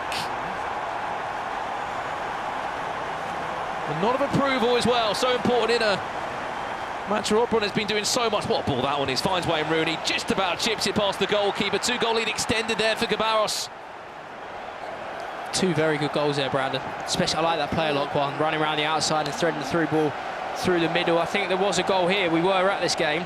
Yuval with a nice footwork, plays an extra pass. Yeah, when Yuval gets going, he is very, very good around the box. Probably one of the most difficult to defend. But yeah, this is a big goal for Tekkz, because when we were watching it, he was under the cosh, and to get one back, hopefully he can balance it out for him a bit more, but Obrun is going to keep coming. One goal though for Tekkz suddenly. Might just allow him to feel a bit more confident.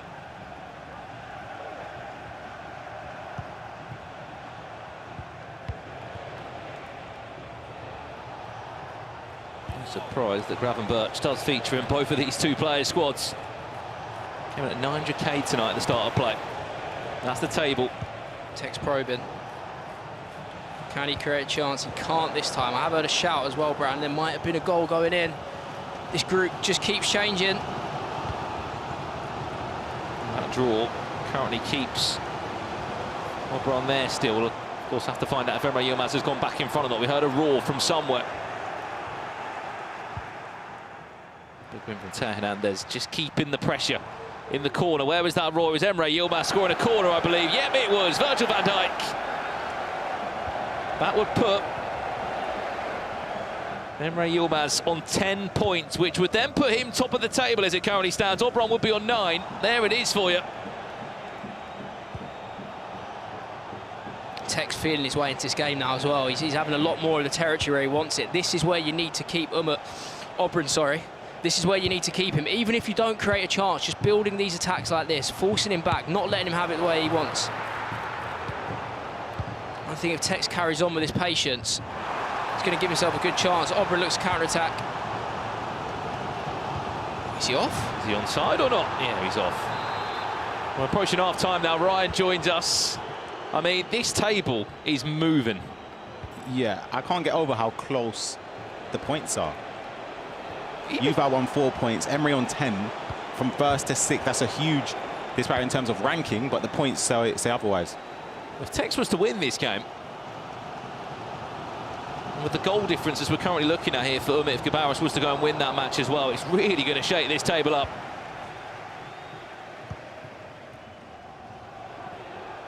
Tekkz might get one more bite at it before we go into half-time. Massive switch of play, finds French fullback.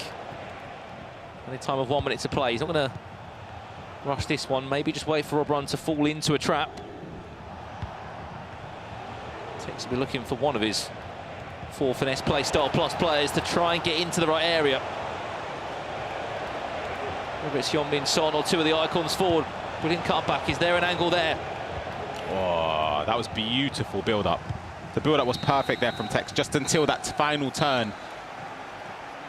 Tom, you know about pauses in the game. That pause there where it was cued around the 30th minute from Tekkz against Obrun, do you think that changed a lot? Maybe not even a tactical change, but just a breather, because he was getting sort of dominated up until that moment. Yeah, the Tekkz pause. I've actually been part of that before. Play 2v2 with it. Yep. And if it's not going well, we pause it and just say, mate, let's just wait 30 seconds. Like, just get back into it. And I think that actually has worked. I was going to say there's been a real change in the way he's played that last 15 minutes. It probably was the pause, just to take a second and go, right, this is not how I want it to go. I'm going to change something. You might just even sit there, you might not even say anything, but you're just halting that momentum quickly and stopping the onslaught, because Obrun could have had 2 or 3. Agreed. Offside won't count. How important is the pause then? Because we're all up against it in champs on the weekend. When someone pauses it 3 times in a row and you get quite frustrated. Yeah. But in this environment here, I think you're so right to say that, Ron. Sometimes you just sit there and just take a moment out of a game that's got so much pressure on it. Yeah, you have to in those moments, because again, he was up against it drastically. A power shot coming in, blocked for the corner. I hold that thought for a second. Quick corner comes in, Van Dijk is there, time green, another corner will be coming in straight after all. Not half-time is instead being called. Guibarros there, 3-1, he leads against his teammate Umut. Let's jump back live to this one now then. We've just kicked off for the second half. Obrun 1, Tekkz 1 as it currently stands. On the finesse was very nearly Kenny Dalglish. Finding the back of the net past Edwin van der Sar. Quick corner comes in. It's the Van Dijk battle. It will be Obrun's Virgil van Dijk that will get the better on that occasion. Pickpocketed there. Diego Dalot was aggressive, but then Shorty picked up the ball at the right time. Stanway fizzes it in. Noticed as well, I think Tekkz has changed his team. I don't think Smith is in there anymore. She didn't take the corner. He had an outswinger. And I've just realised, I think Stanway is now. I was about to say, yeah. He's made a change, yeah. Is that formation change as well? It might be, yeah. Or 4-2-1-3? I think Tekkz has changed something. He must have not been happy in his previous game. Or he might have changed this because he's set up to play against Obrun. Yeah, it looks like a 4-2-1-3 with the 2 DMs just sat ahead of the centre-backs. It stops. They sort of just sit in the place and they occupy the position where a first-hand through ball is usually played from. I mean, he might have changed that in the 30th. We didn't actually get to see what he did in the pause, and he might have just had a formation change because, yeah, Smith's not on the pitch now. Stanway coming on as well just shows there was an alteration somewhere. But I'm pretty sure she was on in the first half as well. So maybe from that pause, it might have been the pause, you know. He might have not just paused it to have a chat. He might have done full tactics change, and he's gone 4-2-1-3 from our understanding. I think it's for defensive stability. Obrun was walking all over him. It was too easy for him. And that's really, really good change. It's worked really well for the first 20 minutes he's played. And Tekkz, I think that's probably the benefit of a coach. Yeah, if you wanted to see what a coach can do, I mean, we'll need to check it, but if Cezinho has told him to change and stop that's a big moment. It seems to have worked so far. I think you could be bang on with the formation. It's like De Bruyne. It's just popped up in front of those 2 CDMs. Yeah. And that number 10, Rob. So he's having to play that first time through ball a bit deeper. You can't play it to Sabanir. I would imagine he's put the 2 DMs in there because Obrun was having too much fun with Sabanir into Drogba. And you know Obrun likes a quick play a lot where he can do it quickly. If he has 2 DMs, there's no room for it. I think the plan is, all right, I'm going to unsettle your plan A. Your plan A is working so well, and I've seen you do it all night. And Cezinho would have seen it as well, coaching him, and now he's gone, all right, let's change this, and I'm going to stifle what you can do, and now you're going to have another plan. Momentum certainly feels like it's been swinging towards Tekkz in his last 15 in-game minutes since the ball's been kicked in the second half after water-dominant first 20. Big chance getting Dalglish on the angle, off the post! Huge chance for Tekkz. Suddenly it's Obrun that's on the ropes. How the game's changed.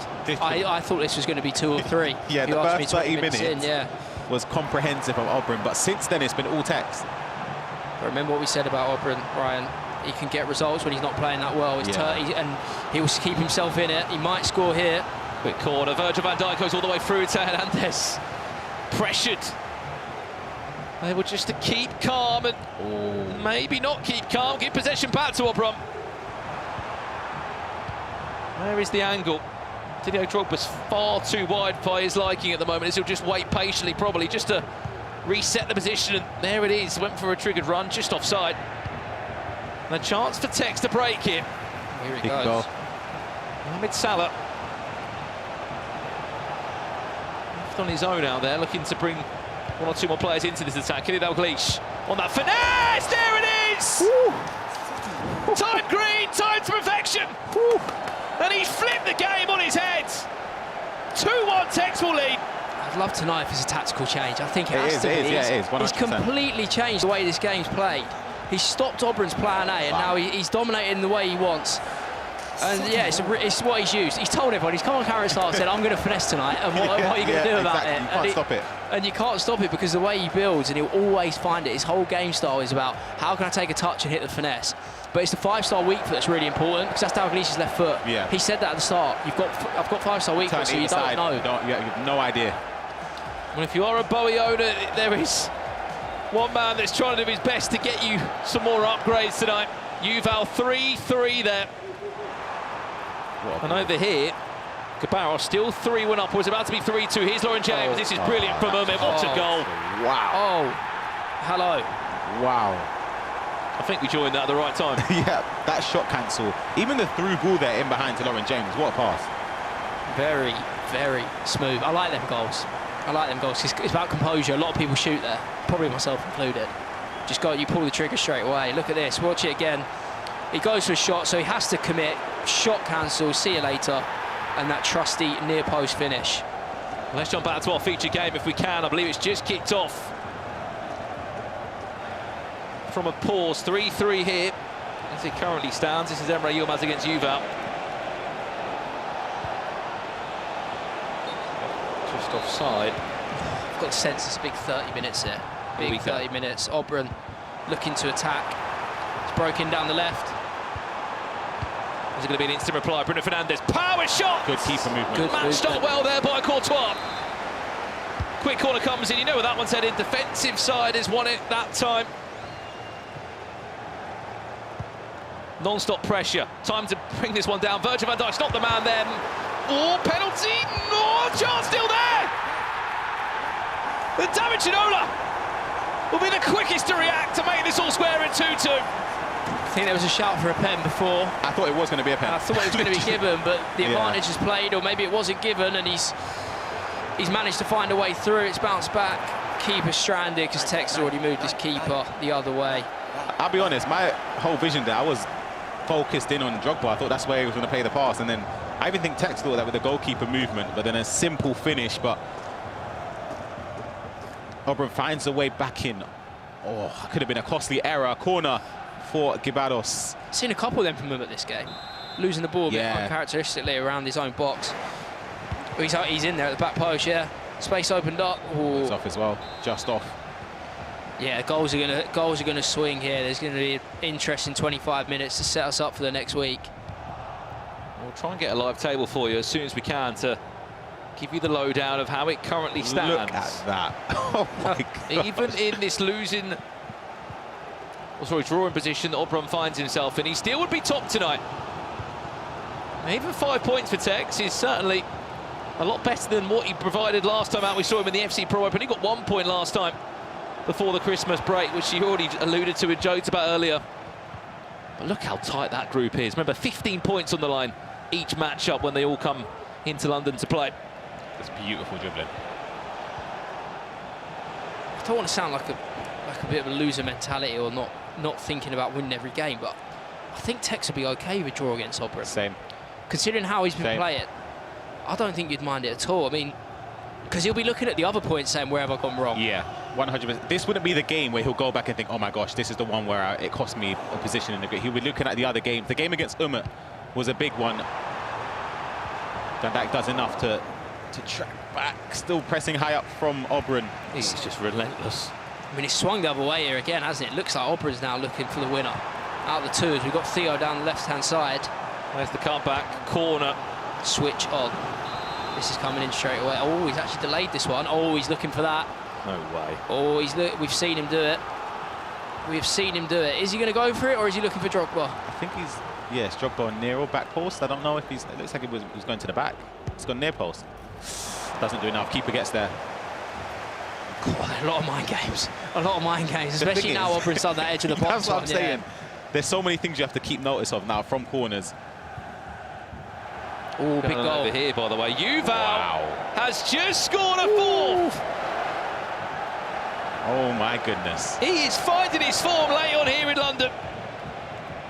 The runner-up of the FC Pro World Championship. It might have been a slow start for him. And suddenly, he is up the table. Look how it moves. He's on 7. He's in 3rd. Wow. And that would be a skill move or a weak foot upgrade for Sasha Bowie. Oh, I can imagine what this chat looks like. The chat owners are going to be flying. Yuval suddenly got a few more fouls and bats. We're just hearing noise here, people. We're there is another goal celebrations that's gone in. I think it may have gone in that game as well. So maybe calm down on the celebrations for a split second. What's happened? Emre Yilmaz has scored. It looks like you're not getting that extra upgrade yet, chat. Sorry.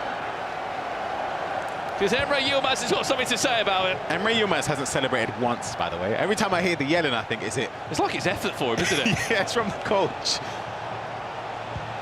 Back over here. Final 16 game minutes to go. Tekkz hunting for that all-important winner to give him all the momentum in the world. Just looking for that pinged pass, just see if he can get it into the strikers. Situations like that, I wonder if Tekkz would be better. Here we go. Power shot. Maybe he's not. Dalglish. I think he wanted to tackle there. Yeah, he wanted to tackle. I think he's gone for the tackle off the rebound. But you see when he said it to the edge of the box, thinking, if you had a power shot there, you're set. Yeah, you've got a different angle. Just one. Yeah, just one. Just to make him think. Back to you, Obrun.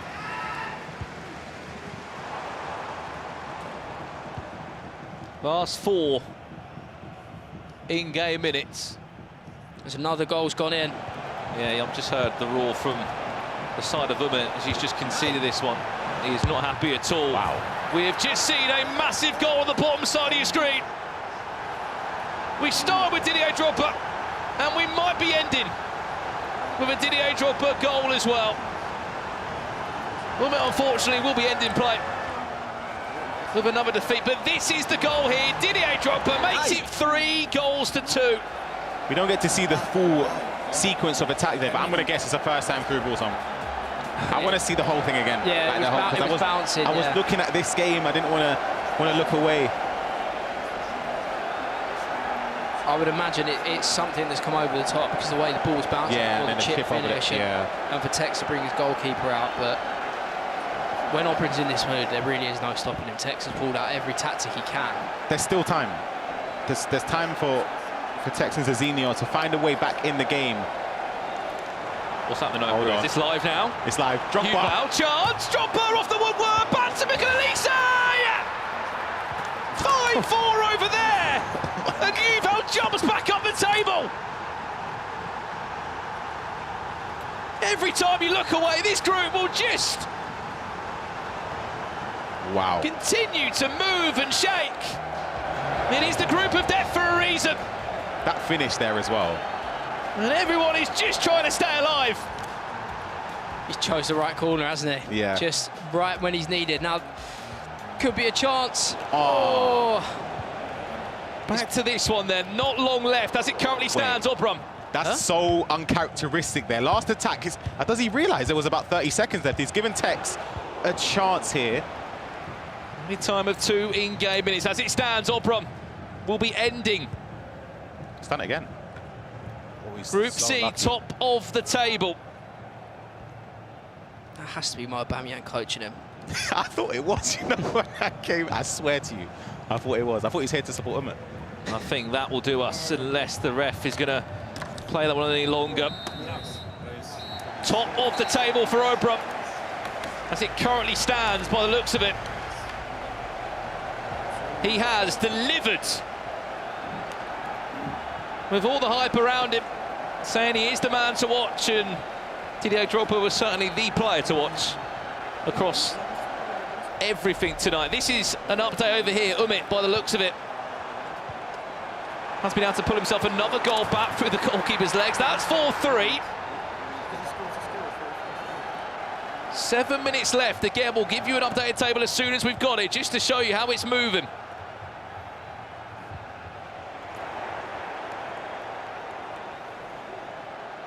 That is how it currently stands, Tom. It's a bit of breathing space potentially for Obrun there. So it could be a 4-point gap. Could be game over here. Yeah, I mean, it all comes down to this. I mean, if Umut gets a point here, he's going to catch up as well. And you go from 7 to 8. And it's a small difference, but it'll be a big difference in terms of placement. He is going to need a goal, though, Brandon. He's only got 3 minutes on the clock, and Guibarros is going to try and run the clock down here. Unbelievable turnaround as well from Yuval. He was on 1 point after 3 rounds tonight. He's just won back-to-back games if he can hold on against Emre Yilmaz. 1 win against Tekkz, 1 win against potentially Emre Yilmaz. And that would be another upgrade for Sacha Bowie.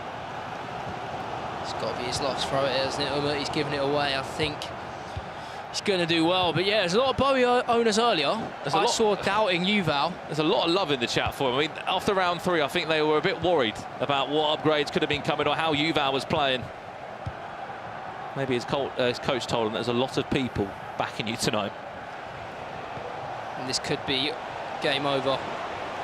Doesn't need to score, just happy to keep. That is an interesting decision. Yeah, he very nearly gave Umut one more chance there. Added time, I think that will do us. And as we look around the games, a full-time result there. Against his teammate, never an easy game to play, especially when they're in the same group. Let's jump across if we can to our last game. Has Yuval been able to hold on to that all-important lead? Oh, here we go, 3 in-game minutes as Emre Yilmaz got plans to stop the second upgrade happening to the French defender. He's never said no, Emre. Is he about to do it again? Mbappe! Courtois saves the day. Quick corner to come in. We've already played the 3 minutes of added time. He's got to get this right. His corners have been so good and so perfect, though. In it goes towards the back post. That should do us, Yuval. Massive 7 points from 15 games. It is another upgrade for Bowie. A week for a skill move to come in the coming days, alongside a brand new 88 rated in-game item. Again, Tom, 1 point after 3 rounds. Ends the day on 7, and very much amongst the conversation in this group. Yeah, I think that's a very, very big result in the context of the group, because that was an opportunity, and Emre knows that. It's an opportunity to pull away there. If he gets a win, he goes with Tekkz losing as well. That was a big opportunity, but it's going to keep this group very tight. And when we come back for week 2, it's going to be group updates every single game, because we cannot call this one. No one's really pulled away. Obrun will be very happy with how he's played, but the rest of them, tight as it can be. Absolutely. I mean, it literally is the group of death for a reason. Emre Yilmaz, you can just see the frustration on his face. He hasn't given us much emotion tonight, but he's letting us know that he's not happy with how it's ended there. He would have wanted to have ended tonight top of the group. There is a small gap between first and second. It is a 4-point gap between Obrun and a handful of players that do find themselves on 7 points. But the great thing about this group, no one's out of it, Tom.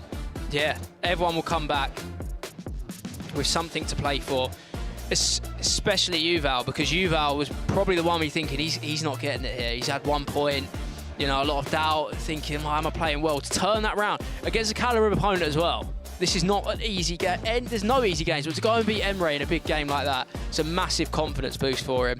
and you can tell he's very happy. It's funny, are these two both on 7 points? Yeah. And look at the contrast in emotions. Again, it comes out from, I think, someone who's had a great start to the day and ended poorly in their own opinion. On the opposite side for Yuval, been able to pick himself up after a slow start. But there we go, 5 rounds of action done here from the commentary desk. For now, we're going to throw it back over to the host desk with KC, who's joined by a few guests.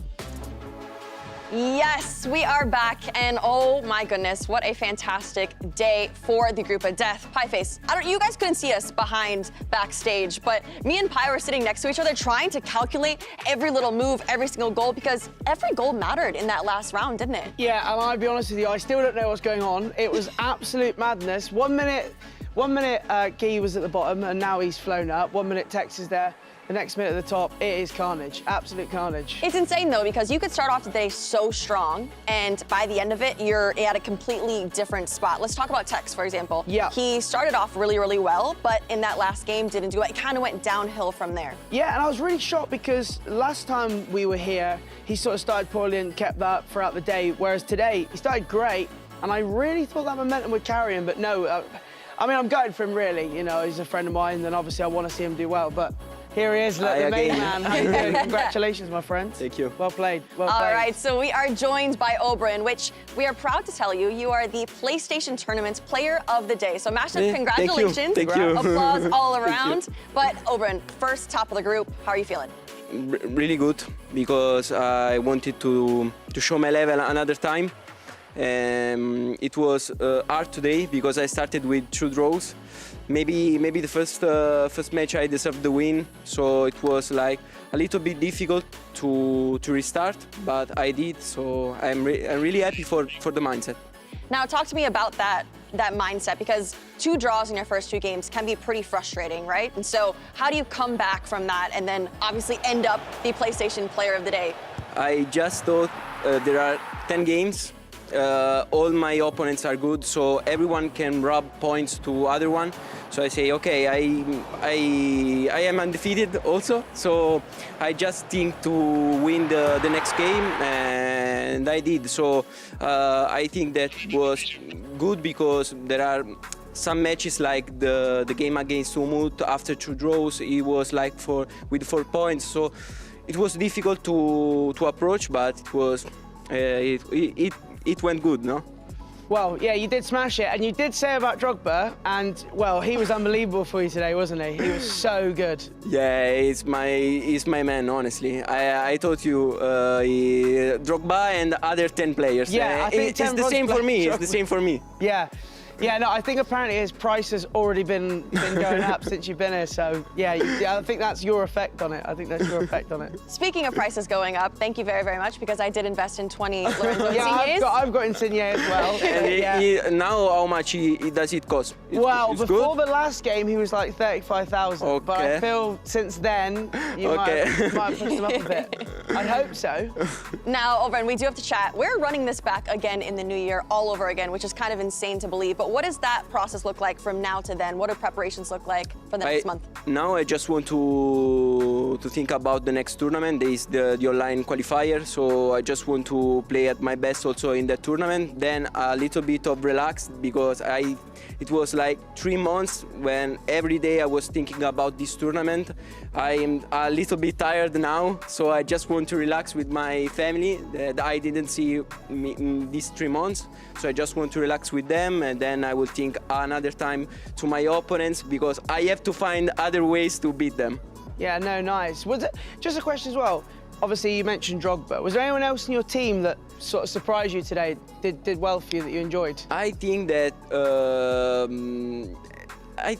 Drogba is the main man. That's it. That's all you need. The other guys, it was just good, but no one surprised me, because I know exactly the squad, because it was the exact same squad that I used in the online qualifier that I won. Yeah. So I say, okay, it's perfect, because this squad costs just 8 million. So I think it was perfect. So I copied that squad, and the tactics were a little bit different for the players, but the squad was standard for me. Yeah, no, fair play. All right, well, Obrun, I need to dig deeper into those tactics. I'm ready to write down your code. And so I'm going to have you head over to Ryan, because you're going to chat through those tactics for me.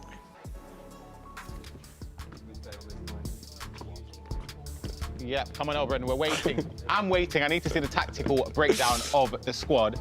I'll take control of the controller. First things first, it's in Italian. So I'm going to need you to instruct me on what exactly is what. We'll start off with the goalkeeper. I don't think it matters too much, but what is the role on him? Goalkeeper is the new one. The sweeper keeper? Yeah. Is that, okay. Yeah. I don't know if he's good. Yeah. I it's think just something you just put on. Yeah. Okay. I think it's the same, but it was better for me because it was new. Like the player, when you have a new player, it's always better. Yeah. Actually, I should have even started off with the formation of choice. 4-2-3-1. A lot of players use a 4-4-2, a 4-4-1-1. Why did you opt with the 4-2-3-1? Is there anything in particular? I used this formation because another coach of Exceed say, okay, maybe this could be a good formation. Because I copied that formation from my teammate Samu Gamer, and it was like he played so well against me. So I say maybe I have to try. Fair enough. I tried this formation just one day before the online qualifier. Okay. I say, okay, this formation for me is too good. Yeah. I have to use him. So it's only been a recent change. You've got one as your right back as a Terzino. I don't know what that means. Is that a fullback? It's fullback. It's fullback. And then you've got Theo Hernandez as a wingback? Wingback. Yeah, perfect. See, maybe I do know a bit of Italian. Maybe just a little bit. But yeah, is there a reason why you have maybe one side? Is it a particular reason, or is it just works with the players? It's just because it was Theo Hernandez. I mean, he's too good. A special player, yeah. And your centre backs both on defensive. They got the play style plus Saliba. Yeah. Now this is it for me here. The two CDMs in this formation. What are the roles for these two here? Honestly, I don't know how to say in English centro mediano, but he's the one that during the possession he goes between the two defenders. Oh, so it's a halfback. We'll take a look at it as it looks with possession. You can see that he drops in there, Gravenberch, in between the defensive line. So it acts as maybe even like a 3 or 5 back.